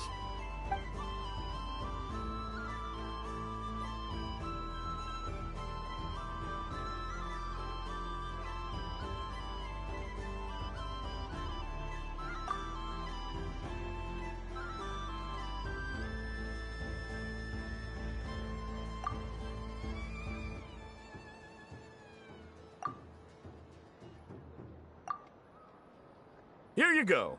Every flavor you asked for is in there.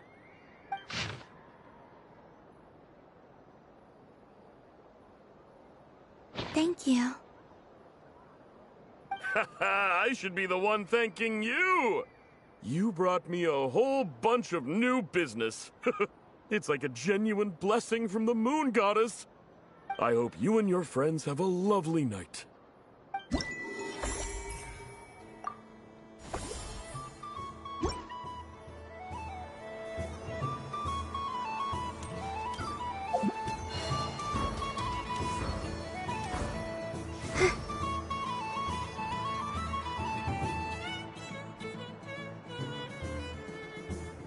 This doesn't make any sense! How am I losing every single time?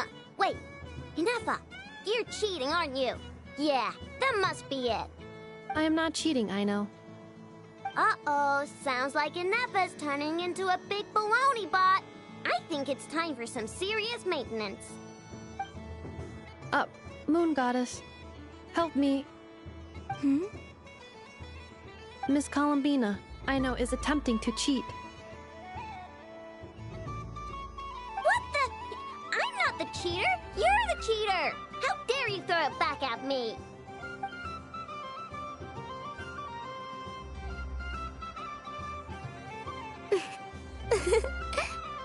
Alright, fine. Let's all laugh at Aino. Just you wait till I get home, because I'm gonna make a game bot that can win 100% of the time. Let's see you laugh when I come back and beat your butts. You'll all have your heads covered in stickers when I'm through with you. We came to check everything was okay after all that yelling, but,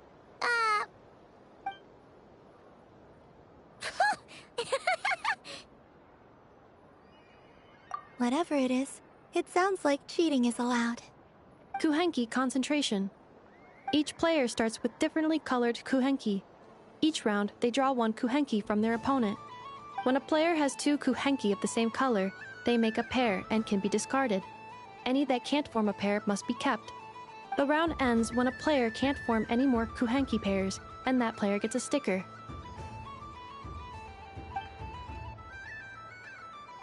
ooh, can 4 people play as well? That is fine, so long as the turn order is fixed beforehand. Alrighty then. In that case, the 2 of us will join as one team. Okay, but if you lose, you're both getting stickered. I don't want to hear any excuses. Sure. And if we win? If you win, only one of you gets to sticker someone else. I have taken to calling this. I know logic. Hey, lay off me, alright? Okay, So, we're starting the game from scratch again, which means all my stickers so far don't count. Looks like Luanatar is the Kuhenki of honor for this game. Anyway, let's go clockwise, starting from Inafa.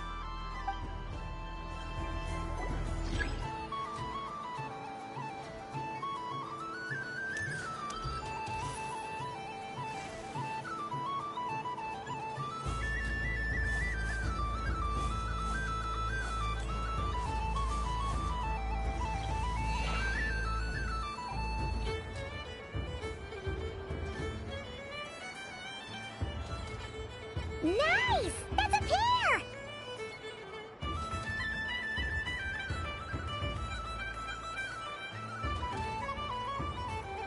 Go, go, fly!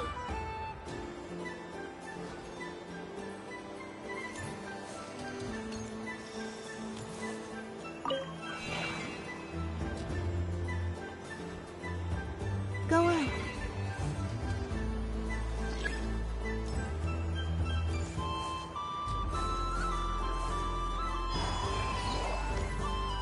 I have a pair.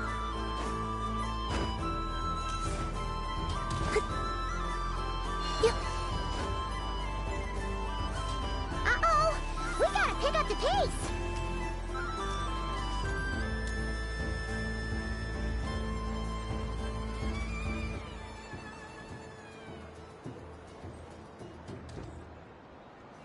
Phew, that was too close.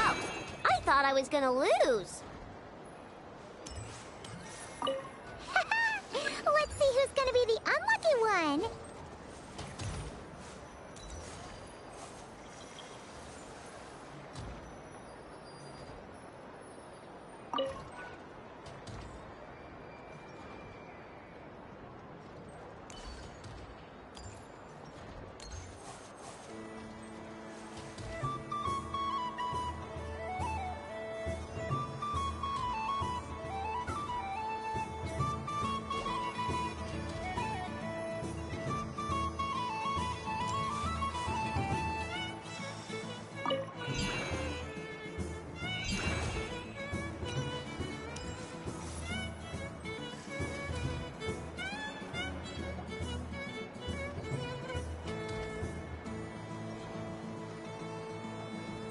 Let me pick a good one. What's it gonna be? You're looking very pleased with yourself there. What happened to being a huge Grumposaurus? I won. Duh.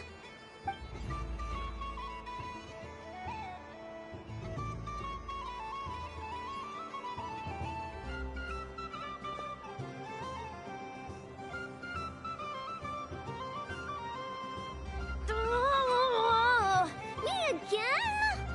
Don't fidget too much, Aino, or the sticker's going to fall off. I don't care. If it falls off, it falls off. If a pair of Kuhenki get discarded, why not a pair of stickers? Huh? Huh?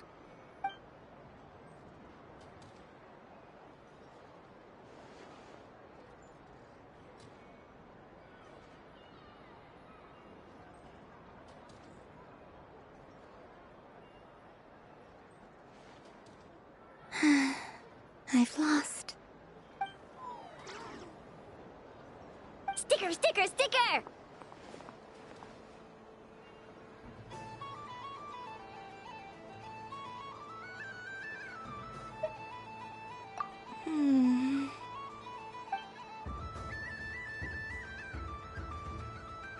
Cute! You think so? Shame. I can't see it for myself.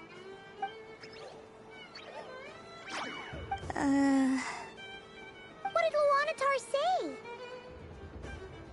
She said it looks so cute that she wants me to lose a few more rounds.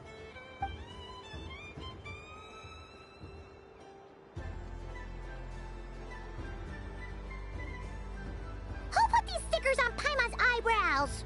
Ugh, she can barely see. All right, now, I think we got enough evidence to prove that there's a serious problem here.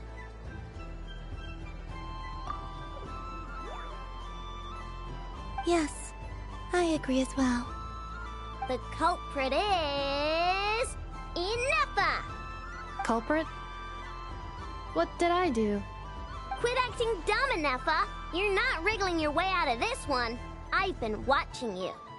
Not only did you remember whose side Luanatar started at, but every time someone drew a Kuhenki, you were logging it and calculating every last possibility.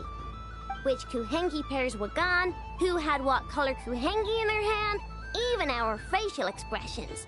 You were keeping track of it the entire time. Exactly! Why I no said.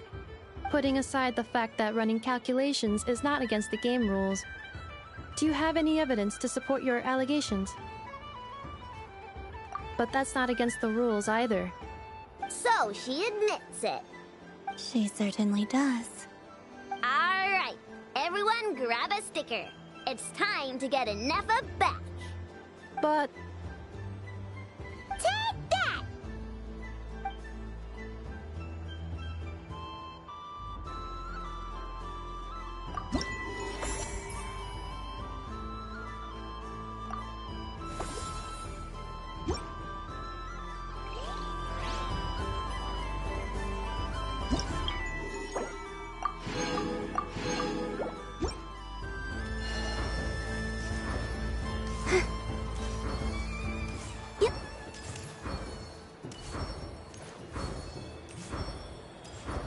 So this is the Frost Moon Scions area. It feels very familiar. But everyone looks much happier than usual. And done! Here, take a look! I think it looks quite funny. Well, Paimon thinks it's super cute. It looks like a silly chic badger and a rhyme-horn deer that's about to fall asleep. Maybe I'll stand on the Sheik Badger's side instead. It looks like we've attracted the attention of quite a few animals. Let's make room for them.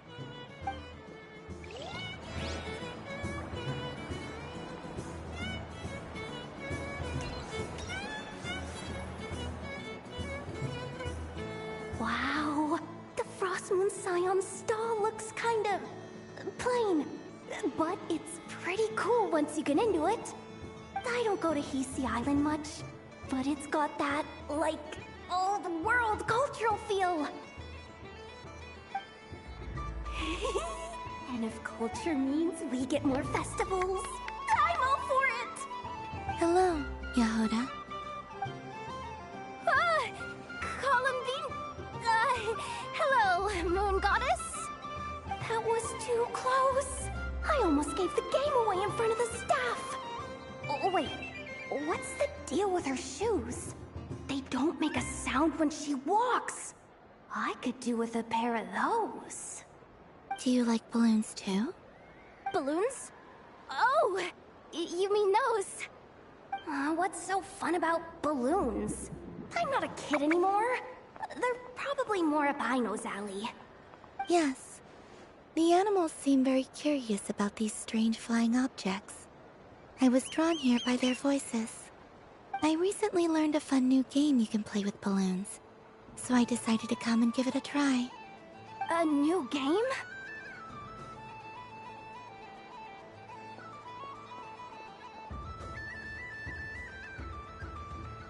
Hello. Welcome home, Moon Goddess. Here to buy some balloons? Yes. Could you give me a few that haven't been inflated yet?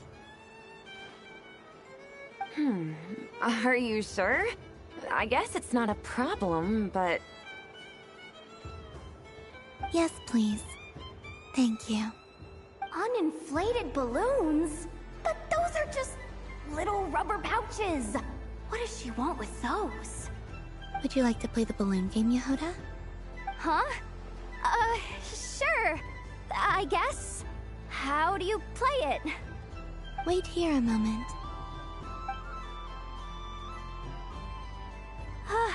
Oh. This is so weird. What have I got myself into now? I thought I saw Columbina nearby. Uh-oh! That's the fourth Harbinger! she's helped us out quite a bit. She's good people, right? Is she looking for Columbina? Oh, guess that's my ticket out of here. I'm not sure my heart can take being sandwiched between two harbingers.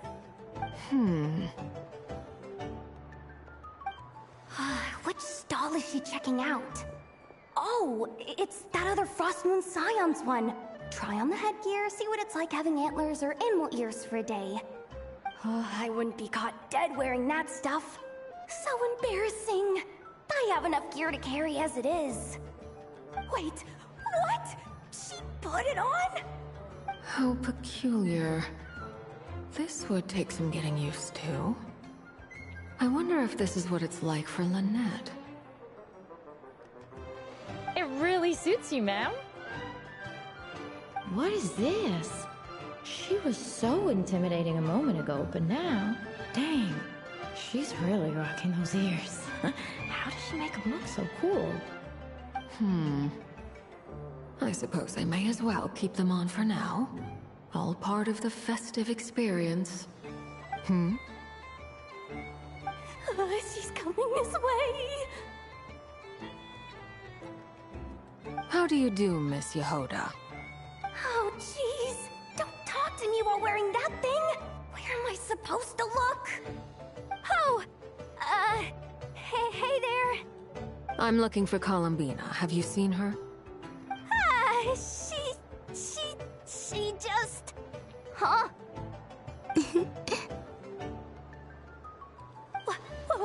Wait, is that what she meant by balloon game?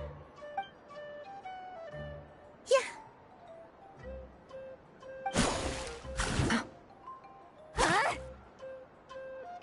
No fair! How come I get caught in the crossfire? An ambush from the rear?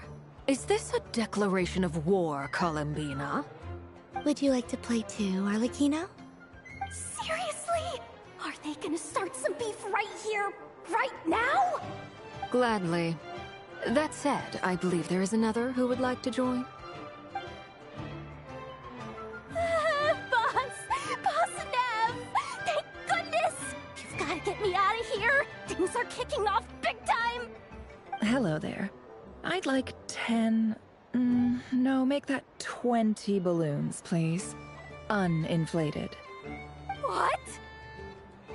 Miss Moon Goddess, I hope you're prepared to pay the price for assaulting my employee. Welcome to the game, Nefer. Just to be clear, let's keep this a fair fight, okay?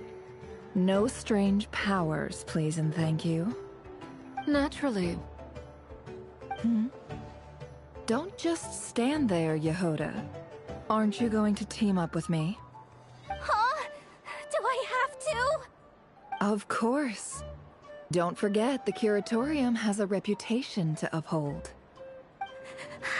I knew something like this was gonna happen.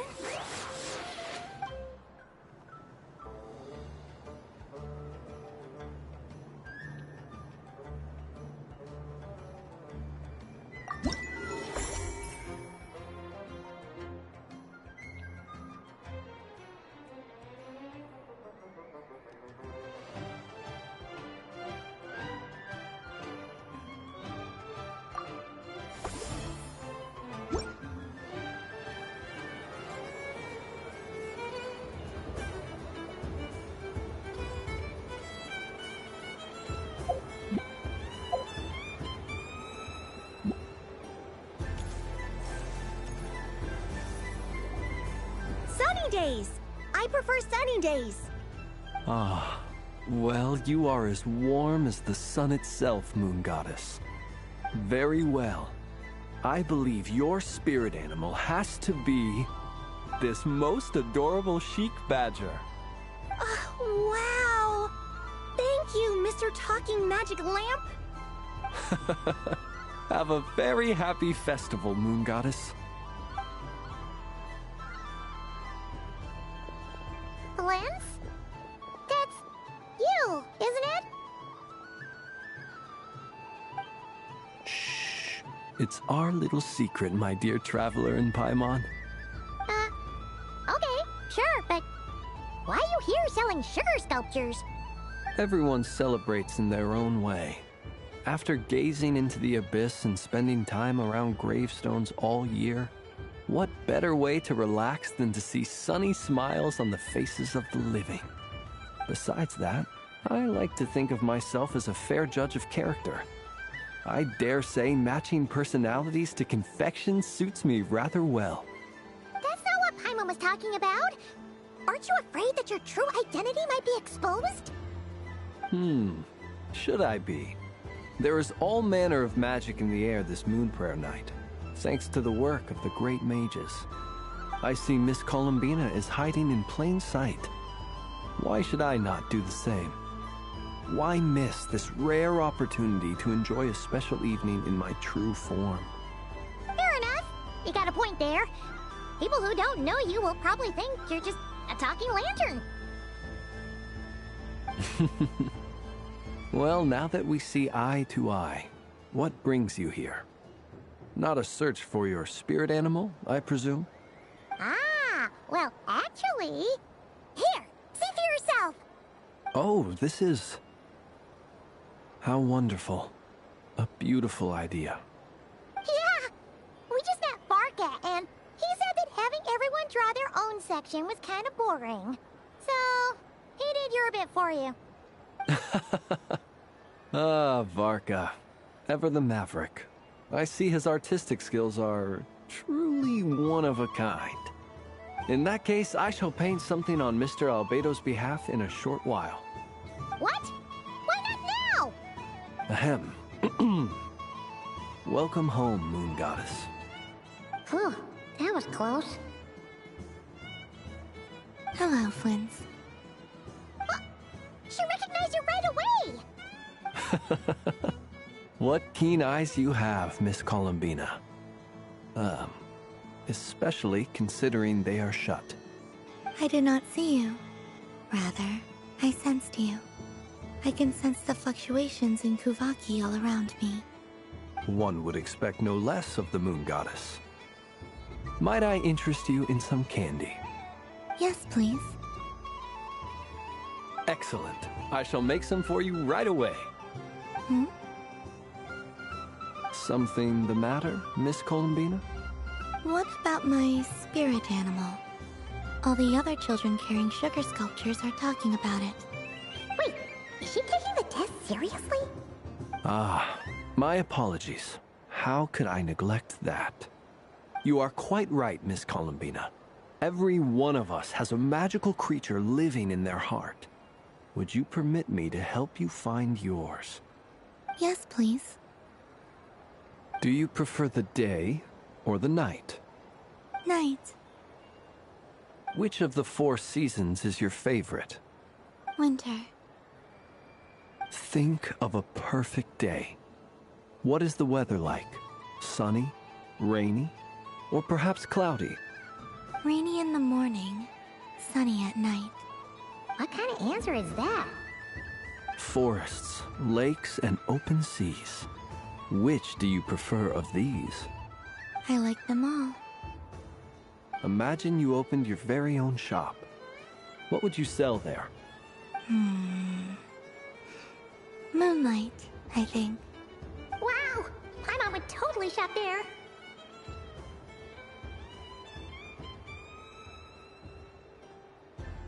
It wouldn't cost anything. You'd just need to visit. Aha! I believe I know what your spirit animal is. Here, for you. Oh, it's a Kohenki! Indeed. A free-spirited being with a deep love for all things here in Nodcry, who selflessly lends her aid to as many people as she can reach. It is the perfect fit for you, Miss Columbina. Thank you.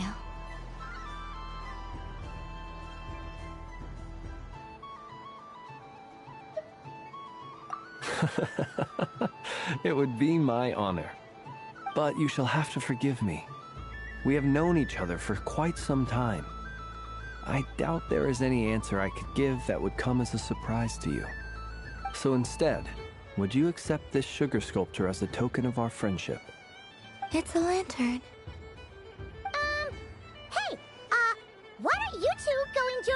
candy over there! Paimon wants to try out this spirit animal thing too! Right, Flint's? Come on, play ball! I'll get this drawing done! But I want to hear Paimon's answers. Ah! But it'll probably take ages! Paimon's a complex soul. And we don't want your candy to melt while you wait, huh? Oh. Okay then.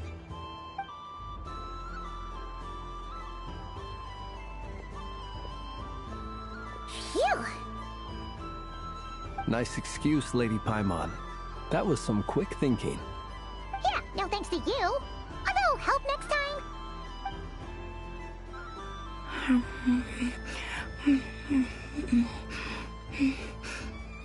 It's sweet. Is that Lockaberry? I wonder what flavor the Traveler got. This way! This way! It's the candy-selling lantern! I'm coming! Of course. Traveler, maybe we can share? Yes.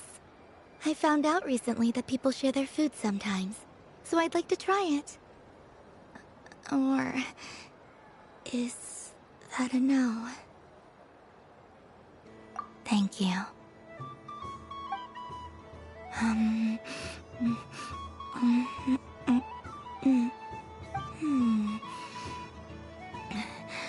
Yours is a little more sour than mine.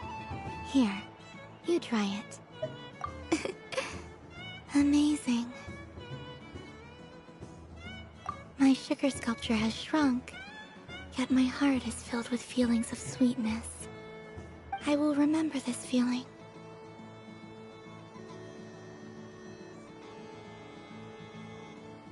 Sure.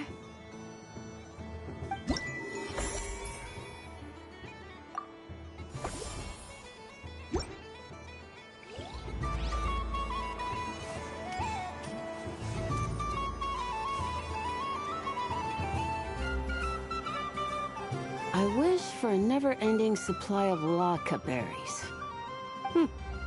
What a humble wish. Probably written by a child.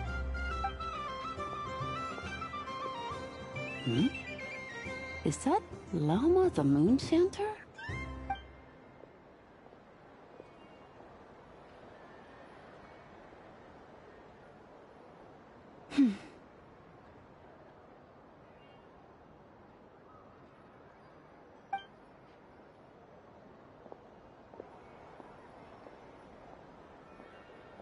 I wish that the long plume ibises would stop biting me.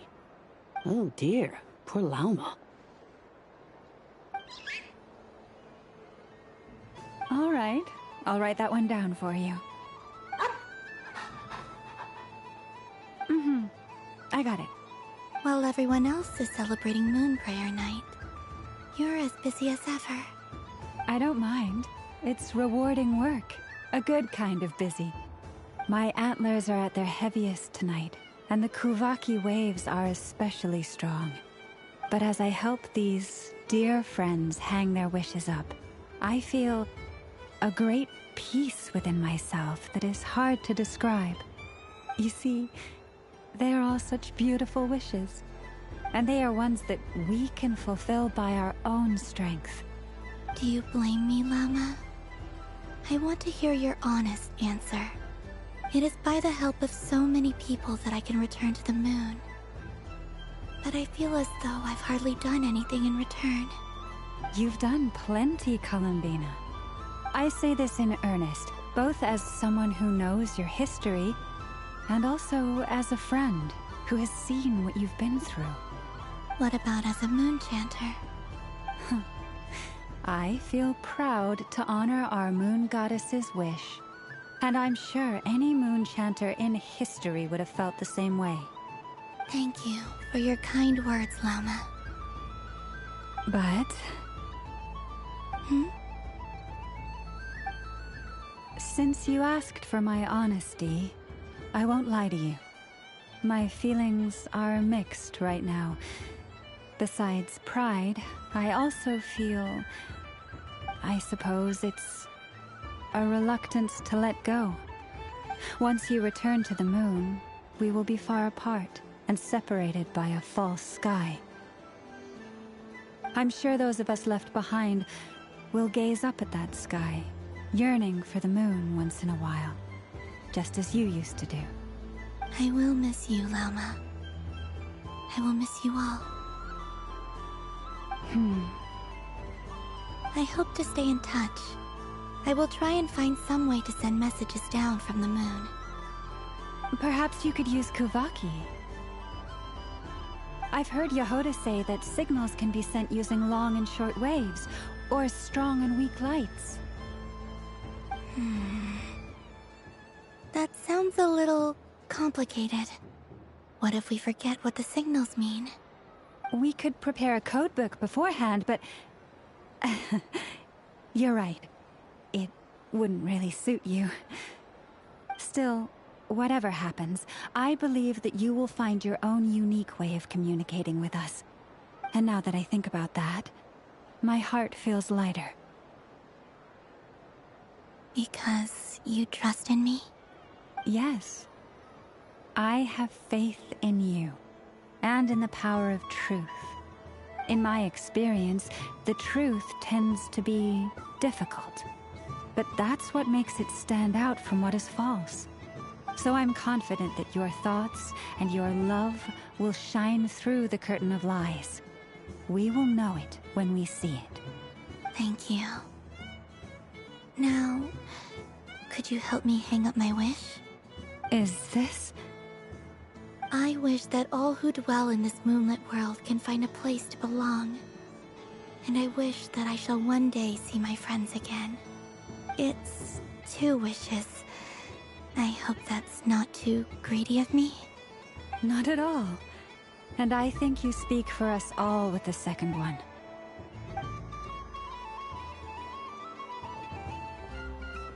I shall continue to pray until the day that all of these wishes come true.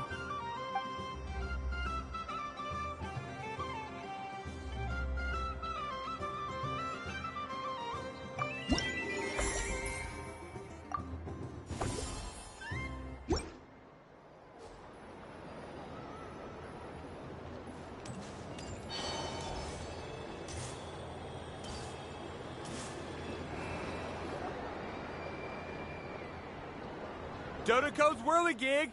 Come check out Dodoko's Whirligig! Ah, welcome home, Moon Goddess. Might I ask what this is?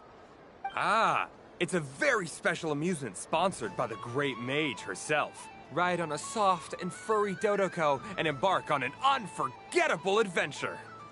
I say that, but I'm just following a script here. Who is this mage, anyway? And what the heck is a Dodoko? I'd like to ride. No problem. But, are you by yourself? Is that not okay? Oh, no, it's fine. It's just that each Dodoko can accommodate 2 passengers. Would you like to bring a friend along? My friends... That should do it. Now, we just need to get everyone else to draw something on it too. But we gotta keep it a secret from Columbina. Traveler?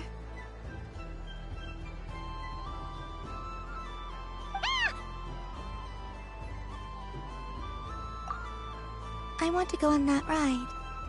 Will you join me?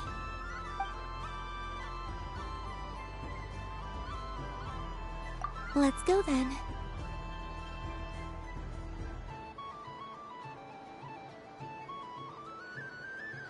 Don't worry. Paimon will do the rounds. You go have fun.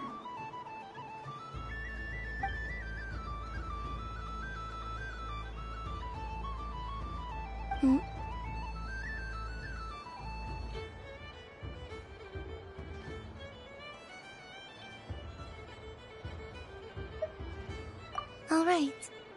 I think we have to wait in line over there. Please take your seats. For safety reasons, you mustn't try to leave the ride before it comes to a complete stop. All right, you're all set. I wish you both a wonderful journey.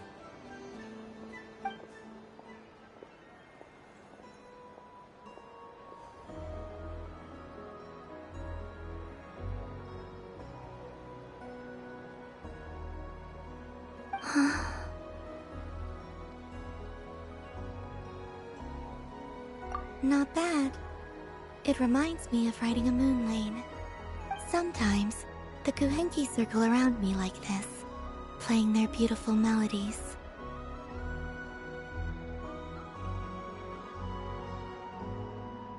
Yeah. I'm going to miss them.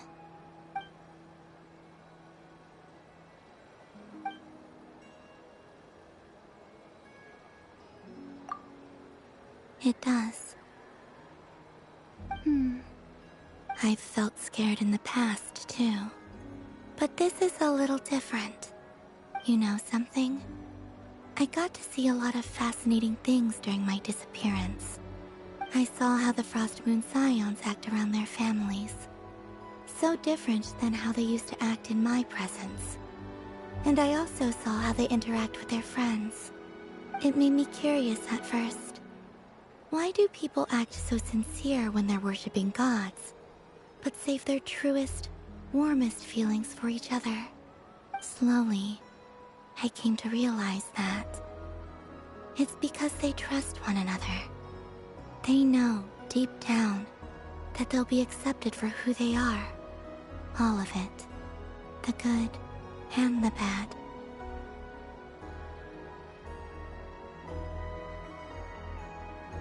I know. I knew it the moment you started calling out my name. What I fear now is the end. I fear losing all this the very night I have gained it.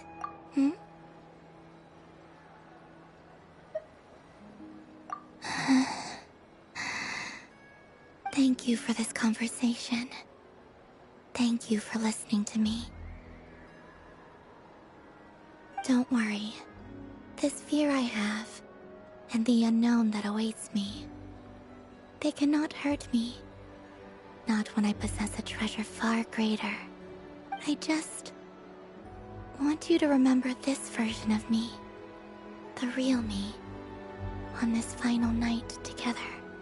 Dear passengers, Dodoko's awesome adventure has come to a close.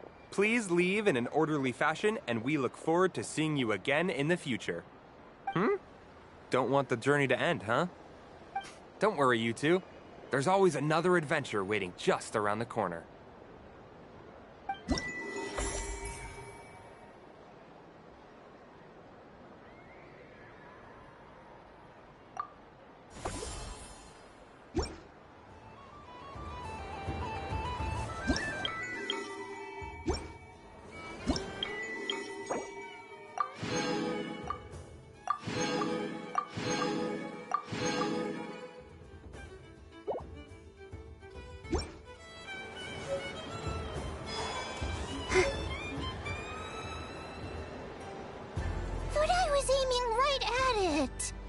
Aw, what a pity. I saw it with my own eyes. You were so close. So very close. That's not true. It dodged out of the way right as I was about to snag it. I'm sorry? You heard me. This paper frog can move. I swear. Dear, oh dear, what are you saying? How could a paper frog move? Unless you believe there really is magic in this world. But even if I, the mere humble merchant that I am, knew such magic, surely I would not use it on a paper frog. I'd sooner give Mora legs, so it could walk right into my purse. My dear, dear customer, why not have one more try? This time I'll give you 12% off, a very generous discount for one of my most regular customers. Just think about how much experience you have under your belt now. You're sure to win the next one. Darn, I used up all my coins. I'll be right back. Just gonna fetch some more from my house. Take your time, but don't take too long. This event is Moon Prayer Night only. Miss it, and you'll have to wait a whole year before I'm back. Next customer, please. Welcome.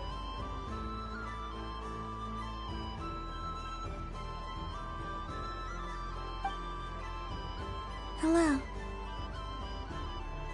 Whoa, whoa! What's this big one doing over here? How do I tell my employees not to go running around this time? Shooting them a glance won't work. I haven't known them long enough. Dory? Why, hello there, Miss Columbina. Would you like to play my ring toss game? The rules are very simple, and it's easy to get the hang of. How much for a round? Oh, first time's free. Not a single mora. After that, well, we can cross that bridge if and when we come to it. But with your sharp sharp skills, I'm sure you'll win all the prizes in one fell swoop. That was an obvious enough hint for them, right? Right?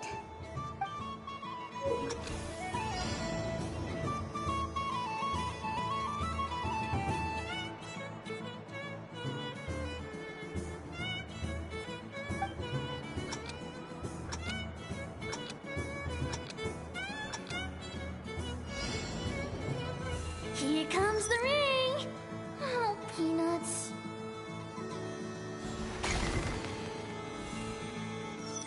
Change tracks. Roselle, should we move or not? Just a tiny bit. All right, then I'll... Oh, sugar plums, not the clock hands. How do I move the legs again?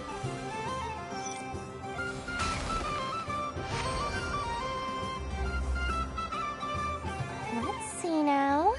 Let's see. Wow, very good. That's the highest score we've had all night. And here's your prize. Now, how about another round? As for the cost... Happy Moon Prayer Night, Miss Columbina.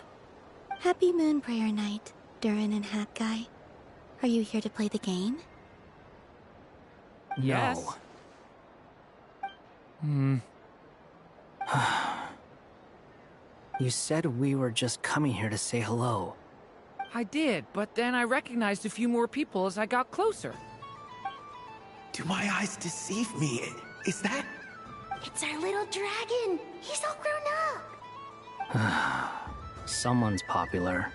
Well now, since you came all this way, why don't you try out this lovely game we have going? First try is free! He'll have a go. I'll pass. It's only one free try per customer. You can't give your try to him. I'm aware.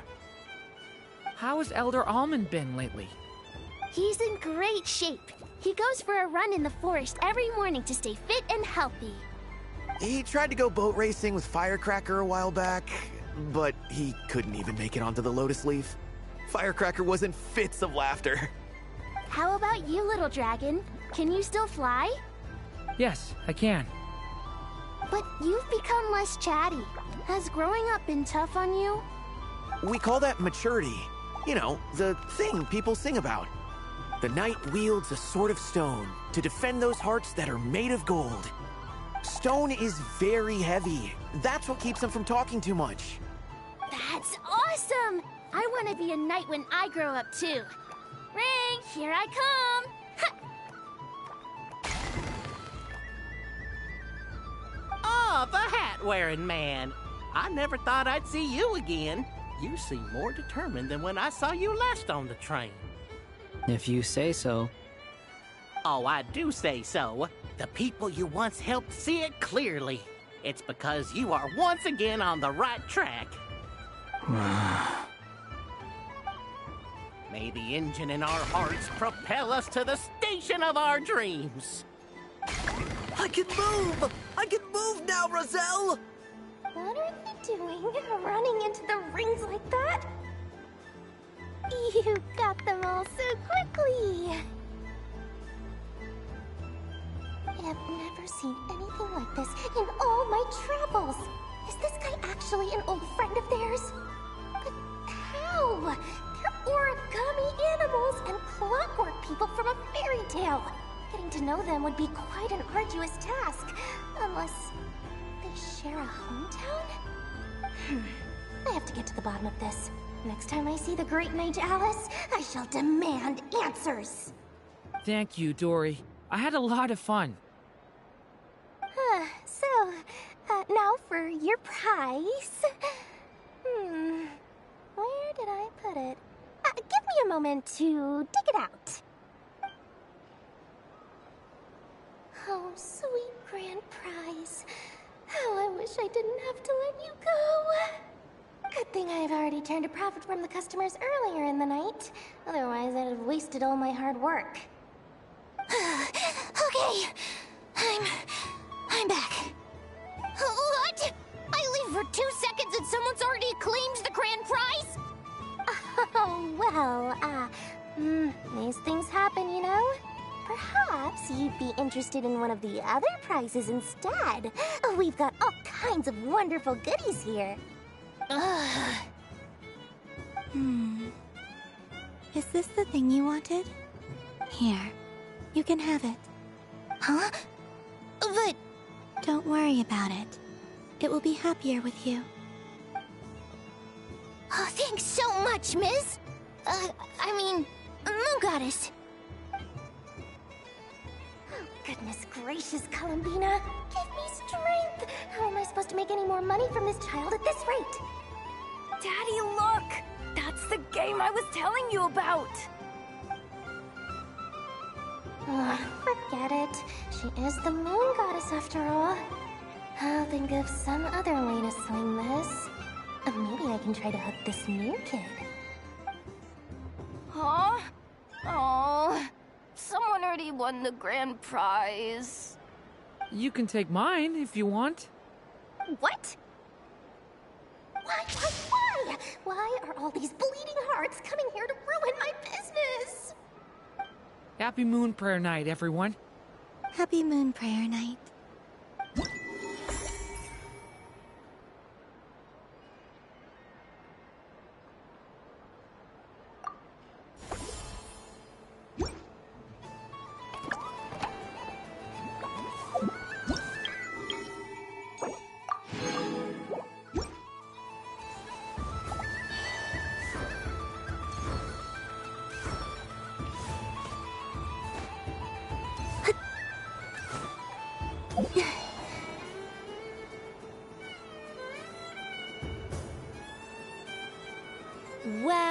Well, look who it is. I heard someone went and disappeared on us the moment we let her out of our sight. They looked all over for you. Frankly, I didn't think you'd be back for Moon Prayer Night. Were you worried about me, Sandrone? You would like that, wouldn't you? Do you even hear what you're saying? It seems to me like you disguised yourself with festive headgear, just so that you could come see me on Moon Prayer Night and make sure I'm okay. You didn't even bring Polonia with you. You? I thought you couldn't see! I cannot. But I sense the confusion of those around us rippling through the Kuvaki currents. Based on what I know about you, let me guess what you're wearing. Is it cat ears? Shut up! I'm only here to protect the Fatui's interest in this territory. Running into you was pure bad luck. Really? But you were the one who asked Arlecchino to help everyone find my name. Columbina! Ugh! Just one more word, and I'll unscrew your vocal cords. It's Columbina Hyposelenia now. Tell someone who cares. I've missed you, Sandrone.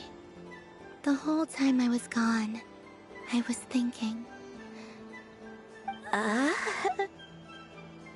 hope I get a chance to say some ugly words to you.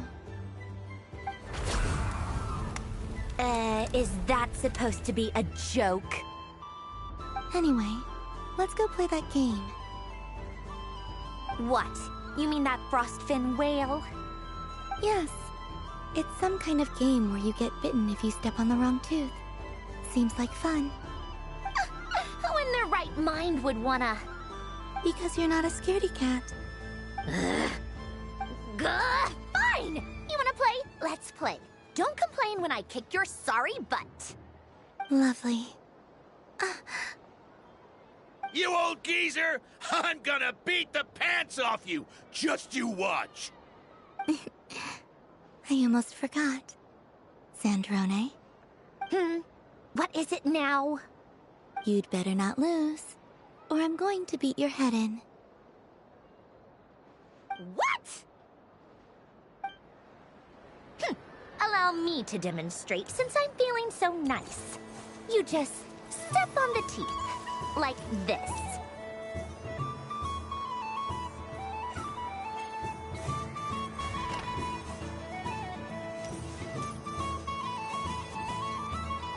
Which should I pick?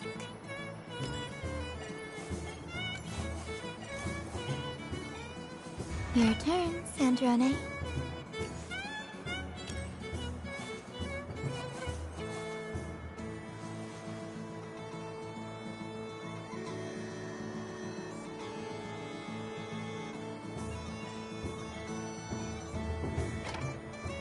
Don't come crying to me if you get bitten.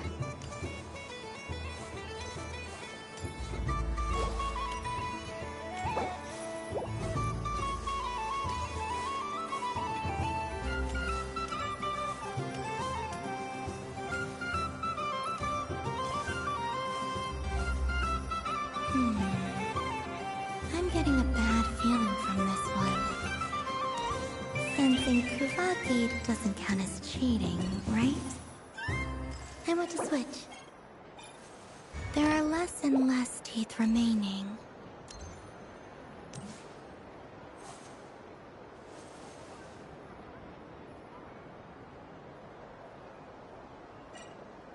Huh? What's that noise?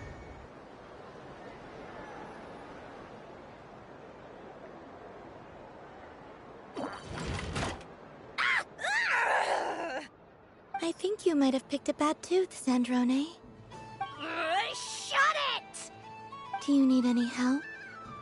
It seems like you're stuck. No! It's just a blasted toy! How is its grip this strong? Stop laughing! All right. Well, you lost. So just like I promised. Hey! What are you doing? Are you seriously? Hiya! Why, you... Oh, just you wait! Rematch! Are you all right, Sandrone? That was quite a strong bite. Are your clockwork parts? Quit your fussing! I don't need it! All right. I'll go first this time.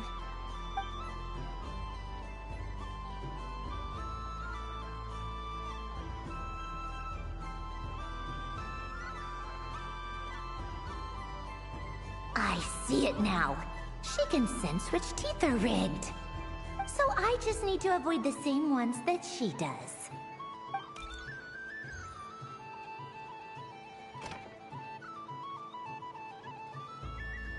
This one... Seems fine. She avoided that one then? Now I've got you. All right, my turn.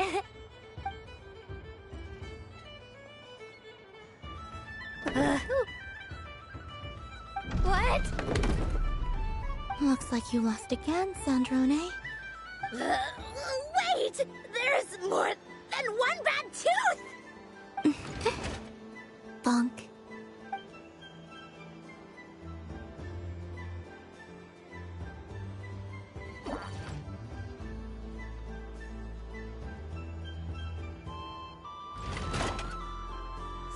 Stupid game! What idiot came up with this?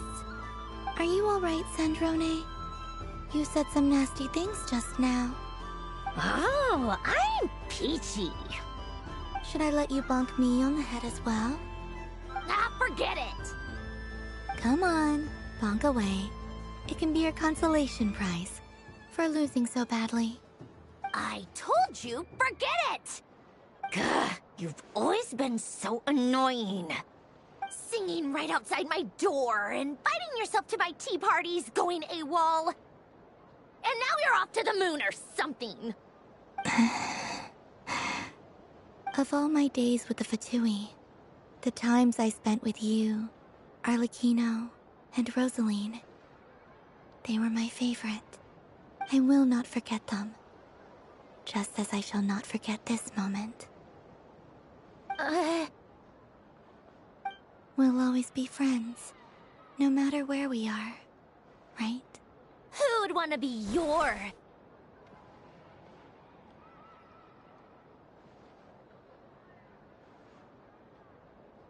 I'll miss you, Sandrone.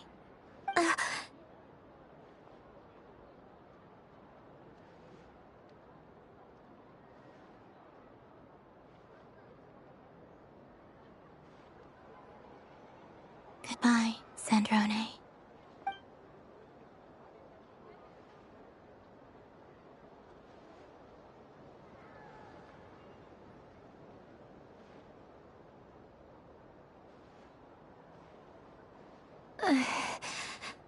I'll miss you too, Columbina. Sorry, what was that? Ah! Yeesh! No need to freak out. What's wrong? We've been looking everywhere for you. What do you want? Oh, nice ears.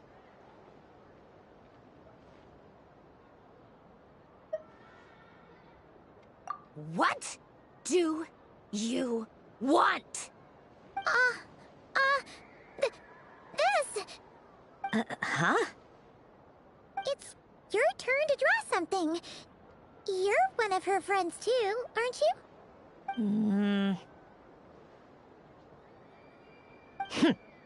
Doesn't know how lucky she is.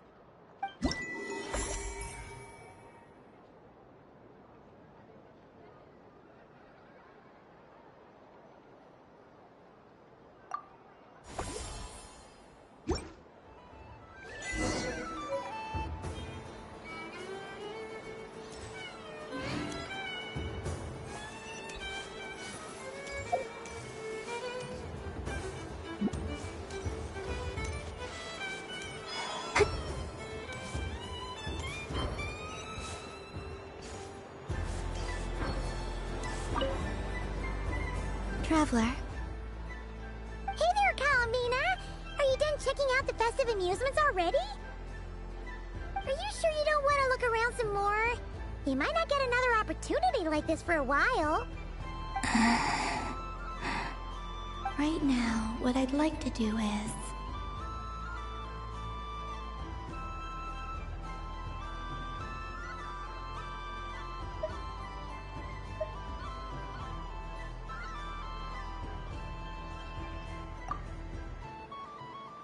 Oh! Candy for us? Thanks a bunch, Columbina. Don't mind if we do. Whoa! This one's intense. But it's so tasty. What about you, Traveler? How does yours taste? Oh, sounds good. Paimon's drooling now. Are there any more Smatna candies in the box? Yes, I believe so. Okay, gotcha. Let's see.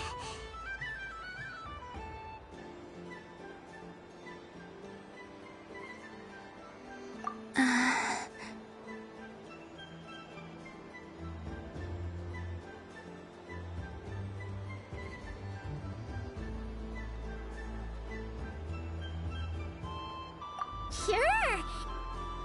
This one, and yep, this one looks right too. Okay, that's 3. Here we go. 1 per person. It's so sweet.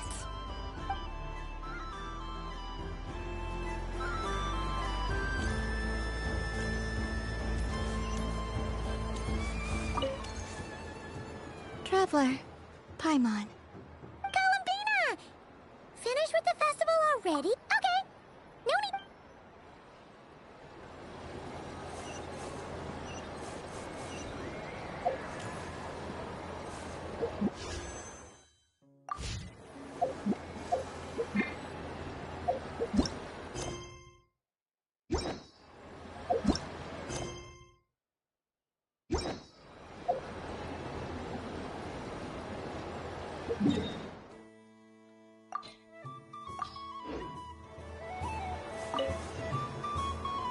traveler.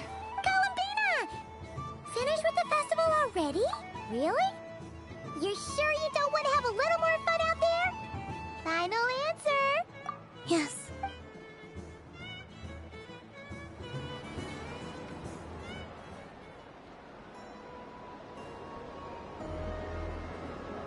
This was the most fun I've ever had on a moon prayer night.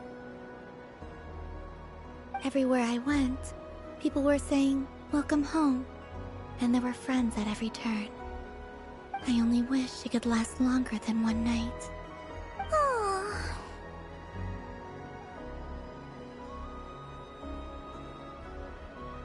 Yes, you're right. The moon prayer blossoms.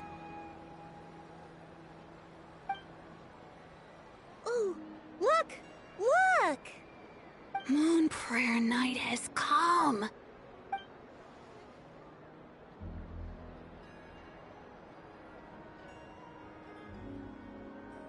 The moon. It's so beautiful. Happy Moon Prayer Night, dear. Happy Moon Prayer Night!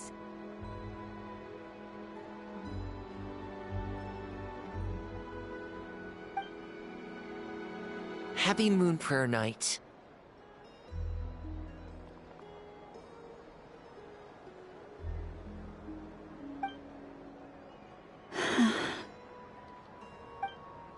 Aww. Huh.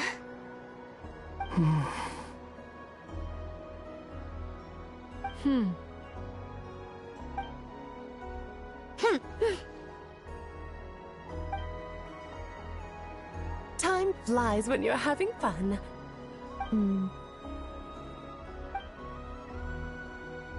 Oh. Looks like the time has come.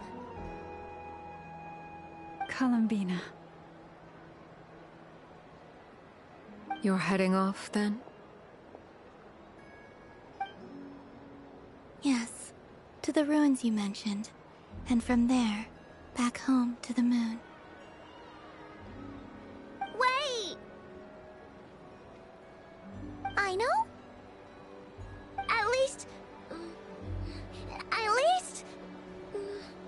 Take one of our craft shop's crumb cookies up to the moon with you. You know, for a snack. Sure. Why not? The Curatorium of Secrets believes in proper farewells. No story should be left without a satisfactory endnote.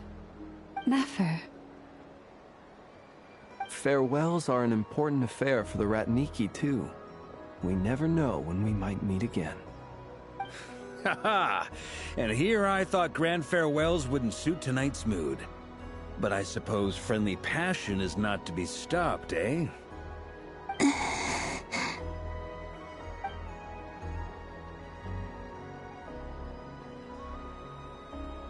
We made a little something for you, Columbina. Ta-da! What is it? A Moon Prayer Night greeting card. With drawings by all of your friends. You did mention that you'd like a portrait done, so I took the liberty of creating one for you. I, meanwhile, did the portrait of Mr. Albedo, and Mr. Varka did the same for me. I mean, I think my work was pretty true to life, don't you think? The picture of Ashru was my doing. The two of you seem to get along rather well. Wait, was I the only one who did a full-body picture? That's so embarrassing. I did pictures of me and Anefa. I did my own portrait and one for Hat Guy. Plus, there's the two mages, Arlecchino and Sandrone. So, if you ever miss us, just flip the card open and we'll all be right there with you. I don't know what to say. Thank you so much, everyone. This whole moon prayer night was more than I could have ever asked for. It is the greatest gift I have ever received. Lauma, I figured it out. Figured what out? Remember how the Frost Moon Scions used to use milk as invisible ink to write hidden messages?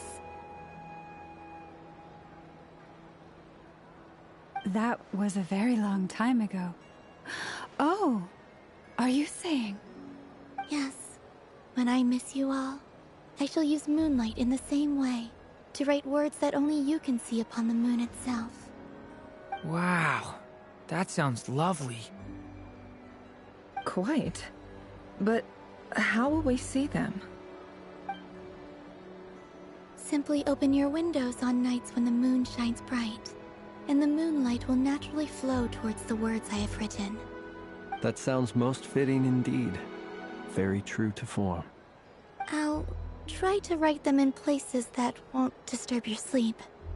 I, for one, would sleep all the better for having read one of your messages before settling down for the night.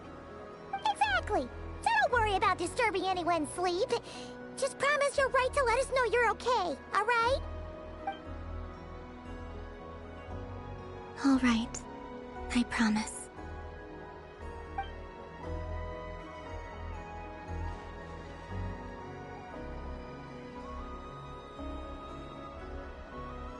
In that case, Columbina? I'm ready.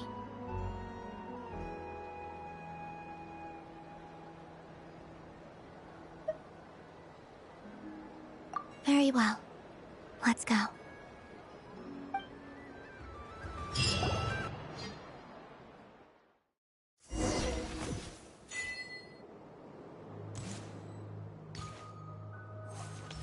In just a few moments, I will be gone. I still don't know what to expect on the moon. Will I really be able to send messages to my friends? The Kuhenki, the animals of Not Cry. I'll never get to see them again. I wonder where I'll be when the next moon prayer night comes.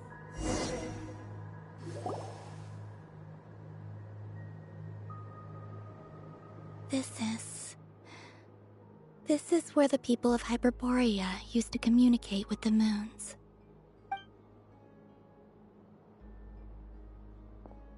Eternal moon, frost moon, iridescent moon.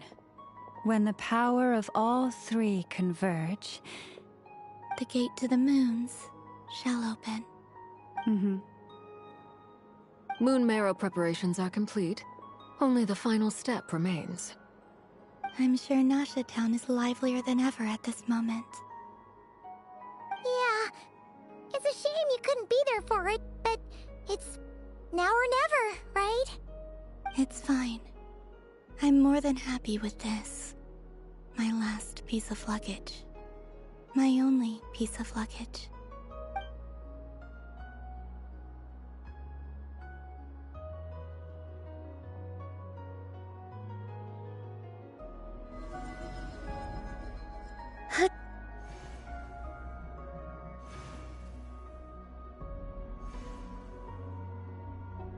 I can already feel the moon calling to me.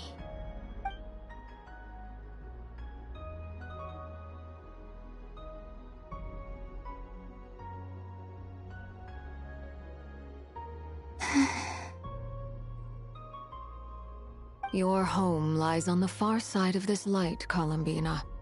From now on, we will at last have a reason to pray to the true moon. Columbina. Yes? I'm listening. Be sure to come back and see us when you get the chance.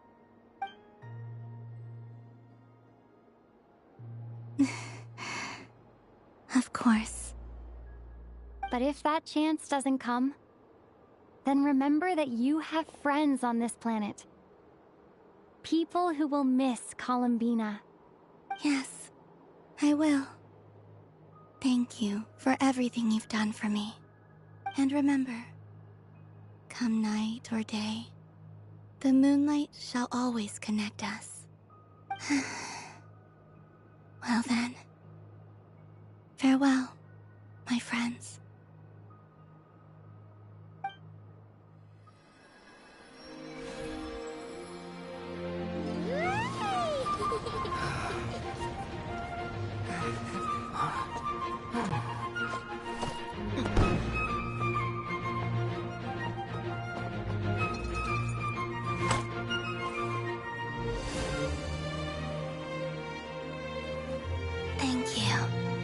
This was my happiest night in Tevat. Farewell, Columbina.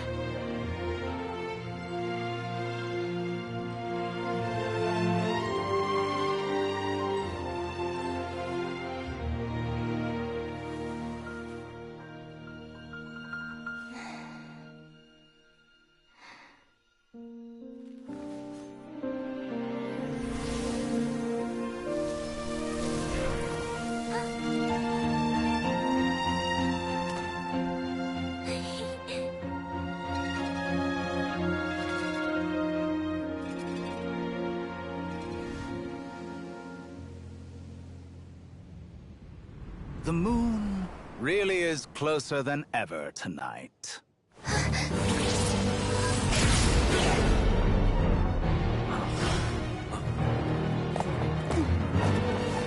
Columbina. All 3 moons in one place. Time for one final experiment. Reason, life, death, time and space. They all believed I would fail.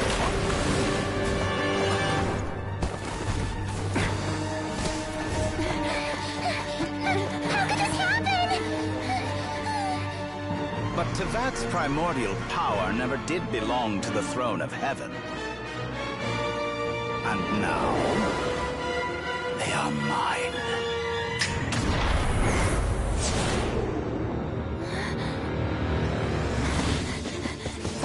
Oh.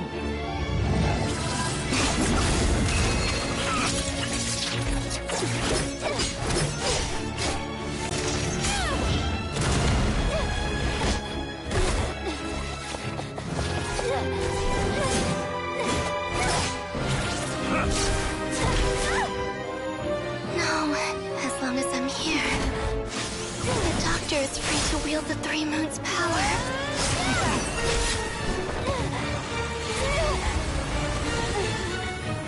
It's the only way.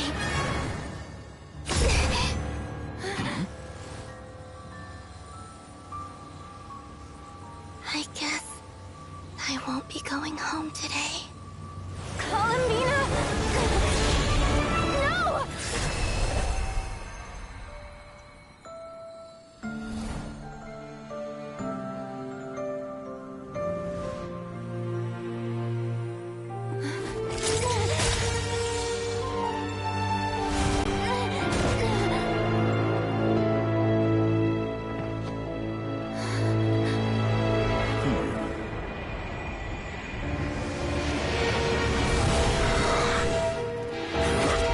Stubborn world, do not try to control me.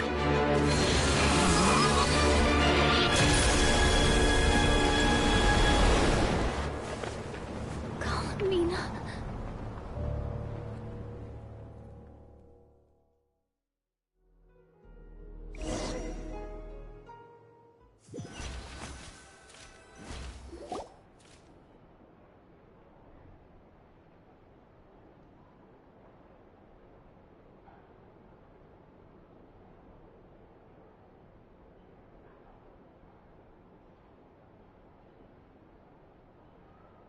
Are you all right? Do your wounds still hurt? I had someone prepare a little medicine that could prove effective. Take it if you need to.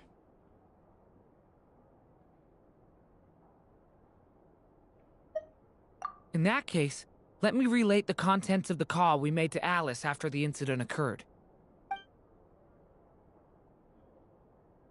That Dottore is a crafty one. He distracted the Hexenzirkel by creating a huge fuss at Tevat's borders. I'd assumed that the cause was an abyssal intrusion from the outside world, which in fairness is a rather common occurrence. But after learning that you managed to influence the phantoms in Nordcry, I realized that perhaps this interference could have come from within Tevat instead. But we weren't able to change their fates. True, you couldn't change how their stories ended, but you did build some variables around yourself. Variables? Yes. things you heard that you could not otherwise have learned, ideas that would otherwise have never crossed your mind, all these things are variables. Of course, most variables usually pale into insignificance with the myriad of possibilities floating around. But the moment you start treating them as building blocks and intentionally stacking them, that changes things. That's what Dottore did, and it's how he created the necessary conditions so that when you activated the portal tonight, it played right into his plan. However, we have no way of knowing exactly what he did. Yeah, we also need to ascertain Columbina's status. And that about sums it up. As I suspected, Dottore has disappeared completely. If it's any consolation, he wasn't able to control Columbina as he might have wished to. Oh no!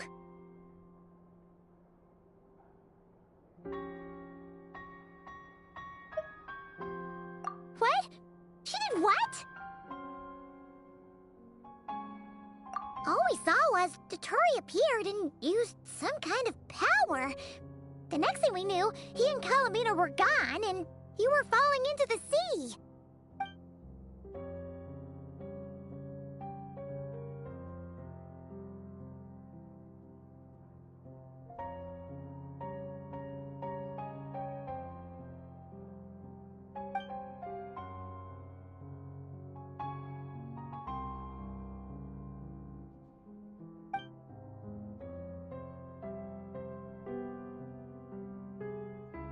So, Columbina intentionally opened the Moon Gate and escaped into the same mysterious world as Rerir and Thalindis.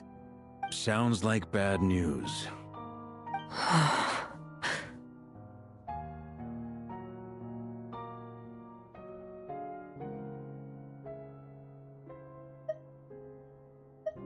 Seen in that way, the Trilunar Syzygy and Rerir's emergence, Dottore might have been pulling the strings in both cases.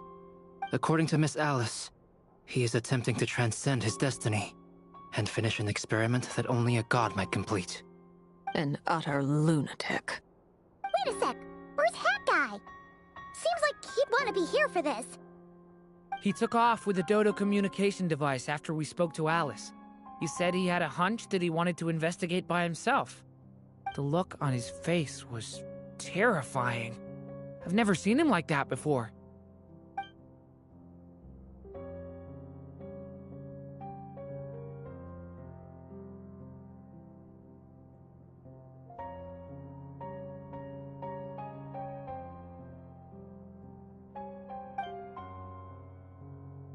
I'm back. Hat Guy! I went to look for the Hyperborean phantoms again. I think I've gotten to the bottom of it. I got them to talk to Nicole on the other end of the communications line. Turns out, the history they describe is different from how Nicole remembers it. Really? But how? Surely Nicole can't have been wrong. Because the phantoms are the ones who are deceived. They speak of a savior who appeared in their history. One who never should have existed. This savior promised to create a new moon within the false sky, and even bring back their moon goddesses. Foolishly, they believed in him, and told him everything he wanted to know about the moons. It's obvious that this was Dottore's doing. Now you mention it, the first time we entered the Hyperborean ruins, we heard the phantoms discussing their history, and I remember Nicole commenting that something sounded a little strange. But Dottore shouldn't have been able to get in there in the first place. He didn't. Nicole said that this was an anomalous state triggered by disruptions in the causal connections between phantoms from the same era. The variables that Dottore put in place were substantial enough that they even affected phantoms that he never met. So it's not that their memories were unclear. They'd been tampered with. That's exactly the possibility Dottore was trying to manufacture. He turned these variables into knowledge and engineered the situation so all that knowledge would fall into his hands. Then, he harnessed that knowledge on Moon Prayer Night to truly create a false moon. How is that even possible? To be precise, he exploited a weakness in the way the spell works. The spell senses Kuvaki to detect the moon's location. So, as long as the false moon more strongly resembled a moon than the frost moon beyond the skies, the gate would teleport Columbina to the false moon's location. In other words, to Dottoro's side. Once he had her under control, the teleportation spell remained active, and he manipulated her power to seize both moon marrows.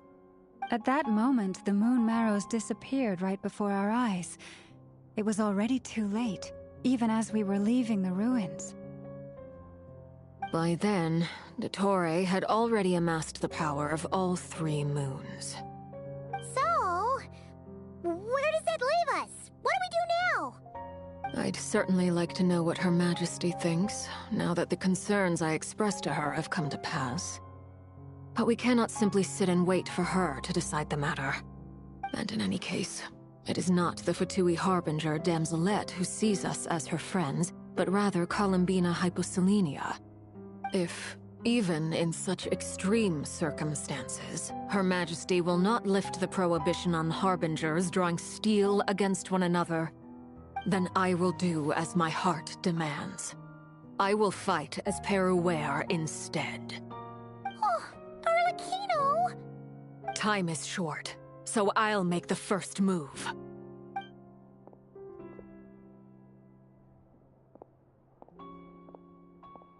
Whew. Even Arlecchino seems to be losing her cool now.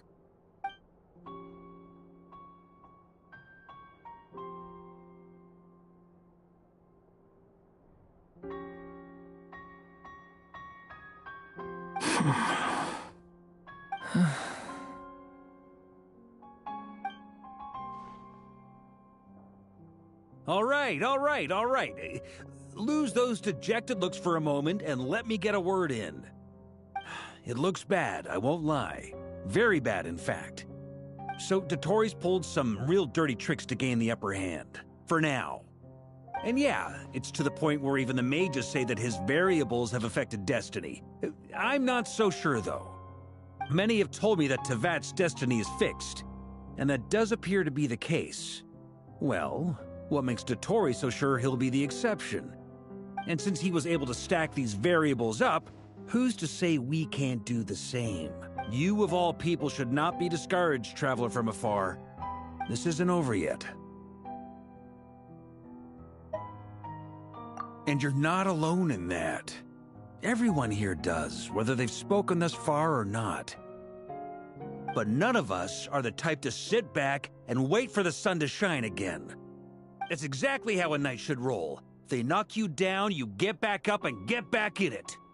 Don't forget, Honorary Knight, you're a legitimate member of Mondstadt too. Bark is right. This is far from over. Dottoro's already way overdue a butt-kicking given his past shenanigans. And after this, he's earned himself a double dose. That's what I'm talking about. How's everyone else feeling? I'll use Kuvaki to investigate Columbina's whereabouts. I am not ready to give up either. Leave the intel gathering to me. Whatever happens within Nodcry's borders, when the Curatorium of Secrets wants to be in the know, we always find a way. Aino and I will do all we can to support you. We will attempt to reverse engineer Dottoro's actions and seek a breakthrough that way. Alice and Nicole are busy dealing with an emergency at Tevat's borders, so they can't return just yet. But they're both very angry about this. They've asked Albedo and me to act on the Hexen Circle's behalf and do everything in our power to fight back against Dottori. Are you ready then? We're going to have to conduct a lot of research, even in the early stages. I'll do my best. As for me, I'm pretty familiar with Dottori's way of doing things, so I can try to predict his next move. I'll help with your investigation. Nice! Looks like we have our basic division of labor. I'll get in touch with Flints and Itlua, get them to have a chat with their Starshiner. It couldn't hurt to bring the Lightkeepers on board as well. At the same time, I'll pass on instructions to the knights present in Nodcry to assist the Lightkeepers and other organizations in ensuring the safety of those living here. Yeah! We'll show him! That's it then. Good luck, everyone.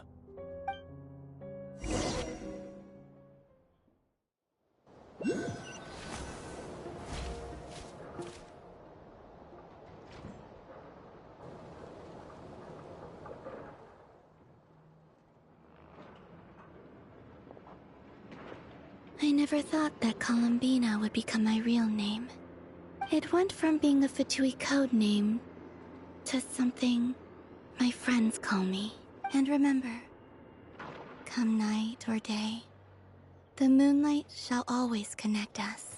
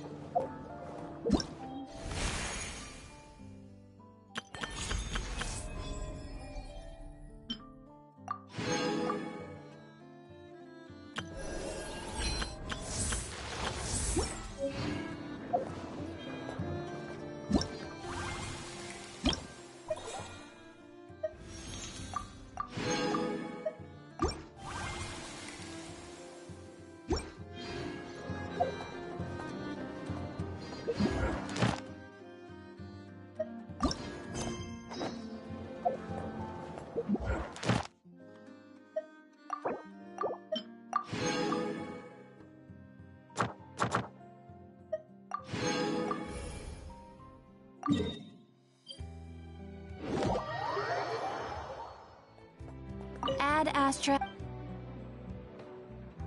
Thank you for completing. Ad Astra.